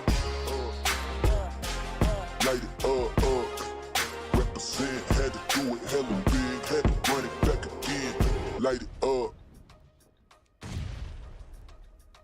Wow, what a game. We get Mad Bulls getting their second chicken dinner on the day, and this one was a tough one, Nepturo. This circle was brutal. It really was, but you know what? I love the way Mad Bulls played this. It was so nice. It was methodical. That's the word I want to use for them right now, because they come up through the south side, but they don't go guns blazing or anything like that. They just keep it slow, keep it steady, use their info, and just are really able to push through and take teams down one by one. I genuinely believe this was a great game, Niptra, from Mad Bulls. I mean, we both agree that the way they executed the mid to late game transition was beautifully executed. I do believe, though, they weren't really fully tested going into this. I feel like no teams were trying to take away good positions out of Mad Bulls' hands, and they were just given strong positions, and they used them to their full potential. I wanted to see other teams try and snatch those positions away. It never happened the entirety of this match, and they just, like, exuded complete control upon this lobby. I mean, look at Lemon. He was an MVP contender of yesterday, and he's once again able to flex out 5 eliminations on his lonesome. This guy is a beast in this Gauntlet stage. Yeah, I really love what he was doing as well with with the Ulf player, right? With Scarface trying to grab the nades and trying to get as many elims. And Lemon coming in with the car, just trying to distract as well. Like, just really backing up his teammates as much as he could. I really liked that play from him as well. Beautifully done. Beautifully done. You know what? Speaking of plays, though, Max, man, we got to talk about R8, okay? It was... So, right there, they're on the other side of the bridge holding that hill, okay? For those of you guys that don't know, we're talking, we're chatting, right? Okay, what should R8 do? Maybe they should crest up that hillside, possibly challenge, and then kind of go through the water on that end, or should they go into the blue zone through the other side? And then they're just like, nope, pedal to the metal right down the center. What do you think about that, Max? I was hoping they were going to take the eastern bridge of Rozok and go for wide rotation in the blue onto Mad Balls. That was my guess. This is why I'm saying Mad Balls were not really contested on any position and given for free. But R8, they had a clear path to success. We'll see it possibly at one point during these replays. And they're like, no, how about we go through the meat grinder of the lobby, Niptra? They go to the main bridge in the center, and there was Ulf, there was Rangdam Kara, Deke Xavier, DRX, Kara, and they're like, that sounds like the good option, but it wasn't. What are we doing, R8? There was this way better option here going south into Mad Balls, but unfortunately, I feel like they got a bit narrow-minded here, and that did cost them to go out so quickly. It's not even funny. They just disappeared. Yeah, you know what I would almost have liked better if they did want to go for the crazy play, is just send the vehicles into, not over the bridge, but over the water. Flow over the water, get to the other side, get to the other bank. You're low ground, but at least you don't have 6 teams looking at you. I mean, that would be so much better. Oh, do we see the okay. We should have gone down the middle earlier, right? We should have listened to Max, man. But, yeah, you know what? Actually, even though I'm not a fan of the play of sending cars in the water, definitely would have been better than whatever that was. Sorry, I feel like I'm being extra harsh on this, but there were decent options here, and they just got very desperate because maybe they delayed their move too much, and then they go like, oh, we have to do something. We took way too long to make a play, and unfortunately, the play they ended up doing, in my opinion, was like the worst option of all. But you know what? It's fine. They're still looking comfortable in the rankings. It's not going to hurt them too much. But at the end of this game, so many cool 1v1 scenarios here. Joke in particular, able to survive and outplay DRX with the nades. A few of them didn't connect, but the last ones did. And that does get them a second place as you go over the recap of the rotates here. And some really interesting rotates moving around the board here, Niptra, this match. Yeah, I really want to... Wait.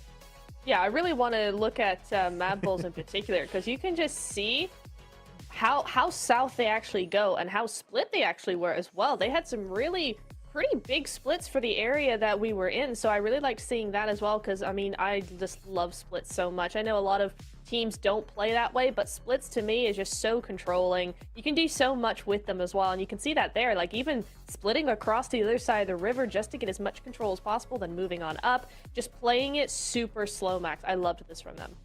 Yeah, I love that rotation in particular from Mad Balls. They see the circle going east of the river, which was a hard shift for a majority of this lobby. It's like, well, we can just avoid the big meat grind on the western side where DRX currently are on the minimap, and they just get easy access into Thunder Talk's compound. They snatch it away in that 4v2 and just, again, showcase perfect control in the field on the rest of this PMGC Gauntlet lobby. So very well executed. And that is a 20-point bomb here, Hot Jukes. Coming out from the Mad Balls. They were looking good after their win yesterday. And here they're going to solidify their position in that top 7. Yeah, I'll take that all day long. Beautiful rotations there for Mad Bulls. 20 points, huge, especially at this point in the stage. We are now past that halfway point. We're gonna got 2 Miramars left. By the way, I mean, DRX, right? They were right there on that cutoff, trying to get into the top 7. 10 points here, I think they did it, Neptura. I mean, they really grinded in order to get every single one of those points, and it worked out perfectly for them. I'm so happy they got the win earlier on in the day. I mean, yeah, it wasn't the big show-stopping win we might have wanted, but it put them right back where they need to be now in the last 2 games, a completely different team to what we saw yesterday. DRX are back. They're feeling good. They're building up their momentum step by step. I mean, I wouldn't be surprised if we saw a second win from them today. Like another Miramar, I could see it. Totally possible. Look at that lemon. 5 eliminations, 644 damage.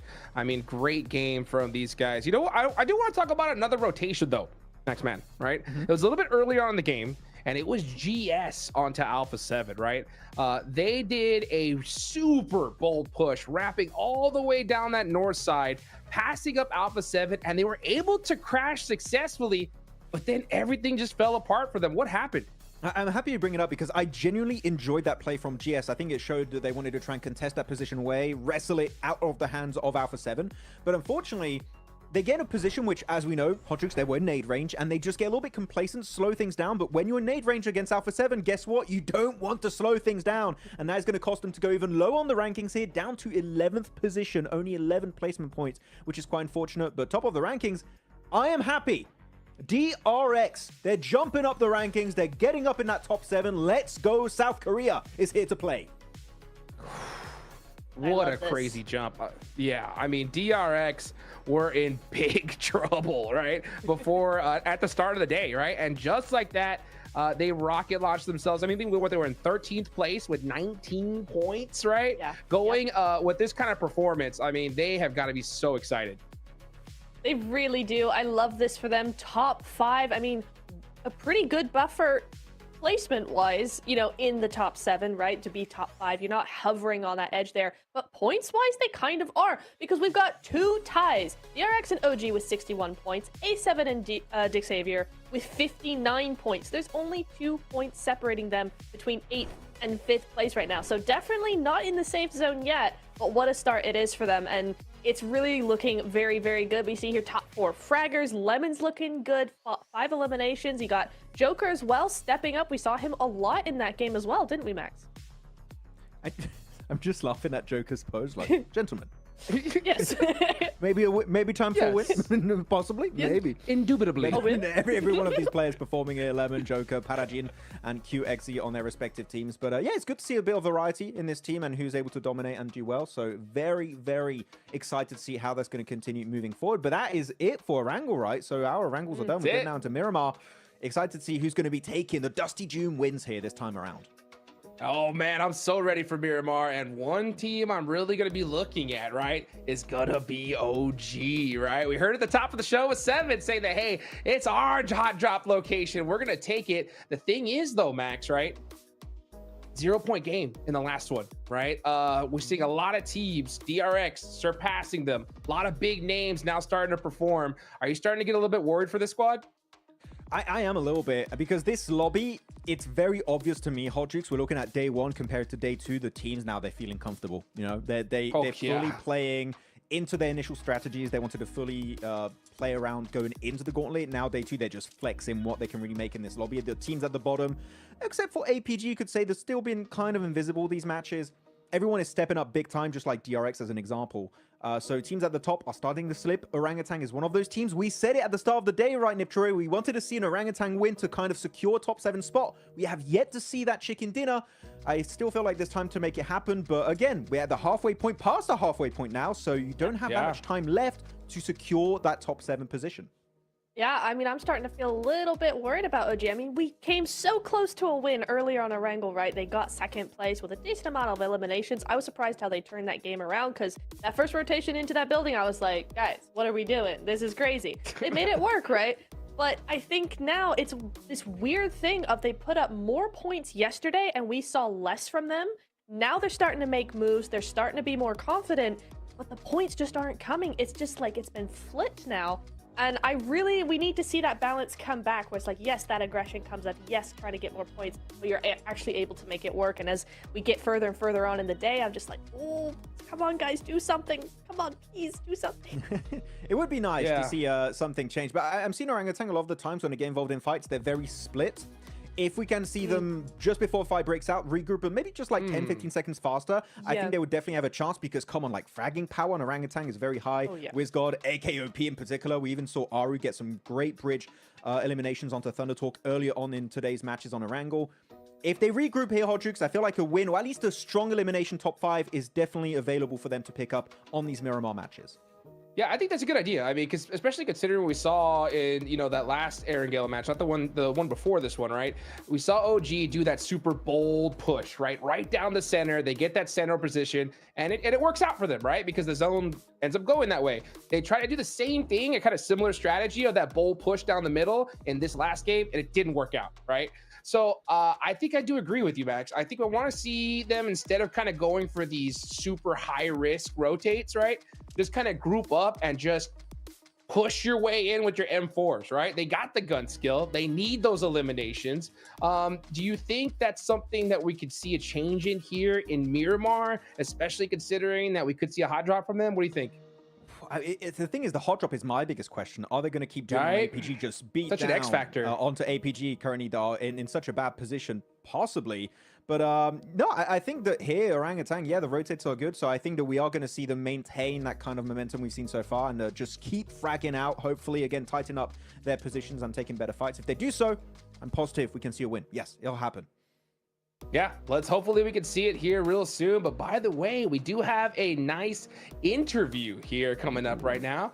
So let's go ahead and throw it down to the stage and see what Seven has to say. Welcome back, ladies and gentlemen, with the 7WG quick report here. I have none other than Turning K from E-Arena getting a second place finish and getting closer towards that top 7 after, to be completely honest, an awful performance so far this PMGC. What has been the biggest struggle so far? ก็เมื่อวานเล่นออกมาได้ไม่ดีสำหรับเมื่อวานคิดว่าอะไรคือปัญหาที่ใหญ่ที่สุดสำหรับตัวทีม E-Arena ก็น่าจะเพราะว่ากดดันกันครับส่วนตัวคิดว่ากดดันกันทุกคนครับก็เลยเล่นออกมาได้ไม่ดีครับ He said probably because everyone's feeling the pressure so it made them play not so good for the first day.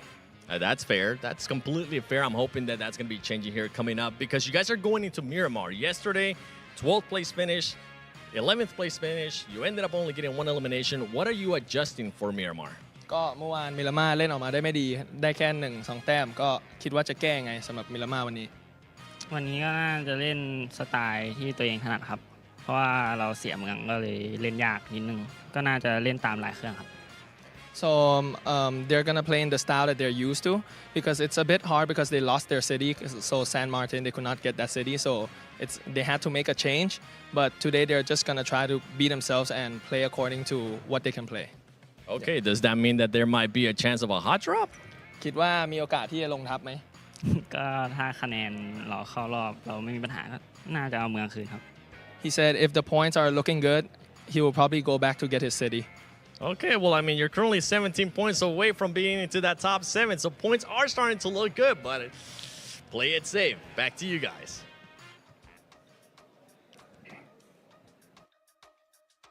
Oh, play it safe or take the risk, Neptura. We're heading into Miramar, 17 points in the top 7. I mean, that is, it's definitely doable, but I don't know. What do you think? What do you think they should do? Play it safe? You go for it? What do you think? I see both ways, right? Because hot drop sometimes is the way to get your mojo back. You come in hot, you get the points, you've got the momentum at the beginning of the game, you're feeling on top of the world, ready to roll. However, wasn't it yesterday the time for all that? Now, past the halfway point is a little bit late for that kind of talk. I'm not sure. It is doable, but it's just so risky. I don't know. I could see both sides, but I don't like look, it. You're looking at E-Arena. They're currently in 13th position. They've got, what is that, 42 points total. When you're not comfortable with a ranking, sorry, hot drops does not make sense. It is not. No way. It's not. Do you really think you're going to go from 13th position up to top 7 with like 4 eliminations? Sorry, that barely does a dent in what the points you need. Okay. Mm-hmm. But the momentum. But what if you die? What if you go out? What momentum? Your momentum is go back to the lobby, play DPS. No. If you get 4 elims, then you get the momentum. But it is insanely risky. I don't know that I'd do it personally. But what if you lose a player? There you go. Counter to that. What if you lose a player, then you're not going to get the win. I don't know. It's a tactic, but is it a good one? I don't know. I'm just saying. I don't like it. No. Yeah, I don't love it either. No, I would have to fully disagree. Oh man, he's flexing. Oh, hey, let's go. Them guns. They in should game be. and out of game. Look at that. Yeah, literally. Yeah, you know what? It's so crazy. You're right. You know, if you get that successful hot drop, yeah, it is just, you're so hyped, right?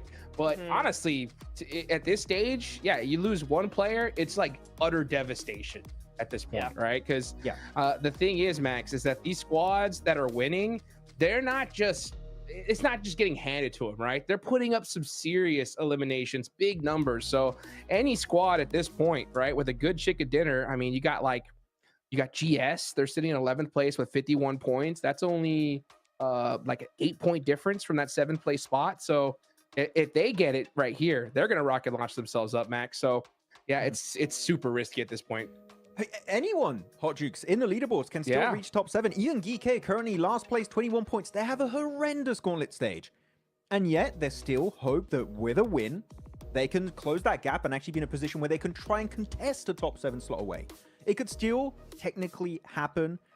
Are you hungry enough to go the entire way, though? Do you have what it takes to try and be not only good enough to get a win, but then follow up with consistent points to then play catch up and get in top 7 and reach the grand finals? That's the big question mark here. As of right now, I'm doubtful if that's going to be happening for some of these squads, because I don't feel like I've seen that spark of like potential Neptura, right, for them to leave these bottom ranks. But maybe a hot drop would, as you said, maybe that's going to give them a bit more momentum and confidence, but I still feel like that's not the right path for these guys.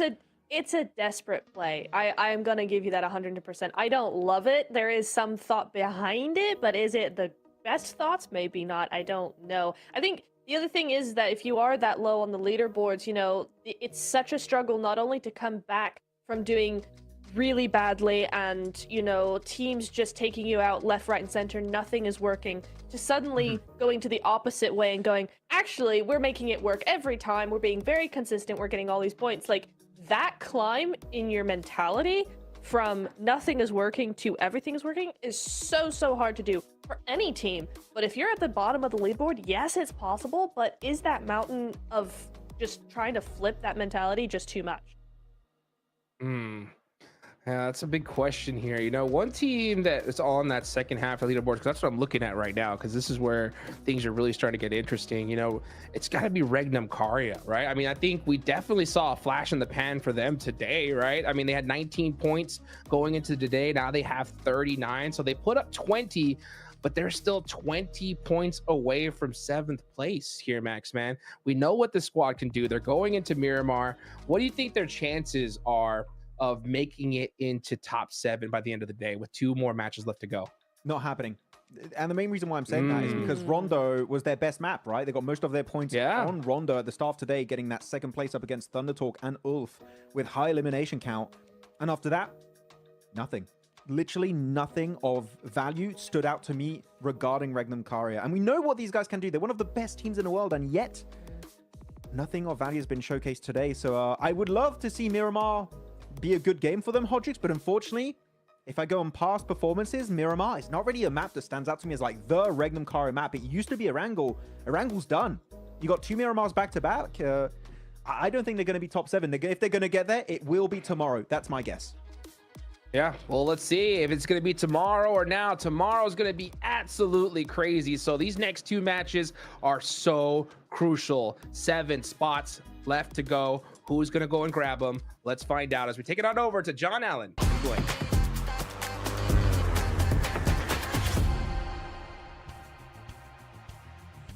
And Erangel is here. We are ready for the desert. We'll be taking it by storm, I'm sure. Plenty of action left to unfold now.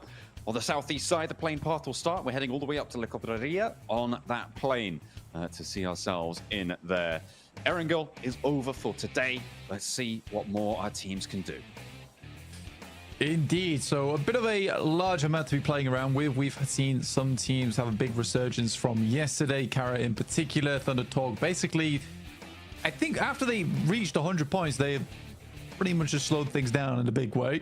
Mad Bull's able to bring a little bit more thunder to the table. So another one of our consistent teams over 2 of our days so far. Virtus Pro desperately trying to get some more points on the board though, and have been struggling to do so far. And I think that's a team that I will be looking at during this match. It will be necessary to keep up the pace around that 7th place bubble. It's starting to get a little bit less hodgepodge than it was before. Obviously, Thunder Talk having a bad, well, I say bad game.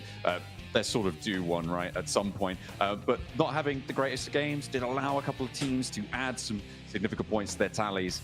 So the number of teams that are going to be more flexible towards that boundary gets fewer and fewer as time passes. Circle heads out to that northwest side. El Pozo, Monte Nuevo, the areas to the south of Crater Fields as well, going to be a heavy feature now in this phase. I think probably my favorite circles on Miramar over towards this side of the map. I enjoy a lot of the high ground gameplay as well as some of the Monte Nuevo finishes, El Pozzo finishes, and those are always really fun to watch. And there's some decent terrain to play around, and it's quite tactical in terms of the approach that you need to make of where you're rotating, because there is slightly less areas to cut yourself off from other squads other than this northern side of the map. But in the meantime, most teams did have to make a big west shift over towards on this circle. So it seems like DRX, Alpha Gaming, they can make these quick swings out towards the western side and probably get some good rotates off the back of that. Similarly for Mad Bulls on the north in La Cabrera to start with, and Alpha 7 should have a decent start from El Pozzo, but again, only just barely making it into top 7 right now with 59 points. That is very much by the skin of their teeth, and tied with both DX Xavier and Alpha 7 on that 59 makes it all the more uncomfortable. The drop-offs not far to be comfy either. Alpha Gaming 33 points, still need a lot more from them. They have been playing mucky.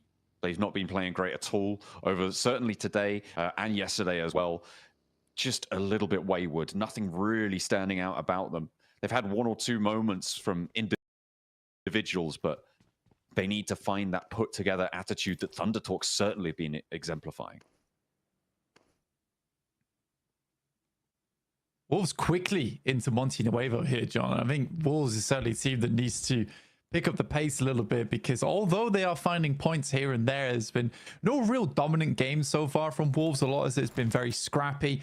DX Xavier, another team that I would like to see more out of. And again, it's frustrating because I think for DX Xavier, despite them going down to 2 a lot of times, they're still a force to be reckoned with. So why can't there be a force to be reckoned with 4 players instead?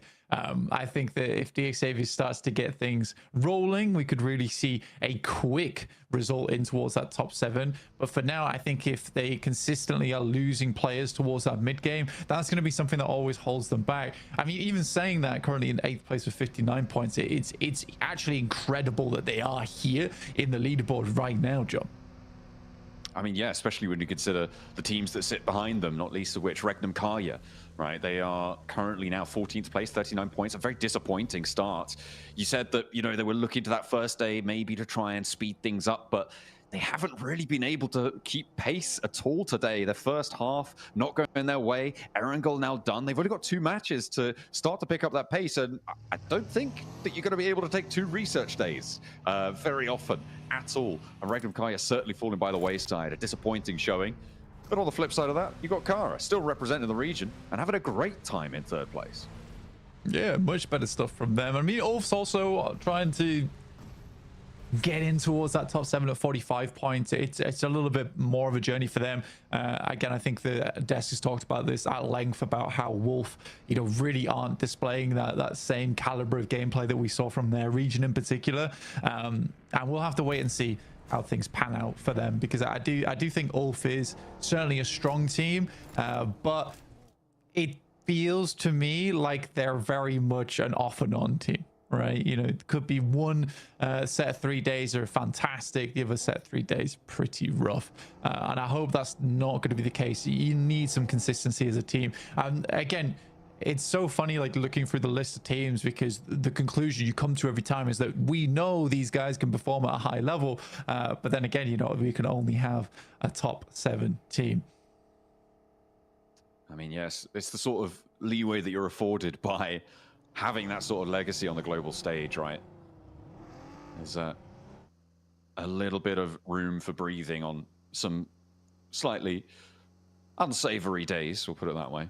Virtus Pro, though, it feels like Virtus Pro, I mean, you're talking about, you know, needing to step up that pace. Virtus Pro, it feels like they'd be doing much better than they've actually put the points up for, right? Like, I feel like I'm seeing them quite a lot in these late games, but they are having several catastrophic results. They're not having the floor level of their performance rise high enough to match where we're seeing them in the later parts of these games.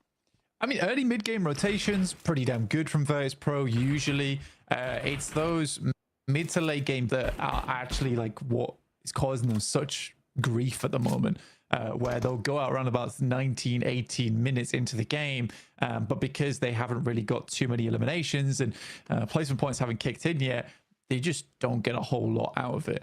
I think most of the points that we see Virtus.pro get were from yesterday and then some scrappy games here and there. So I do think they need to tighten up some of that gameplay towards the end game, because, you know, early to mid game doesn't look too bad for Virtus.pro at the moment. I think a lot of teams don't really play the same way they do, which is quite quick and loose a lot of times in those early moments. And because they're able to quickly adapt on the fly, they're able to do that. And there's not many other teams that quite fill that same category. It's been a difficult road for Virtus.pro. They've got a chicken dinner, though, on the first match of the tournament. Indeed, on Rondo. Able to get 11 eliminations there. Nice stuff to find. On the eastern side, looks like OG have found themselves a scrap with current lobby laggers.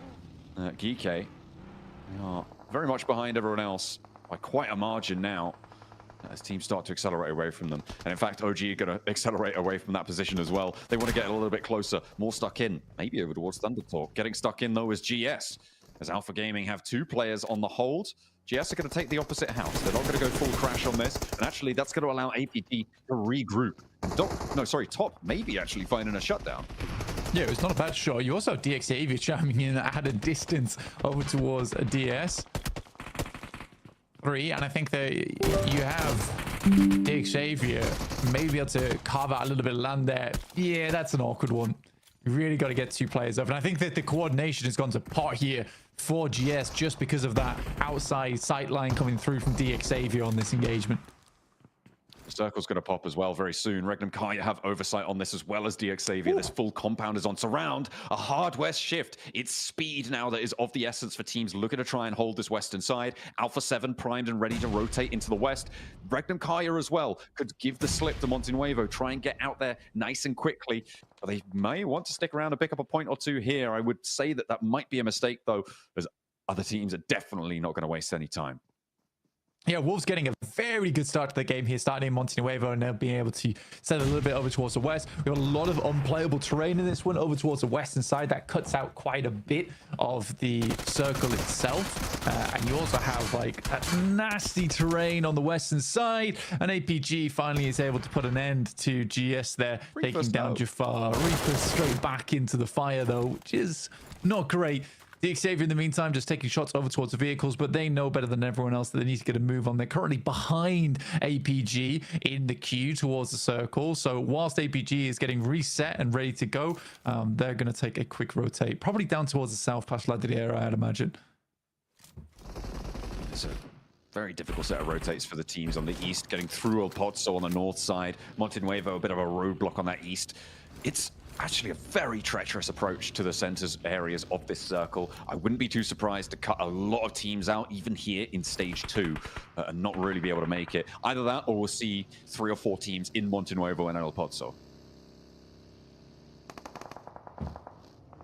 Kara currently lining up towards the concretes on the north side.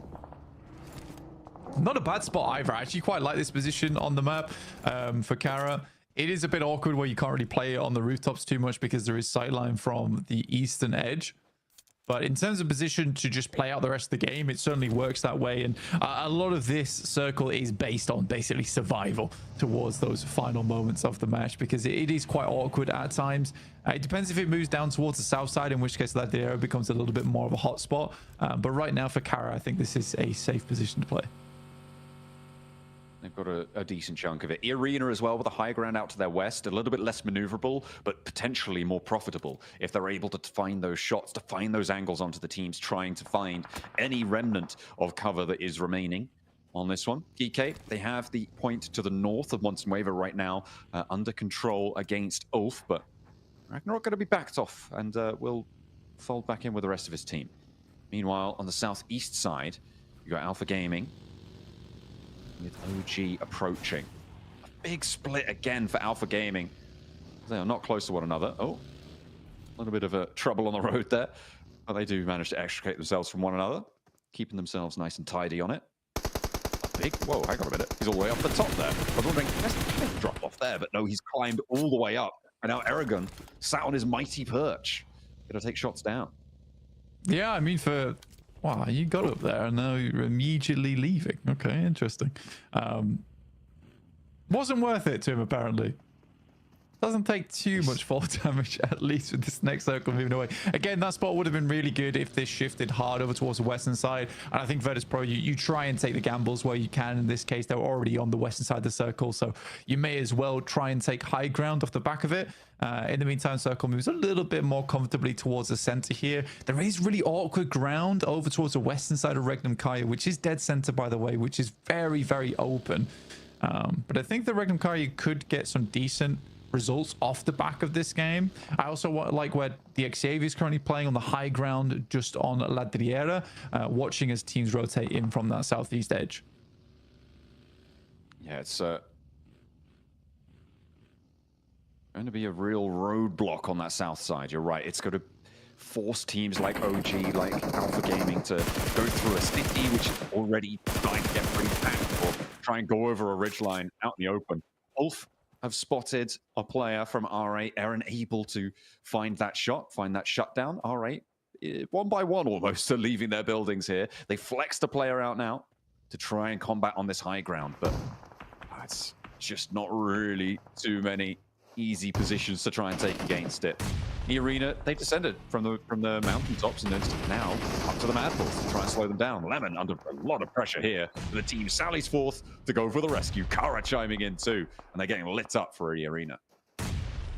Yeah, Arena backed off that position, and Mad Bulls will take the advantage on that one. Nades have to keep pouring through from Arena to keep Mad Bulls at bay, but there are shots from up on high. That's from the Wolves already finding good value off of this position. Kara did send out one outpost towards the Longhouse on their south side, and because this fight is taking place, they might be able to get the rest of the team towards there, which is a little bit more central, a little bit more playable for them as well, as opposed to those concretes on the northwest. Man, there's about 5 teams in these cracks and crenellations right now on the rocky outcrops here, trying to survive like insects in the desert sun, scuttling from one bit of shade to the next, seeing if they can weather the onslaught from Kara, from Regnum Kaya, if they get a look at as well. The Wolves up top a little bit less worried, but still in danger. Circle will appear in 20 seconds. We'll know just where we're going.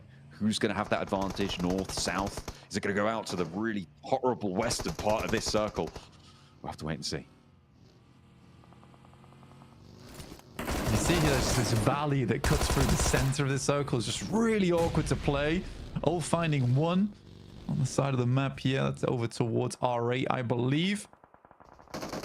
Enough engagement for R8, really stuck down the hillside here, and slowly but surely more and more damage pours through, and R8 will be going down. Ulf will live this one out, but still lose one player in the process. That's all the way on the northeast side of the map, so they still got to cut through many teams here. But yeah, this circle being so central does cut a lot of teams out right now. OG able to find a position just underneath La Driera in the Longhouse, which should keep them safe for a while. I mean, leaving there is going to be slightly difficult as they push over towards Thunder Talk's position. But because it's so messy on this side of the map, OG might be able to find themselves a little position or a little route to get through. We'll wait and see how they want to play that one out, though. Alpha Gaming rolling, barrel rolling in towards Geeke and finding a knock to start things off. That was stylish. Okay. Looking for more as well. There's no re-knock found so far, but Yol and Top try to go in. Nah, it's under guard, under lock and key. You're not getting past them. Nurzed will be safe for now, but Reefus had more success on his angle, on his approach. APG down to just one player now. It is just Reefus alive for them on the roll-up. And will be able to get a house all to himself, and PK actually surviving as 3 here. Looking for the heals to come on through. Excellent work to hold that one down. Nurzed thought he was gonna, but no, he had a savior. Ragnarok, though, wants to try and force his team to save another person as he charges in on his own. Yeah, it's just another curious crash with really no setup whatsoever other than the barrel roll, I suppose you could call it. And I think APG is just trying to win out these fights. It's a lot of ego challenges from Alpha Gaming. I don't know how far that's going to take them. In this gauntlet, at least, not very. But I am slightly confused by that one. Did not feel like an international level play. I mean, the thing with ego challenges is that they're supposed to bruise your ego when they don't go well, but it feels like APG are sort of immune to that factor, which is maybe why they're sort of poisoning themselves with it. It's a real tough time. They're on a big split right now, and understandably so. I mean, playing around this region of the map, like you say, there is tons of teams all tucked into these positions right now because there's not many great places to go. For Regnum Karya, this is a fantastic opportunity to get more points on the game. They have a very, very good location on the map to work with. The circle centers up towards them. So many good sight lines to just be taking shots, and they roughly know where all the teams are coming from as well, because it's absolutely down towards the southeast side and up towards the north. You know, no one's really going to be wanting to be playing on that southwest edge of the map, and the only safety is on the western edge of this hillside. APG down again.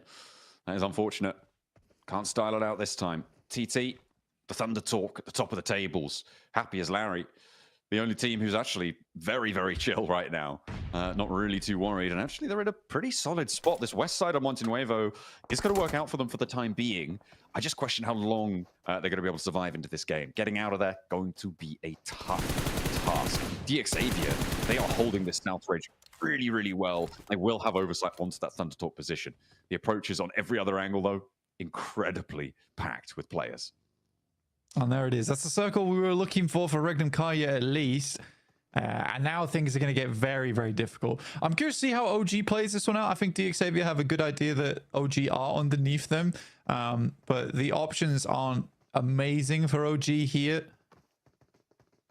They could just brute force it through DXavier. Considering how split they are as well, there's a good chance for it. It's just a question of how well DXavier scouted out his position. And I remember saying that about R8 versus OG, and it's R8 who took the first knock there too. So again, I don't think OG's been slacking at all in terms of the information gathering down that side. Great nade from Revo over towards Doran, trying to take control of this high ground from the north side, but time is limited as the circle starts to squeeze them in. Only 3 players alive, 4 Wolves, and that's going to leave Batten without a sight line up the top. It's really on to Highorst to try and stop Alpha 7 going up, and it looks like that is going to work. They're worried. They may be too worried about it. Push-up could have been successful, but in the meantime, Ulfa crashing in. There's about 8 teams up here blanking in the mountains. Regnum Karya are going to be overlooking at them all. They're going to have shots at maybe a few of them. Scarface has to hit the deck behind his vehicle there. Had a real tough time of things. Alpha 7 continued the nade up top, but the res already came through. Kara want a chance at it, and they'll not be quite as timid as Alpha 7 in this situation. Doran trying to reposition, get away from things, maybe regroup. Nah, not so lucky. CEO's got your number. Yeah, super opportunistic right now coming through from Kara.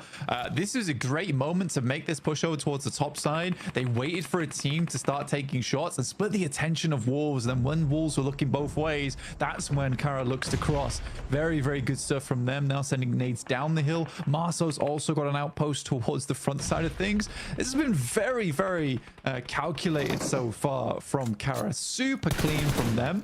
In the meantime, OG attempting to brute force it basically through DXavier, but struggling slightly on that side of things. And time is only running out for them down the southeast side of the map. I mean, DXavier are going to have to move as well. And the teams on the north, not as necessary for them to try and shunt on in, but it is so prickly on this northern edge. So many teams, as I said before, like desert insects scuttling around this hilltop. Having a really rough time of it.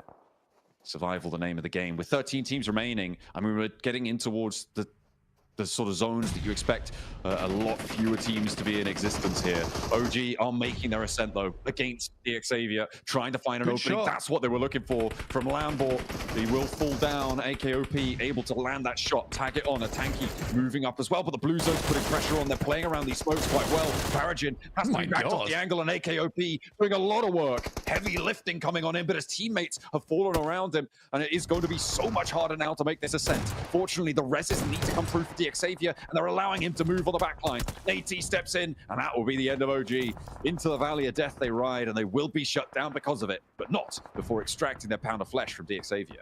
Yeah, it's a tough rotate. It's a tough rotate to make, and I think for OG, they were banking on this being a southeast shift. And I mean, that's a very strong position if that's the case, but pushing up on that hillside, so hard. For Regnum Karya, though, it's an easy game for them. Honestly, it depends how Kara plays out this end game, but I think for Regnum Karya, this is kind of an easy pickup overall, just taking more and more shots to the outside chances.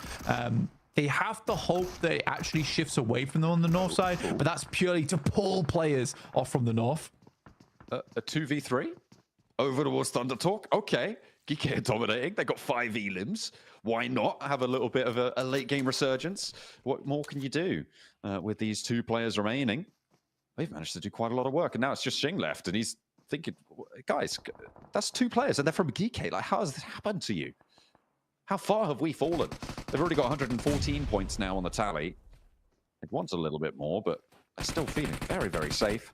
They just need to get maybe like a point a game.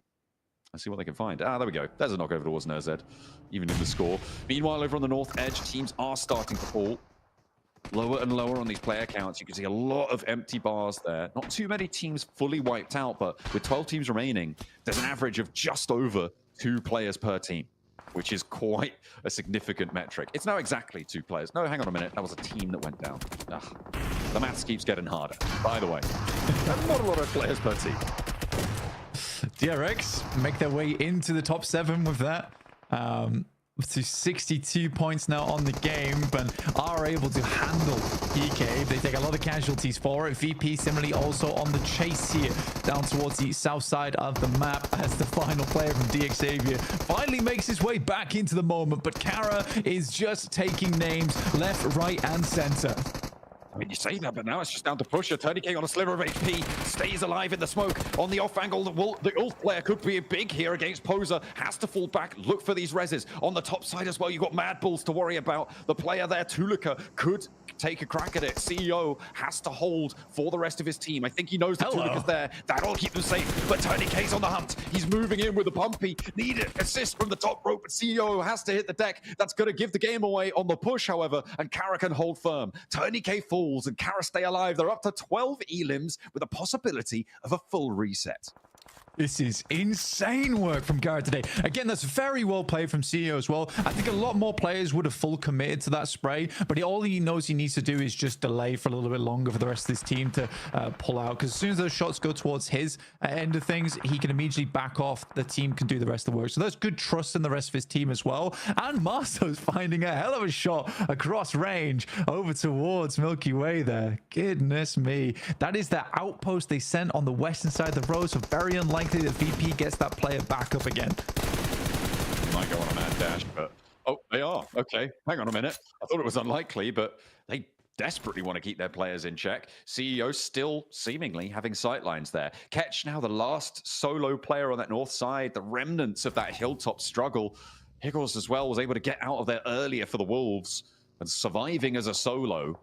A real tough time on this northern edge. And Regnum Karya, I mean, they haven't got too many elims for it though, Blank. Which means that even though they've got this far, 6th place, that's not enough of a reward. They want more. Yeah, they basically need to get first place from this position, and it is a first place position too. Nade over the top, quick bubble, underarm, easy peasy. 13 elims added to the tally now for Kara. A hard push ahead of them over towards Regnum Karya though, but Marso doesn't seem to think so, as he immediately sends shots down range over towards Regnum, keeping them at bay for the time being, carrying them off this spot.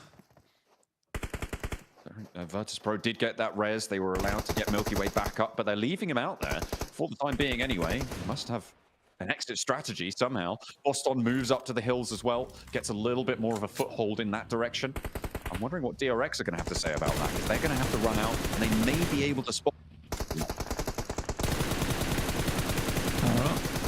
Shots over towards VP. You have to make this rotate now, and I think it was a little bit dangerous for them to actually try and get Milky Way back up again, as the circle was going to enclose. But I think they just about get a player back into position, but Voston immediately taken down. Milky Way flushed by Silas, and Kara's just sending it, dude. All right, 2 players straight across the field. Lewis leaves his teammate out in the open, will go down himself. Kara, they're not going to do too well on that rotate. Player from Virtus Pro did go down in the process. Voston has been knocked, but yeah, I don't think Kara are going to get too much value from this one. They've already extracted a lot of points from this lobby. However, they are stepping pretty close to being in contest with Thunder Talk, which is really saying something. Yeah, it's some real lobby annihilation coming through from Kara at the moment, leaving Poser and CEO alive. And again, I really did respect the rollout there. It's a very hard one to pull off, but if they're able to take down the 2 players, I think they pretty sure are inside of that shack. And then they take a formidable location that can maybe challenge up against Regnum Kaya. So it's a risk that realistically they have to take here if they want to go for the chicken dinner, which is, I like that. The fact that they're thinking towards the chicken dinner is amazing. That nade is disgustingly on target from Zed Wolf, and now there were 3. Kara 7 nades in pocket, 2 players up the top. Versus Pro have 7. Regnum Kai have a lot of smokes, but maybe a little bit thinner on the nades. But they've only got a couple of players to handle, 4 players total. CEO spotted, challenges on the spray down, needs to be bold with it, and CEO sticks the landing on that. Unfortunately, there's the trade, and there's the nade from the off angles. Only 1 for the price of 2, and Zedwolf may be resable even still by Loxy and maintain this rooftop position against Virtus Pro, who've been holding on the outside here. Regnum Kaya up to 8 elims. It has been a good game for them, and they desperately needed it. Yeah, they got a ton of smokes as well, but not too many nades to make this work. But realistically, playing in the shack, Regnum Kaya they can wait until zone 9. They just want to wait until this one really pulls Virtus Pro out of this shack, and then they can just play off the back of there with the smokes included. So this should be a Regnum Kaya win. They got a couple of eliminations off the back of it, and it does put them back in contest for top 7 after this one. They will need to have another strong game before probably match 4 or 5 tomorrow, but it sets themselves up nicely, right? I don't think any team has really played very, I mean, other than Alpha Gaming, let's say, in Geek, but I think most teams still have a good chance of getting into top 7 tomorrow with some pretty astonishing plays. Yeah, it is still an open door for quite a few teams. Regnum Kaya maybe just about squeaking in by the skin of their teeth here, but Virtus Pro, they're close to the bubble too. They have been chasing for a while. We were talking about how they didn't really find their way through into these later stages. Those mid games were a real struggle for them, but they managed to get all 4 players in. This hold has been difficult. Malloy going down is going to make this close down nigh on impossible for Virtus Pro. It is a 1v4 now for Aragon, unless he spends the time to get Malloy back up. But those nades now starting to run dry. Zedwolf breaking out wide. They got all the angles they could possibly wish for, and it is going to be a swift little peek out there from Wild in the ghillie suit. The desert camo working wonders, and Regnum Kaya closed down a 10 elimination chicken dinner, 20 points on the match.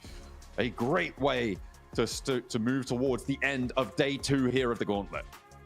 A tidy sweep at the end there for Regnum Kaya. Set themselves up nicely. It was the winning position for a long while, and they definitely played it well. Again, it's very similar to DRX, where, you know, it's not the crazy win. They took a strong position, but the rotates to get there were fairly good, and they didn't flex out too much, understanding there was probably like 1,800 teams over on the north side of them playing on the cliff face. But I do think, again, big props to Kara. The way they played that hillside again, very, very good opportunistic gameplay. Absolutely. Brilliant stuff. It's good to see them getting a chicken dinner on board as well. Silas going to be happy with that performance. He'll be happy with the position that they were able to hold. And they made it work for themselves. Obviously, that north side, as you said before, really, really treacherous for so many teams. And they just held their nerve. They didn't need to push out. They knew the mess that was unfolding. A lot of it because of the lay of the land, right? The cities that sat around it forced teams to go around El Pozo. Yeah, it's so tough, and especially when it moves over towards that unplayable terrain anyway, teams don't really want to go on that bottom side. But Regnum Kaya with a nice, clean win.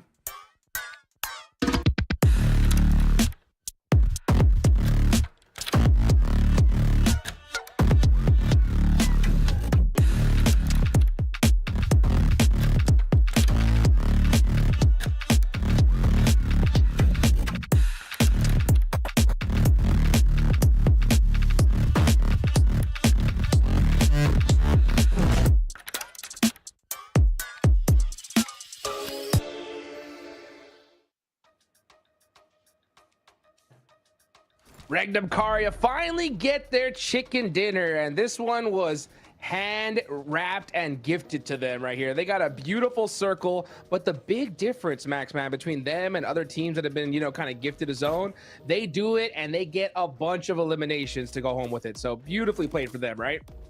Yeah, I mean, they were like, 8 eliminations, it's not enough. We need more.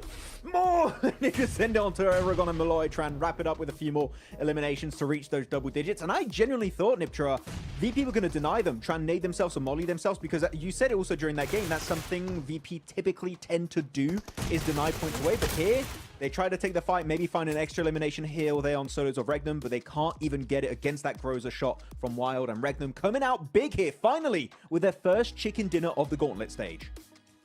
I mean, all I can say is it's about time, right? I mean, this team's given us a heart attack 1 or 2 times. Like, just guys, come on. We know you can do better than this. And they do end up grabbing the win. I do think maybe VP were going to try and do something about that, try and steal the win. Maybe they were counting maybe Regnum or going to maybe push 1 by 1, something like that. But nah, Regnum too good for that. They're going to go and make sure that they get that win because it's so desperately needed. I do want to ask though, Niptra, is this the win we wanted to see from Regnum Kari? What do you think on that? No. Exactly, because I agree. Yeah, I would have preferred maybe the win coming from a play like Kara made, right? I think if they had come up, swept the north side, had that dominating effect, played it really well, and then go into the compound and then sweep out from there, something like that, I think that would have been a lot better because Kara played that very well, doing exactly what they do normally, and it worked out for them. Regnum could probably take a page out of their book. Exactly. I mean, looking at Regnum Kari, I'm not saying this was a bad game. This is just, you're gifted a circle and you use it really well. You get a bunch of eliminations, double digits, really happy about it. But it doesn't sell me yet on that potential comeback opportunity, Hodgix, right? I'm not like, oh, they'll make it top 7 this next game. For me, I still need to see a bit more for me to be sold on that potential comeback opportunity.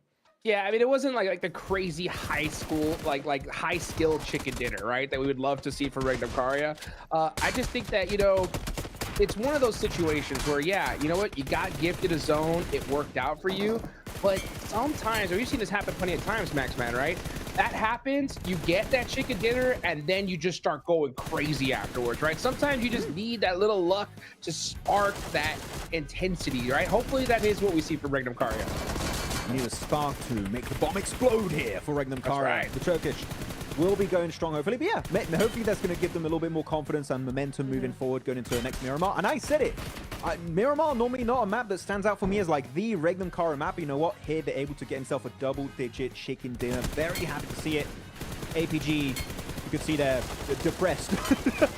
Man. Normally, I know I should not do this, by the way, guys. Okay. Because the moment I say this, they're going to start doing a comeback.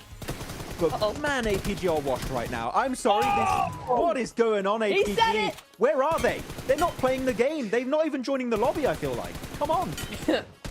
I mean, it's hard to go against it. I mean, what is going on with this team? I mean, honestly, for me, it was watching them in that Arigo match where they could easily have just drove up to that ridge line. They would have had such secure position. Instead, they do a crazy wild outside split push on the EA and then get picked apart. That really got me just had question marks all over my head. And then, seeing this performance as well, it doesn't give me the confidence that I think we need to see from a squad like APG. So I don't know. I think that if the Maxman reverse curse technique is going to work, might as well. Let's go for it.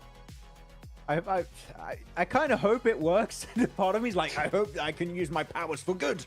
But that's right. I don't know. I can't quite control, unfortunately. All I know is that I can't curse Indian tournaments because Marzi's the one that has all the power over there. But Niptra, looking back at these rotational maps that are coming out for some of these teams, Virtus Pro hugging that western cliffside the entire time. Clearly trying to set up a big high ground position. Unfortunately, the circle does shift away eventually. But Virtus Pro were calm, but yet super methodical in how they were approaching every single one of these circle shifts. Yeah, I really like how they played this. They hugged the west side, as you said, but then they move over to this compound. They try and do a 2-2 split. Later on, you're about to see that now they're actually going to try and move out, spread out across the west side of zone as well, just trying to control as much of that zone as possible. And that's what I'm looking for in a team. For me, if a team is going to do well in finals, they have to have that zone control capability. And VP certainly gave it their best. I think just that zone being just what it was out in the fields made it very, very difficult. Man, look at these leaderboards. So Regnum Kari get 20 points. The big standout, though, for me this game, guys, right? It's gotta be Kara. And I was trying to think, what do I say about this team? And I'm gonna use what Maxman said while we were watching this game, right? And that is, what did Kara have for breakfast, right? Because these guys went nuts today. I mean, they had 27 points, right? Before the day started. What is this? 3 games in a row with double, or 3 games total, right? So far with double-digit points. These guys are just going nuts, Niptura. They really are. I love to see it. They've gone back to their original strategy, and it's working so well for them. This is what I wanted to see out of OG. This is what I expected to see out of APG. Regnum Karya as well. This massive sweep around, just throwing hands all over the lobby, getting control, and then just moving on from there. Wild did his best. He still is MVP of the game, right? 5 eliminations, some really nice stuff, especially for 23 healing. So that's looking really good. Wild is big old GG over there. I want to see, though, if they are going to pull a DRX, right? DRX won a game. It was slightly handed to them, but they made the most of it in the next couple of games. Regnum need to do the same, especially as the points are just getting further and further away looking at this leaderboard, Max. Yeah, Kara, you talked about it here, Hot Chooks. Maybe Kara looking to play catch-up with Thunder Talk, and they are doing just that. 17 points away. And keep in mind, they are 17 points away from Thunder Talk, despite having only 1 chicken dinner compared to the 3 wins for Thunder Talk. This is a crazy comeback for the ages in the Gauntlet stage of this year's PMGC. Kara, even though we're seeing some slight misplays here and there, the elimination amount they have of 70, almost tying the top fragging team in this lobby, is madness. Kara, if they keep this kind of momentum going, top 7, like, they're done. Literally, possibly next game, depending on how things go down, Hot Chooks. I mean, 71 points on the day, guys. Average 14 points per game. I mean, Kara are crushing it. Yeah, a comeback that, I mean, is momentous, especially for a stage as impactful as the Gauntlet. This whole roster, this whole lobby is so stacked to the teeth. I kind of want to talk about their play style, though, in this last match, Niptura, right? We saw Kara kind of hug that north side, and they dominated, right? We saw Poser go up against EA, and they were just going in and out, just making it work, right? How do you feel like they played that one, and how did it end, for them? I know you had some questions about it. What do you think? Well, first of all, I loved how CEO played the anchor point up on that cliff, because he was practically unstoppable up there. No one could touch him. He had that strong of an angle. No one could go uphill towards him. So he was able to have full domination, full info, back up his team super, super effectively. I think, Max, what ended up happening, though, is they just got a little too overconfident once they were in the top 3. Look, if you want to make a bad play, that's okay with me. Just do it together. That's all I really want. I don't really care if Kara, if you want to make a bad decision of sending it out in the fields, you can do it, but just commit. And you know what? Because you have the numbers together, maybe you'll have a better chance of coming out on top. I think they try to do too many things all at once, and that did cost them the win. I think that if they just push onto Regnum Kara here for Kara, they do go home with a win, because they then also win the safety of the compound versus Regnum. It was a little bit unfortunate for them, but you know what? They definitely gave it a fair shot, and they again showed up in terms of the elimination alone. But yeah, man, Wild, I'm so happy with Wild just performing. It feels like every player outside of just Silas, really, who is the IGL, he's still a great fragger, but every player on Regnum Kara is just Wild, Loxy, and now Z-Wolf is just the trifecta of top fraggers here in Turkey. It's great to see. Beautiful, beautiful, man. I mean, I'll tell you one thing that isn't so great to see, though, and I want to talk about it. I've been kind of avoiding talking about them all day because I didn't want to curse them, right? It's gotta be the Wolves, all right?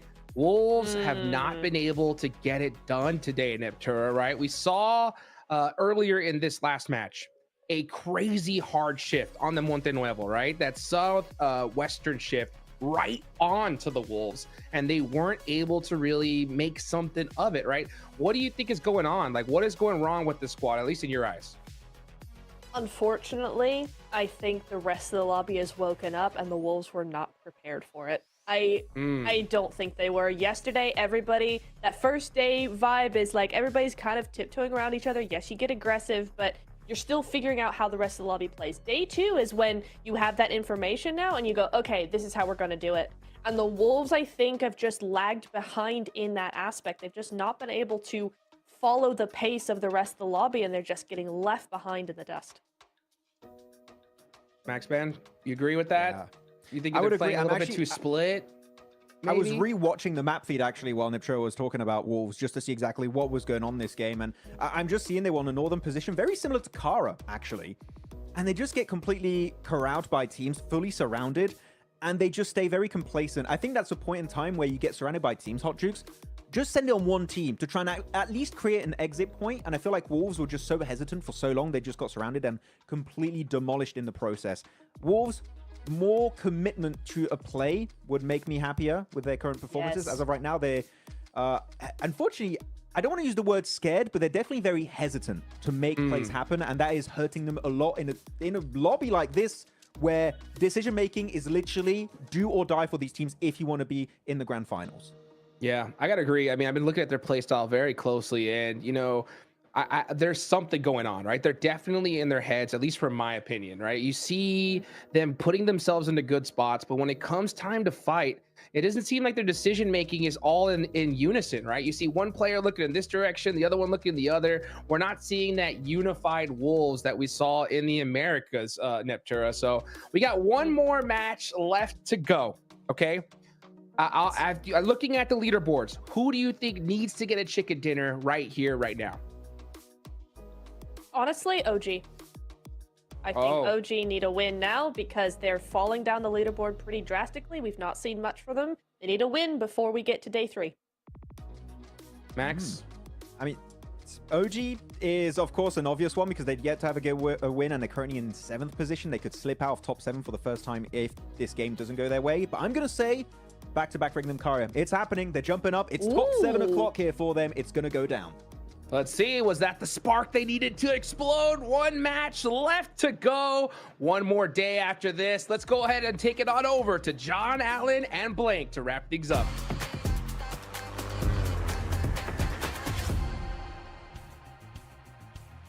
That is right. We got one more match to play today before we close out and head towards our third and final day.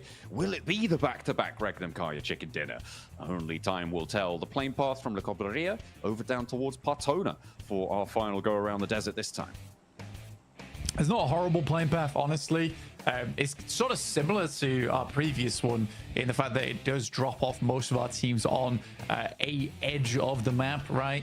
So it's going to be in a lot of the eastern side of the map. It's going to be a little more free. Some of those rotates you can go for. If it drops over towards Impala, you probably want to get over there pretty quickly, just because you know that probably teams aren't going to be dropping in that location or getting towards that position of the map too early on.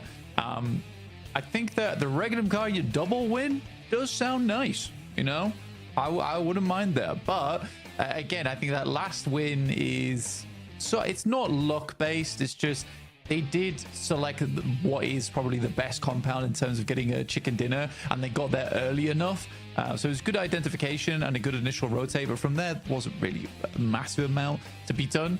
And then a fairly tidy finish from Regnum Karya 2 versus the remnants of Kara as well as Virtus Pro. Oh, hang on. It's so hot.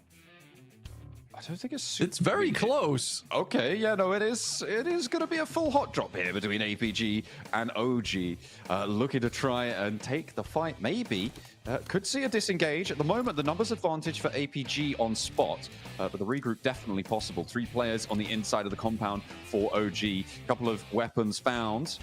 Body armor as well for Zyol, and he's moving out, trying to get an angle here. Needs to be careful though. Always go down to a long shot.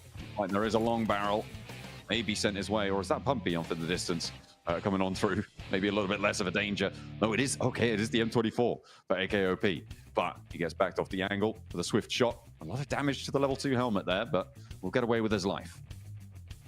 Yesterday's went pretty drastically badly for APG, with OG quite handily taking on Alpha Gaming.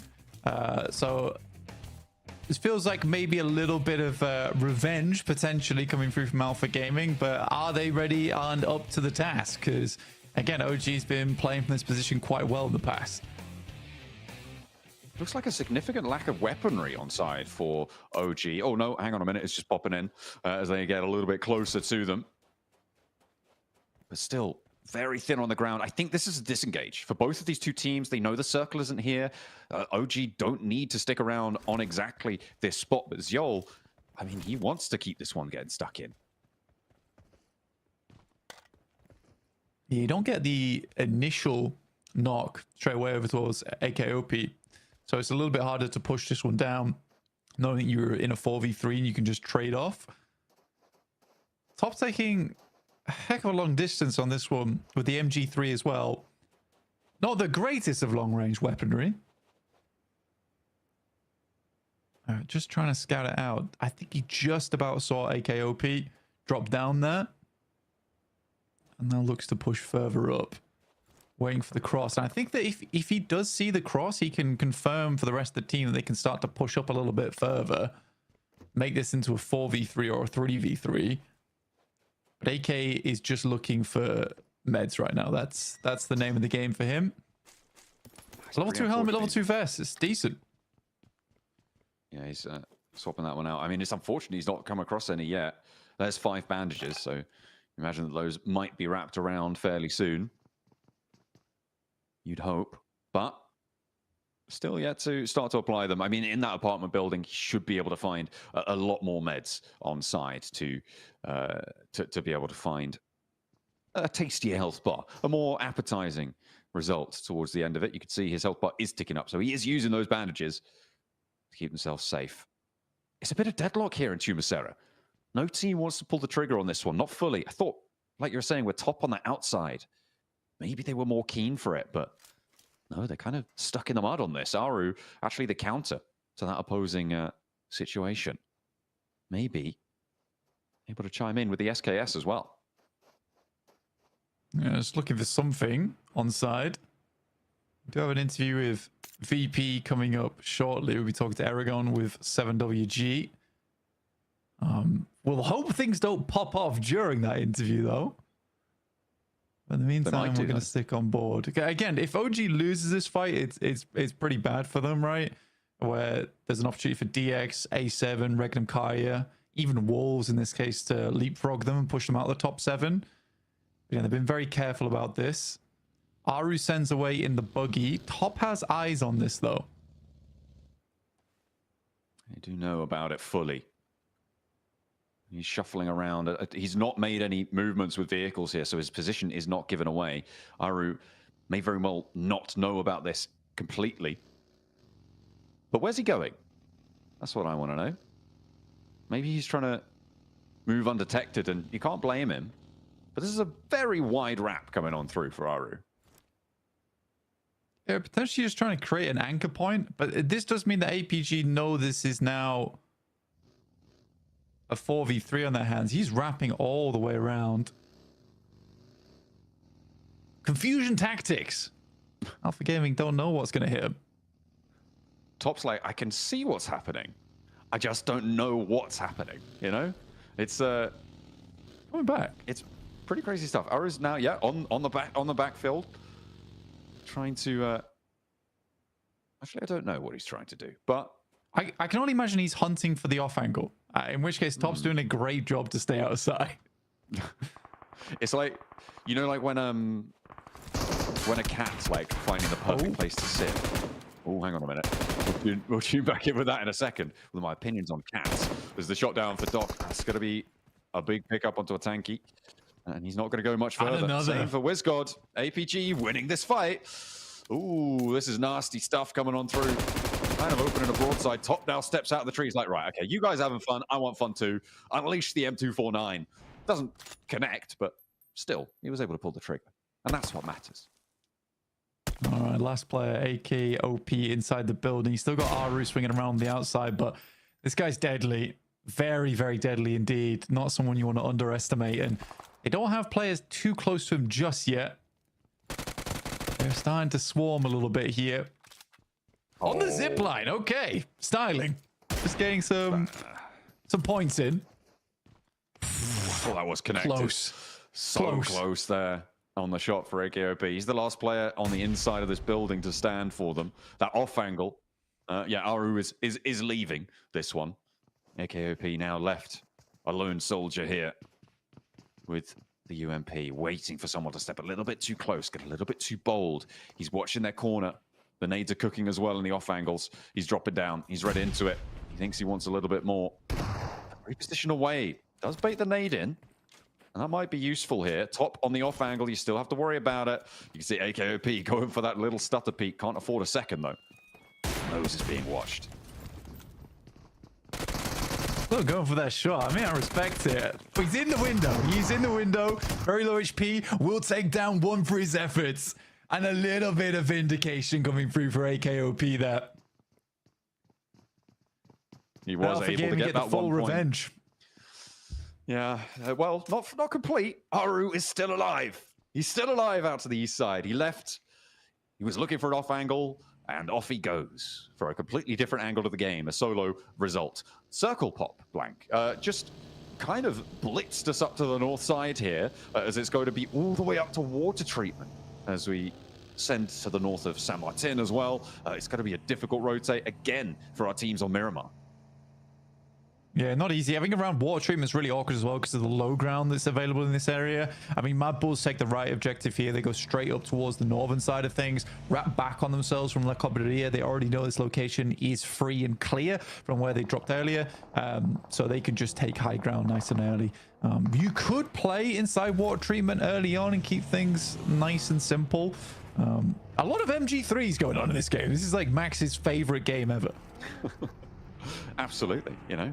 What's not to love? The LMG gameplay coming on through. More bullets means more elims, right?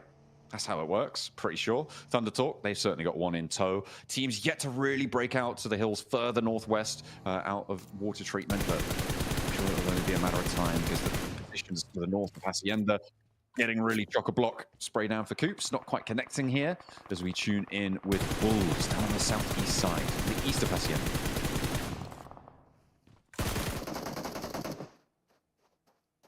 So is getting lit up here.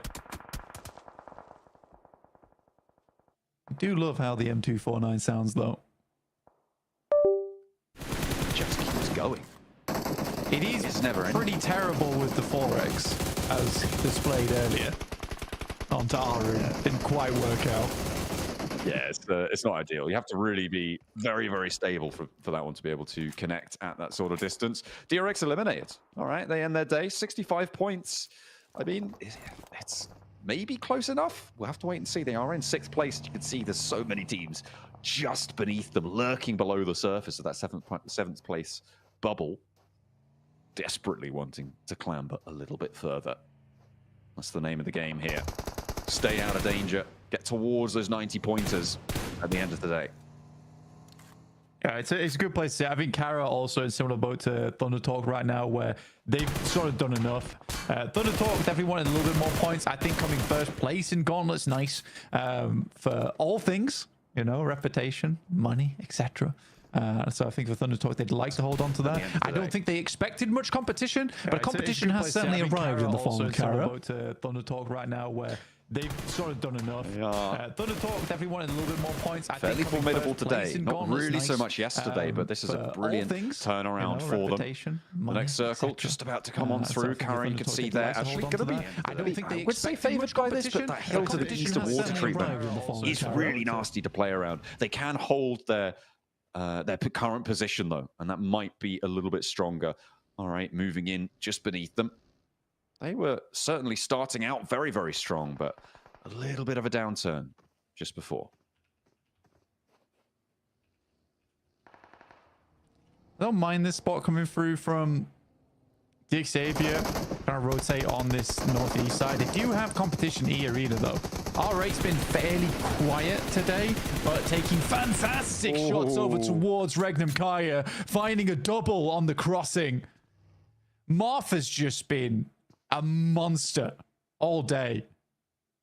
Real Martian. Sorry. I'll say it again. Oh no.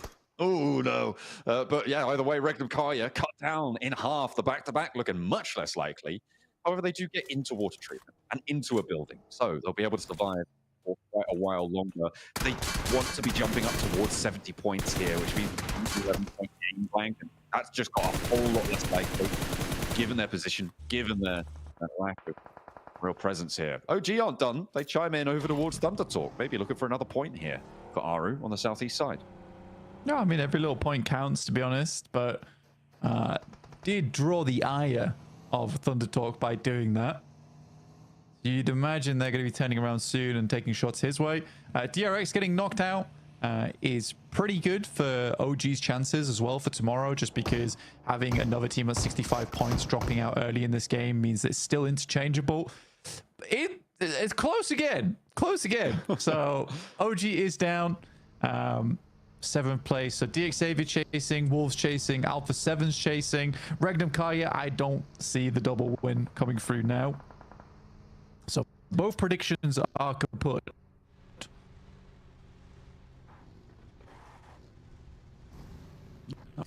Oh, it's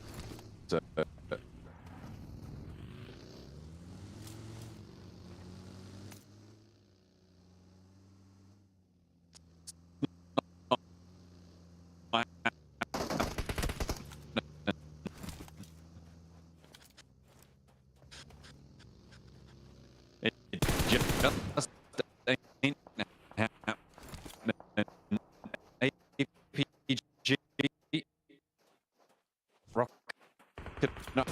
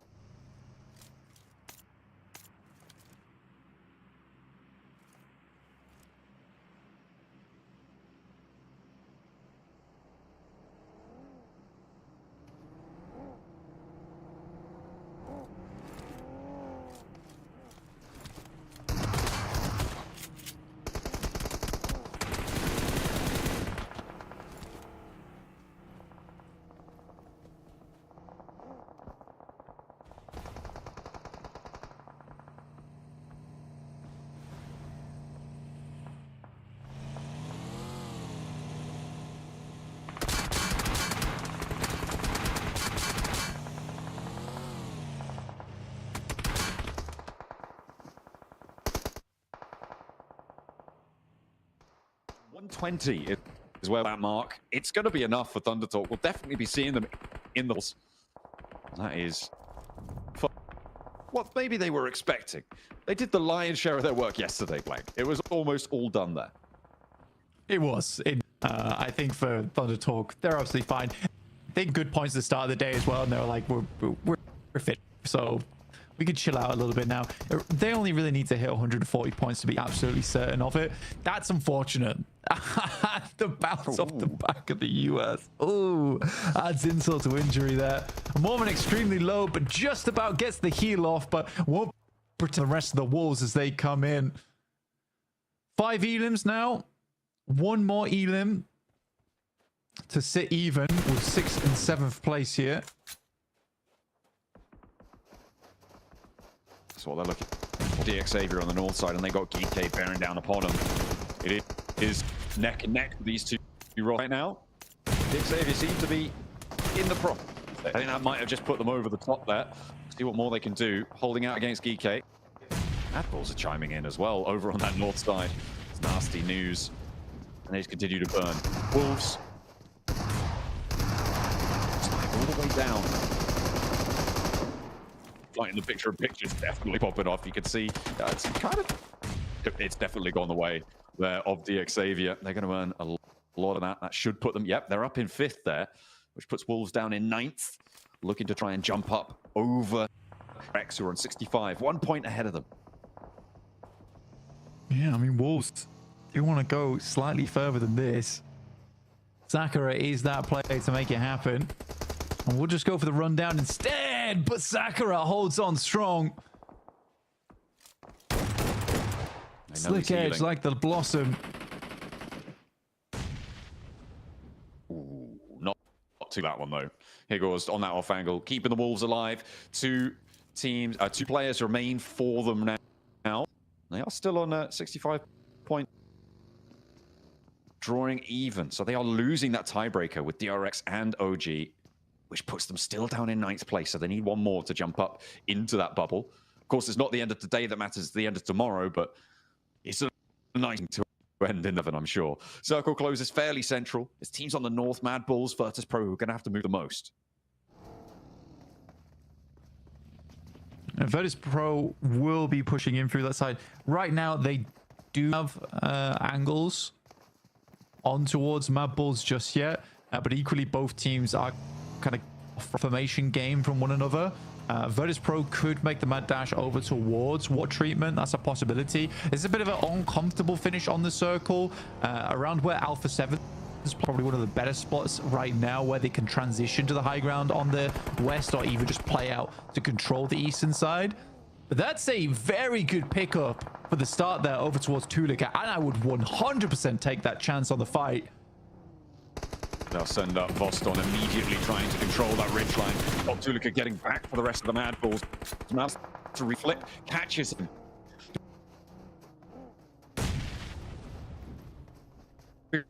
Hides of this one around because Malloy, the blue pushing, stage 5, you need to get him up if you want him to stay alive. I don't think they have to do it though. A really valuable pickup, and that is going to slow Virtus Pro all the way down on the approach. Flip, keeping them safe for the time being, but Voston wants more. Wants another bite. And wants another go.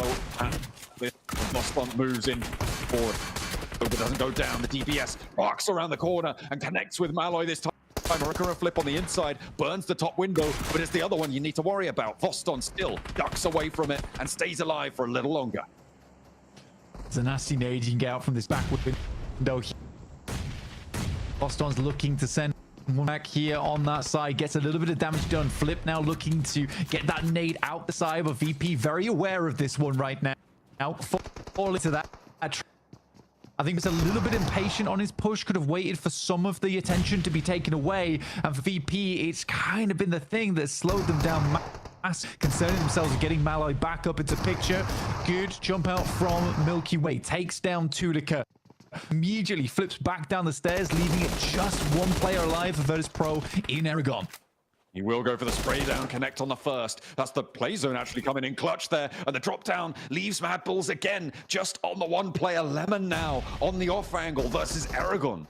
Trying to keep themselves together. The last player now for Virtus Pro. They want to chime in. They want a piece. They're trying to third party the engagement, moving Levi. He's flexed the other 3 players from DXavier. Seems like they might want to regroup on it. Look at that push around to the north of DXavier. They get this fight as Virtus Pro falls.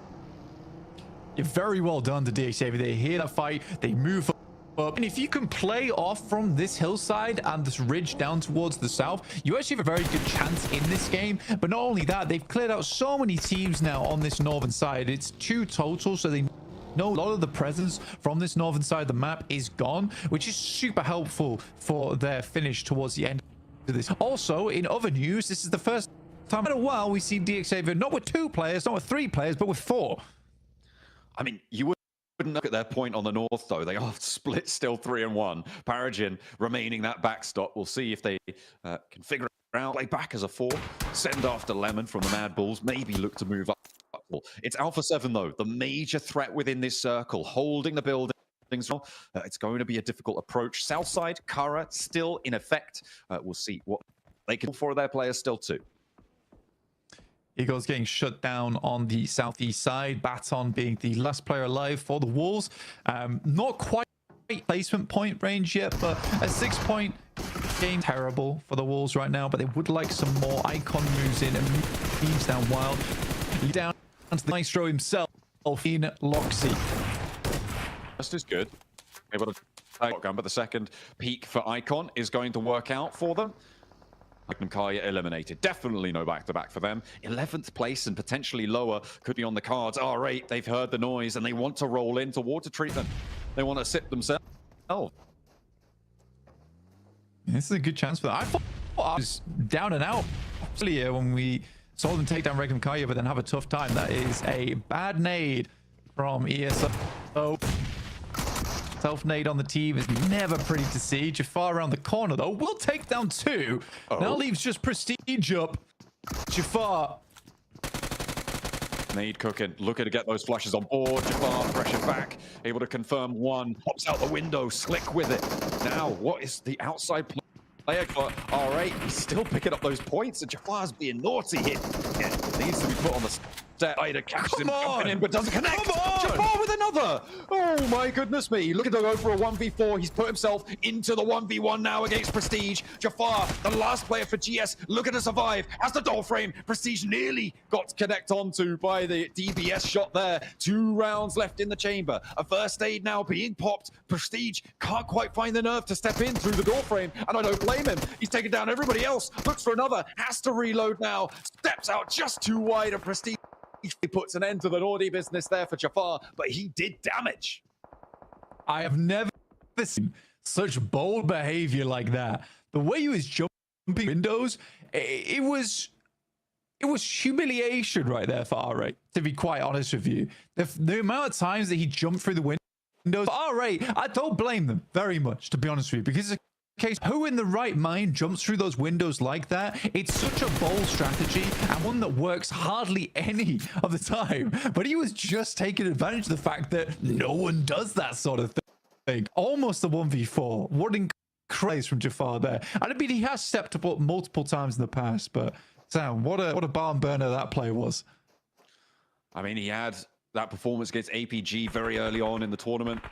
It's really a clip to add to his show reel, I'm sure. Looks like look at the final players of RA out.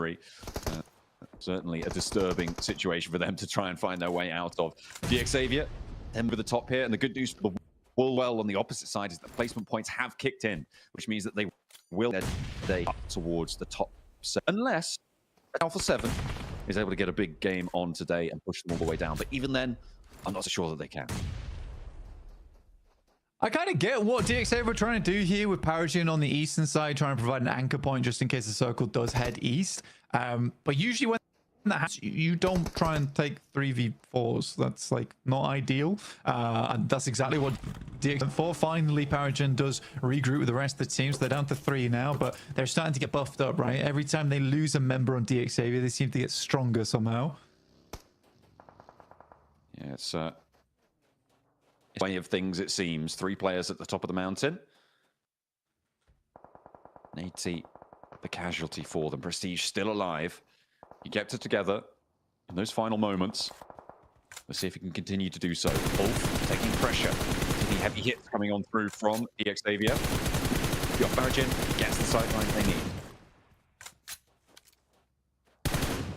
Shots down towards Wolfram now behind the Luke, trying to keep things pretty for the time being, but it's starting to look uglier and uglier. Time goes on. Takes a shot from Obscura at distance. It is not the player that I expected to be saying the name of so many times from Alpha 7. I'm glad it is. He is really showing his weight in gold here for Alpha 7 throughout these. They've not had the best one of it, but he is certainly keeping them in the running.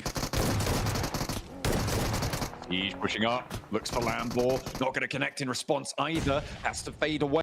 Prestige has a little bit more to give. Harek is both pushing over now, and you've got to wonder what can he do. Answer is nothing. They will fall. That is going to be DXavier able to shut that one down. They're up to 7 elims here, blank, R8 as well, getting a hefty tally, but they will draw short on the approach to DXavier. I mean, DXavier almost felt like R8 was channeling Jafar in that moment. Right. He may have been Jafar, but the spirit was near with R8 for Prestige. DXavier able to hold on though. 7 starting to branch out just slightly, and lo and behold, Kara once again in a top 4 scenario. They are determined to catch up to Thunder Talk today. I mean, they're 17 points behind. Got 5 elims. So it would need, I mean, 5 and 7 is, that would be a 22-point game. So 12 elims and the chicken dinner total. I mean, for Kara, that's doable, right? That's easy. That's easy work. That's light loads. It is. It is light work for them. Just a warm up.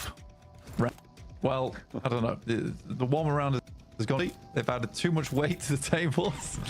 DXavier is able to find at least one over their way, but should be short order before that's picked up again. But it does give a small chance for DXavier to. They're taking a 2v4. Of course they are. I don't know why I thought they would be trying to do anything different.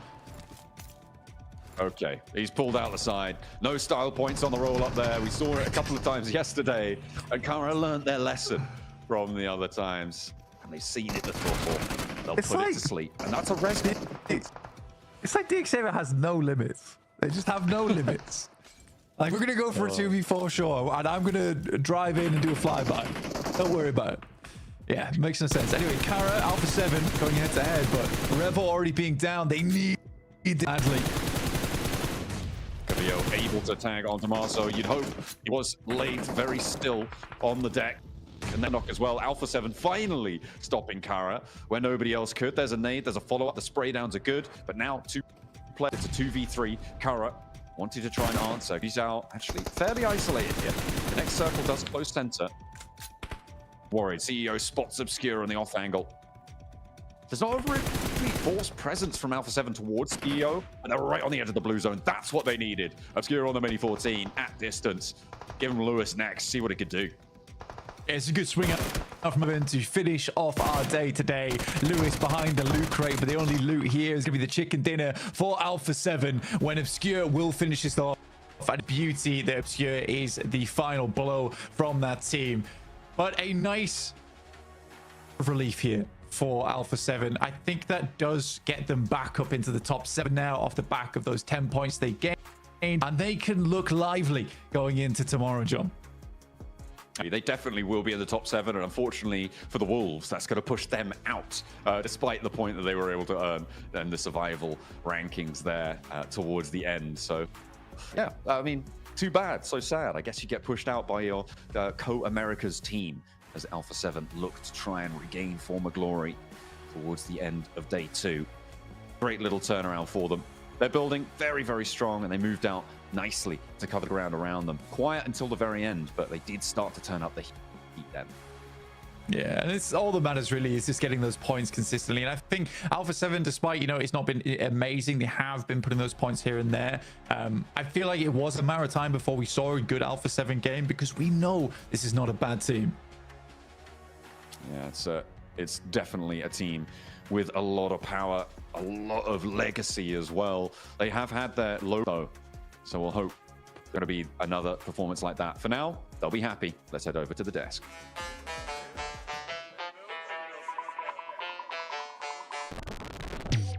Back up, 'cause it's lit. Keep it cool, eyes go for the shit. 'Cause I'm ballin', look at all these chicks. Whip it up, all these rocks on my wrist. Bring it back.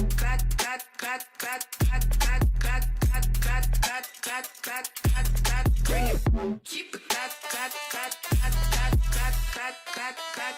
Look at all this, bring it. Alpha 7 get their second chicken dinner of the tournament and their first one on Miramar, and a much needed one as well, Max, man. These guys just dropped out of that top 7. A chicken dinner right here is going to pay dividends for them. And I'm telling you, we were kind of talking about it in the background, right? Once I saw this circle and Alpha 7's position, I was like, they don't lose this. And I'm so glad they didn't. I wasn't sold on the 100% chicken dinner opportunity for Alpha 7. I was it depends on the timing, and I'm happy to see that the timing was literally perfect from Alpha 7. This Kara fighting the side of Xavier with that original push, Niptura, I think it's fair to send it, just flying into Kara right there. Unfortunately, it didn't quite work out for them. But Alpha 7 see that as a great opportunity to just wrap around up north, get the off angle. Obscure in particular was the nail in the coffin for this chicken dinner and taking absolute control of that finishing circle and getting themselves the win. And look at the damage, especially, except for Revo, that was just in every fight. He was the tank of the team. Yeah. Everyone else, low damage, meaning it was very one-sided in their favor. And this is the Alpha 7, in particular on Miramar Niptura, that I wanted to see, and finally they delivered. Yeah, I love seeing a win that's taken by angles, right? You had a player on different spots of the high ground, somebody on the low ground as well, somebody coming on through. You had a wide wrap around to try and just hem in that last player car 100%. And I love to see that. That's no chances taken, just pure skill, pure game knowledge coming through to grab a win. So really nice that we could end the day with an A7 win just like that. And you know what we're also going to end the day with, right? Some more points on the side of Kara. I mean, come on. These guys had, I mean, the best day of a gauntlet for sure, right? I mean, because this is the first gauntlet, but I mean, it's going to be tough to beat, Max, man. I mean, these guys went crazy. Look, if CEO from Kara is not MVP, I don't know what to believe anymore, okay? He has to be MVP of the day. There's absolutely no way that does not happen. We'll see, of course, later on as we go on to this ending segment for today. But of course, we're going to be checking out some highlights for this match. A lot of things happening from the very early stages, and in particular, we have to bring it up.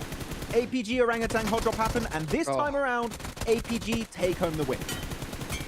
Yeah, it was really nice to see because they were actually prepared for it as well. They had those wraparound angles, able to do what they need to do, and OG were just like, can't do much here. We're just going to send it as a solo. Nicely done. I love this. I mean, I don't love this for Regnum, but that was just so funny. Let's just go in direct line of fire of R8 as the car comes through, flying in. Ting doing the business, clutching that up for his teammate there as well. DT had been a little bit quieter in the second half of the game, or second half of the day rather, but honestly, we know their points. We know they're in probably to the finals most likely here. And a lot of car shenanigans going on, but yeah, we've been talking about a few of these teams. One team I do want to talk about though, Max, is Wolves, right? Wolves been interesting.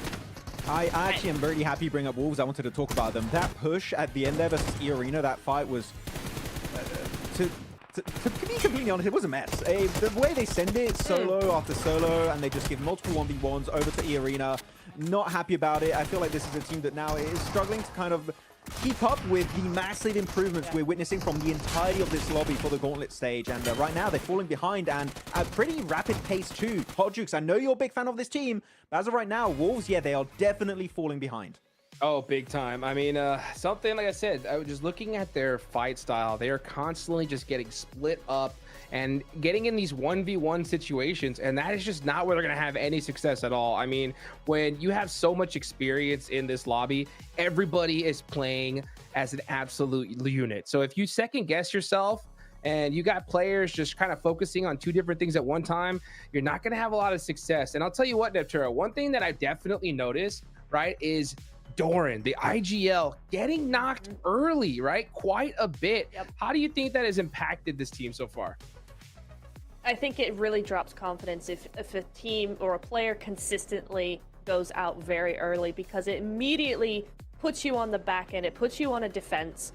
And it's something where it's like, listen, we gotta figure it out. Because if it's a singular player, right, that goes time and time again and gets knocked, I don't really care if he's the IGL or not, right?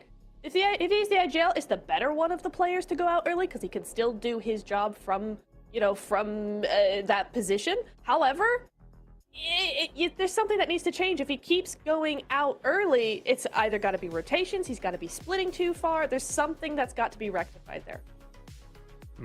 Yeah, I mean, something's got to change up. I mean, they do get it 8 points in this match, which is definitely better than what we've seen mostly today. So it's not the worst ending, Max, man, but if we want to see them in the top 7, especially with how we've seen a lot of these teams perform, they're going to have to make it happen right in the final moments. Yeah, 8 points in PMGC, unfortunately, can only take you so far. But as of right now, it is not enough to remain comfortably in the top 7. Though we did see on the first page of these match rankings, Ulf, I think there was only 1 elimination for 5 placement points. I still want to see more. I know I've been saying this a lot today, Neptura, for Ulf, but they're just getting these literally god-tier positions in these games. We saw on Rondo earlier today, a few times on Erangel, and this game in particular really stands out to me as you're gifted a great spot, and yet they don't do anything with such a good position. Unlike, for example, Carrillo, they had a central compound, and these guys were blasting. Almost 600 damage. Right. These guys were on fire, doing what I wanted to see Ulf do, but no, Alpha 7 were the one to stand out the most in the center of this circle. Yeah, it really goes to show, A7 is like, hey, you got a compound, doesn't mean you just have to sit in it. You can do the business from there. Thundertalk's still top of the leaderboard. Kara, even with that big last game, not able to surpass them just yet, but they're pretty darn close. And I think it's safe to say, guys, that they are in top 7 pretty comfortably. Yeah, I mean, I'm looking at Alpha 7 here in particular, Hot Jukes. The Americas, they have a team up here. It's Alpha 7 from Brazil. They're popping off. And the 2 wins will finally push them up here in 5th position, followed up by then Xavier. VP dropping down slowly but surely despite a very hot start in the Gauntlet.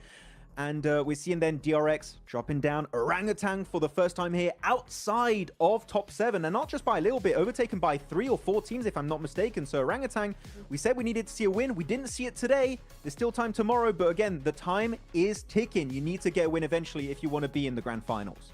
That's right. 6 more matches tomorrow. That is it, right? And you've got to get into top 7. Otherwise, you're going to the group stage. We can take a look at the daily MVP, Neptura, and of course, it's CEO. Of course it is. We knew from the beginning that's who it was going to be. He had the nades. He had the Overwatch angle. He had the damage. 3.5k damage just from him alone. Nearly 20 eliminations is, I feel, unheard of, Max. This is a crazy performance from CEO. I mean, of course, the eliminations, damage, and everything stands out, but I'm going to go a little bit further here. An average survival time on the day of 23 minutes is ludicrous. Genuinely, that means you're always getting to the later stages of the game. And of course, because your survival time is so high, it gives you ample opportunities to frag out, get the elims, get the damage, and be even better looking on this daily MVP graphic. So genuinely, I'm impressed not only by the survivability of CEO later and the entirety of Kara, but also how they take fights, when they take fights. And so far, this is the team that I would say throughout the entirety of the Gauntlet has impressed me the most, even more than Thunder Talk, that currently are still in first place. Kara, what they did today was truly exceptional, and I want to see another day like this. Hopefully it's not just a flash in the pan, but it was such a good day that replicating this hot juke seems almost impossible. Like, come on. It's a big flash in the pan. Oh my gosh, just a crazy stat for you guys. Kara, 78 eliminations. APG, 39 total points. You know what that means? They did double the amount of points than APG did in eliminations alone. But let's go ahead and take it on over to the stage to 7WG for the last interview.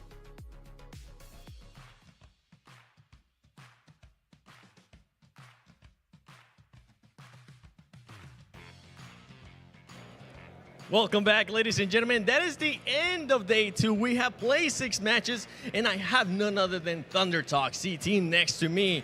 A team that's currently been performing so well, finishing in first place once again. But I want to ask you, I want to go back a little bit more, because between PMWC and PMGC, what has been the biggest adjustments you guys have made to make sure you can win at the global stage?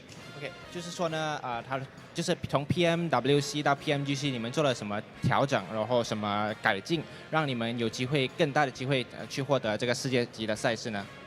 主要是因为做了一些随机应变的方式吧，然后就是在探底的时候，之前我们都是就一路被人追着杀，然后现在都是放慢节奏，然后一个人去看点，然后3个先布防。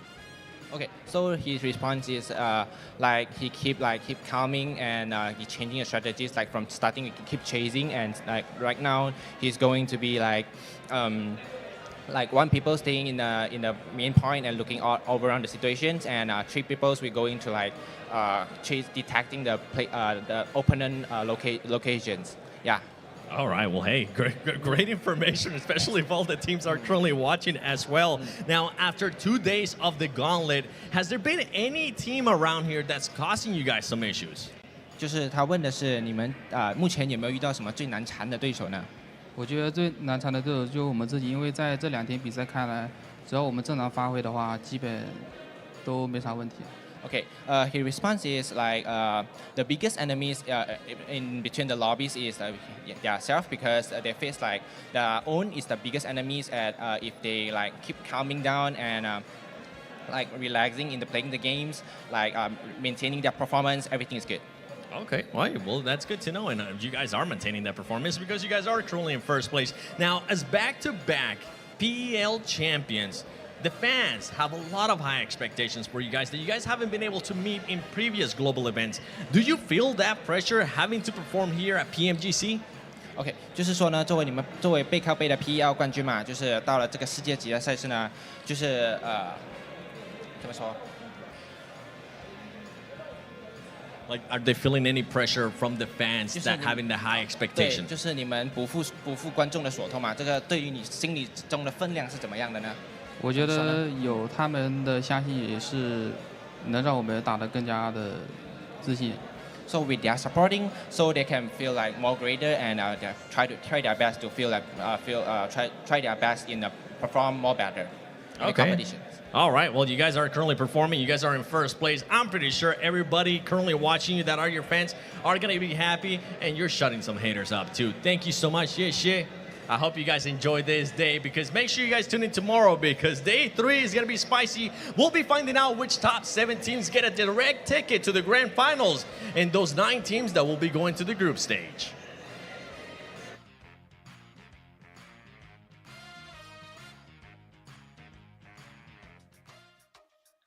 Well, I can tell you one of them, right? And that's Thunder Talk, right? They're going to the finals. They have crushed it so far today. I think Kara did as well, right, Max, man? Let's be real. Okay, we got 6 more matches left tomorrow. With the performances we've seen so far, like I just mentioned, I think there's some teams that are for sure going to make it. In reality, how many slots do you think are available? I would say currently 3.5 slots. Wow. It's all depending on how R8 perform at the start of tomorrow. Thunder Talk, Kara, Mad Balls, for me, all those 3 teams, they're in 100% in top 7. They're locked in right now as we speak. R8, they currently have 90 points. One average game they should be in, but then the bottom 3 definitely are up for grabs here, Hot Juke. So anyone can still take those top 7 spots away. Yep, it's totally possible. I mean, with that few amount of slots left, it's going to be crazy tomorrow, because yeah, there's definitely a point bubble right there. So Neptura, right? Which teams tomorrow need to just come in swinging? We're talking chicken dinner off the rip. Off the rip, I think anybody 8th to 13th, honestly, need to do that. Wolves, DRX, OG, Regnum Karya, GS, or Ulf, because they are all the way, Ulf's all the way down in 13th, but the point difference between 7th and 13th is, quick math, 12 points. Yeah. That is it. One good game, right off in Rondo, you're in top 7, and you're well on your way to solidifying that position. So that is absolutely where we need to be. Well, that's it. One more day left in the gauntlets, right? 7 slots available. Mark your calendars. Make sure you're there. We're going to be there for sure. I hope you guys enjoyed it so far. We will see you guys tomorrow.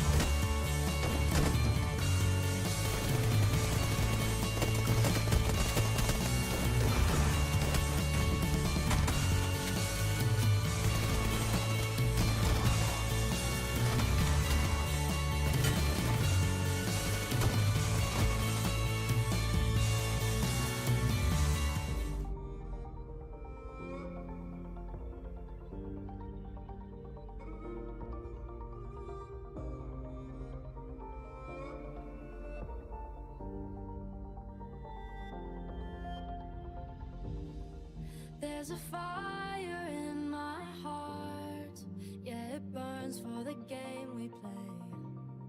Now I rise and take my turn to be born again for this day. I know that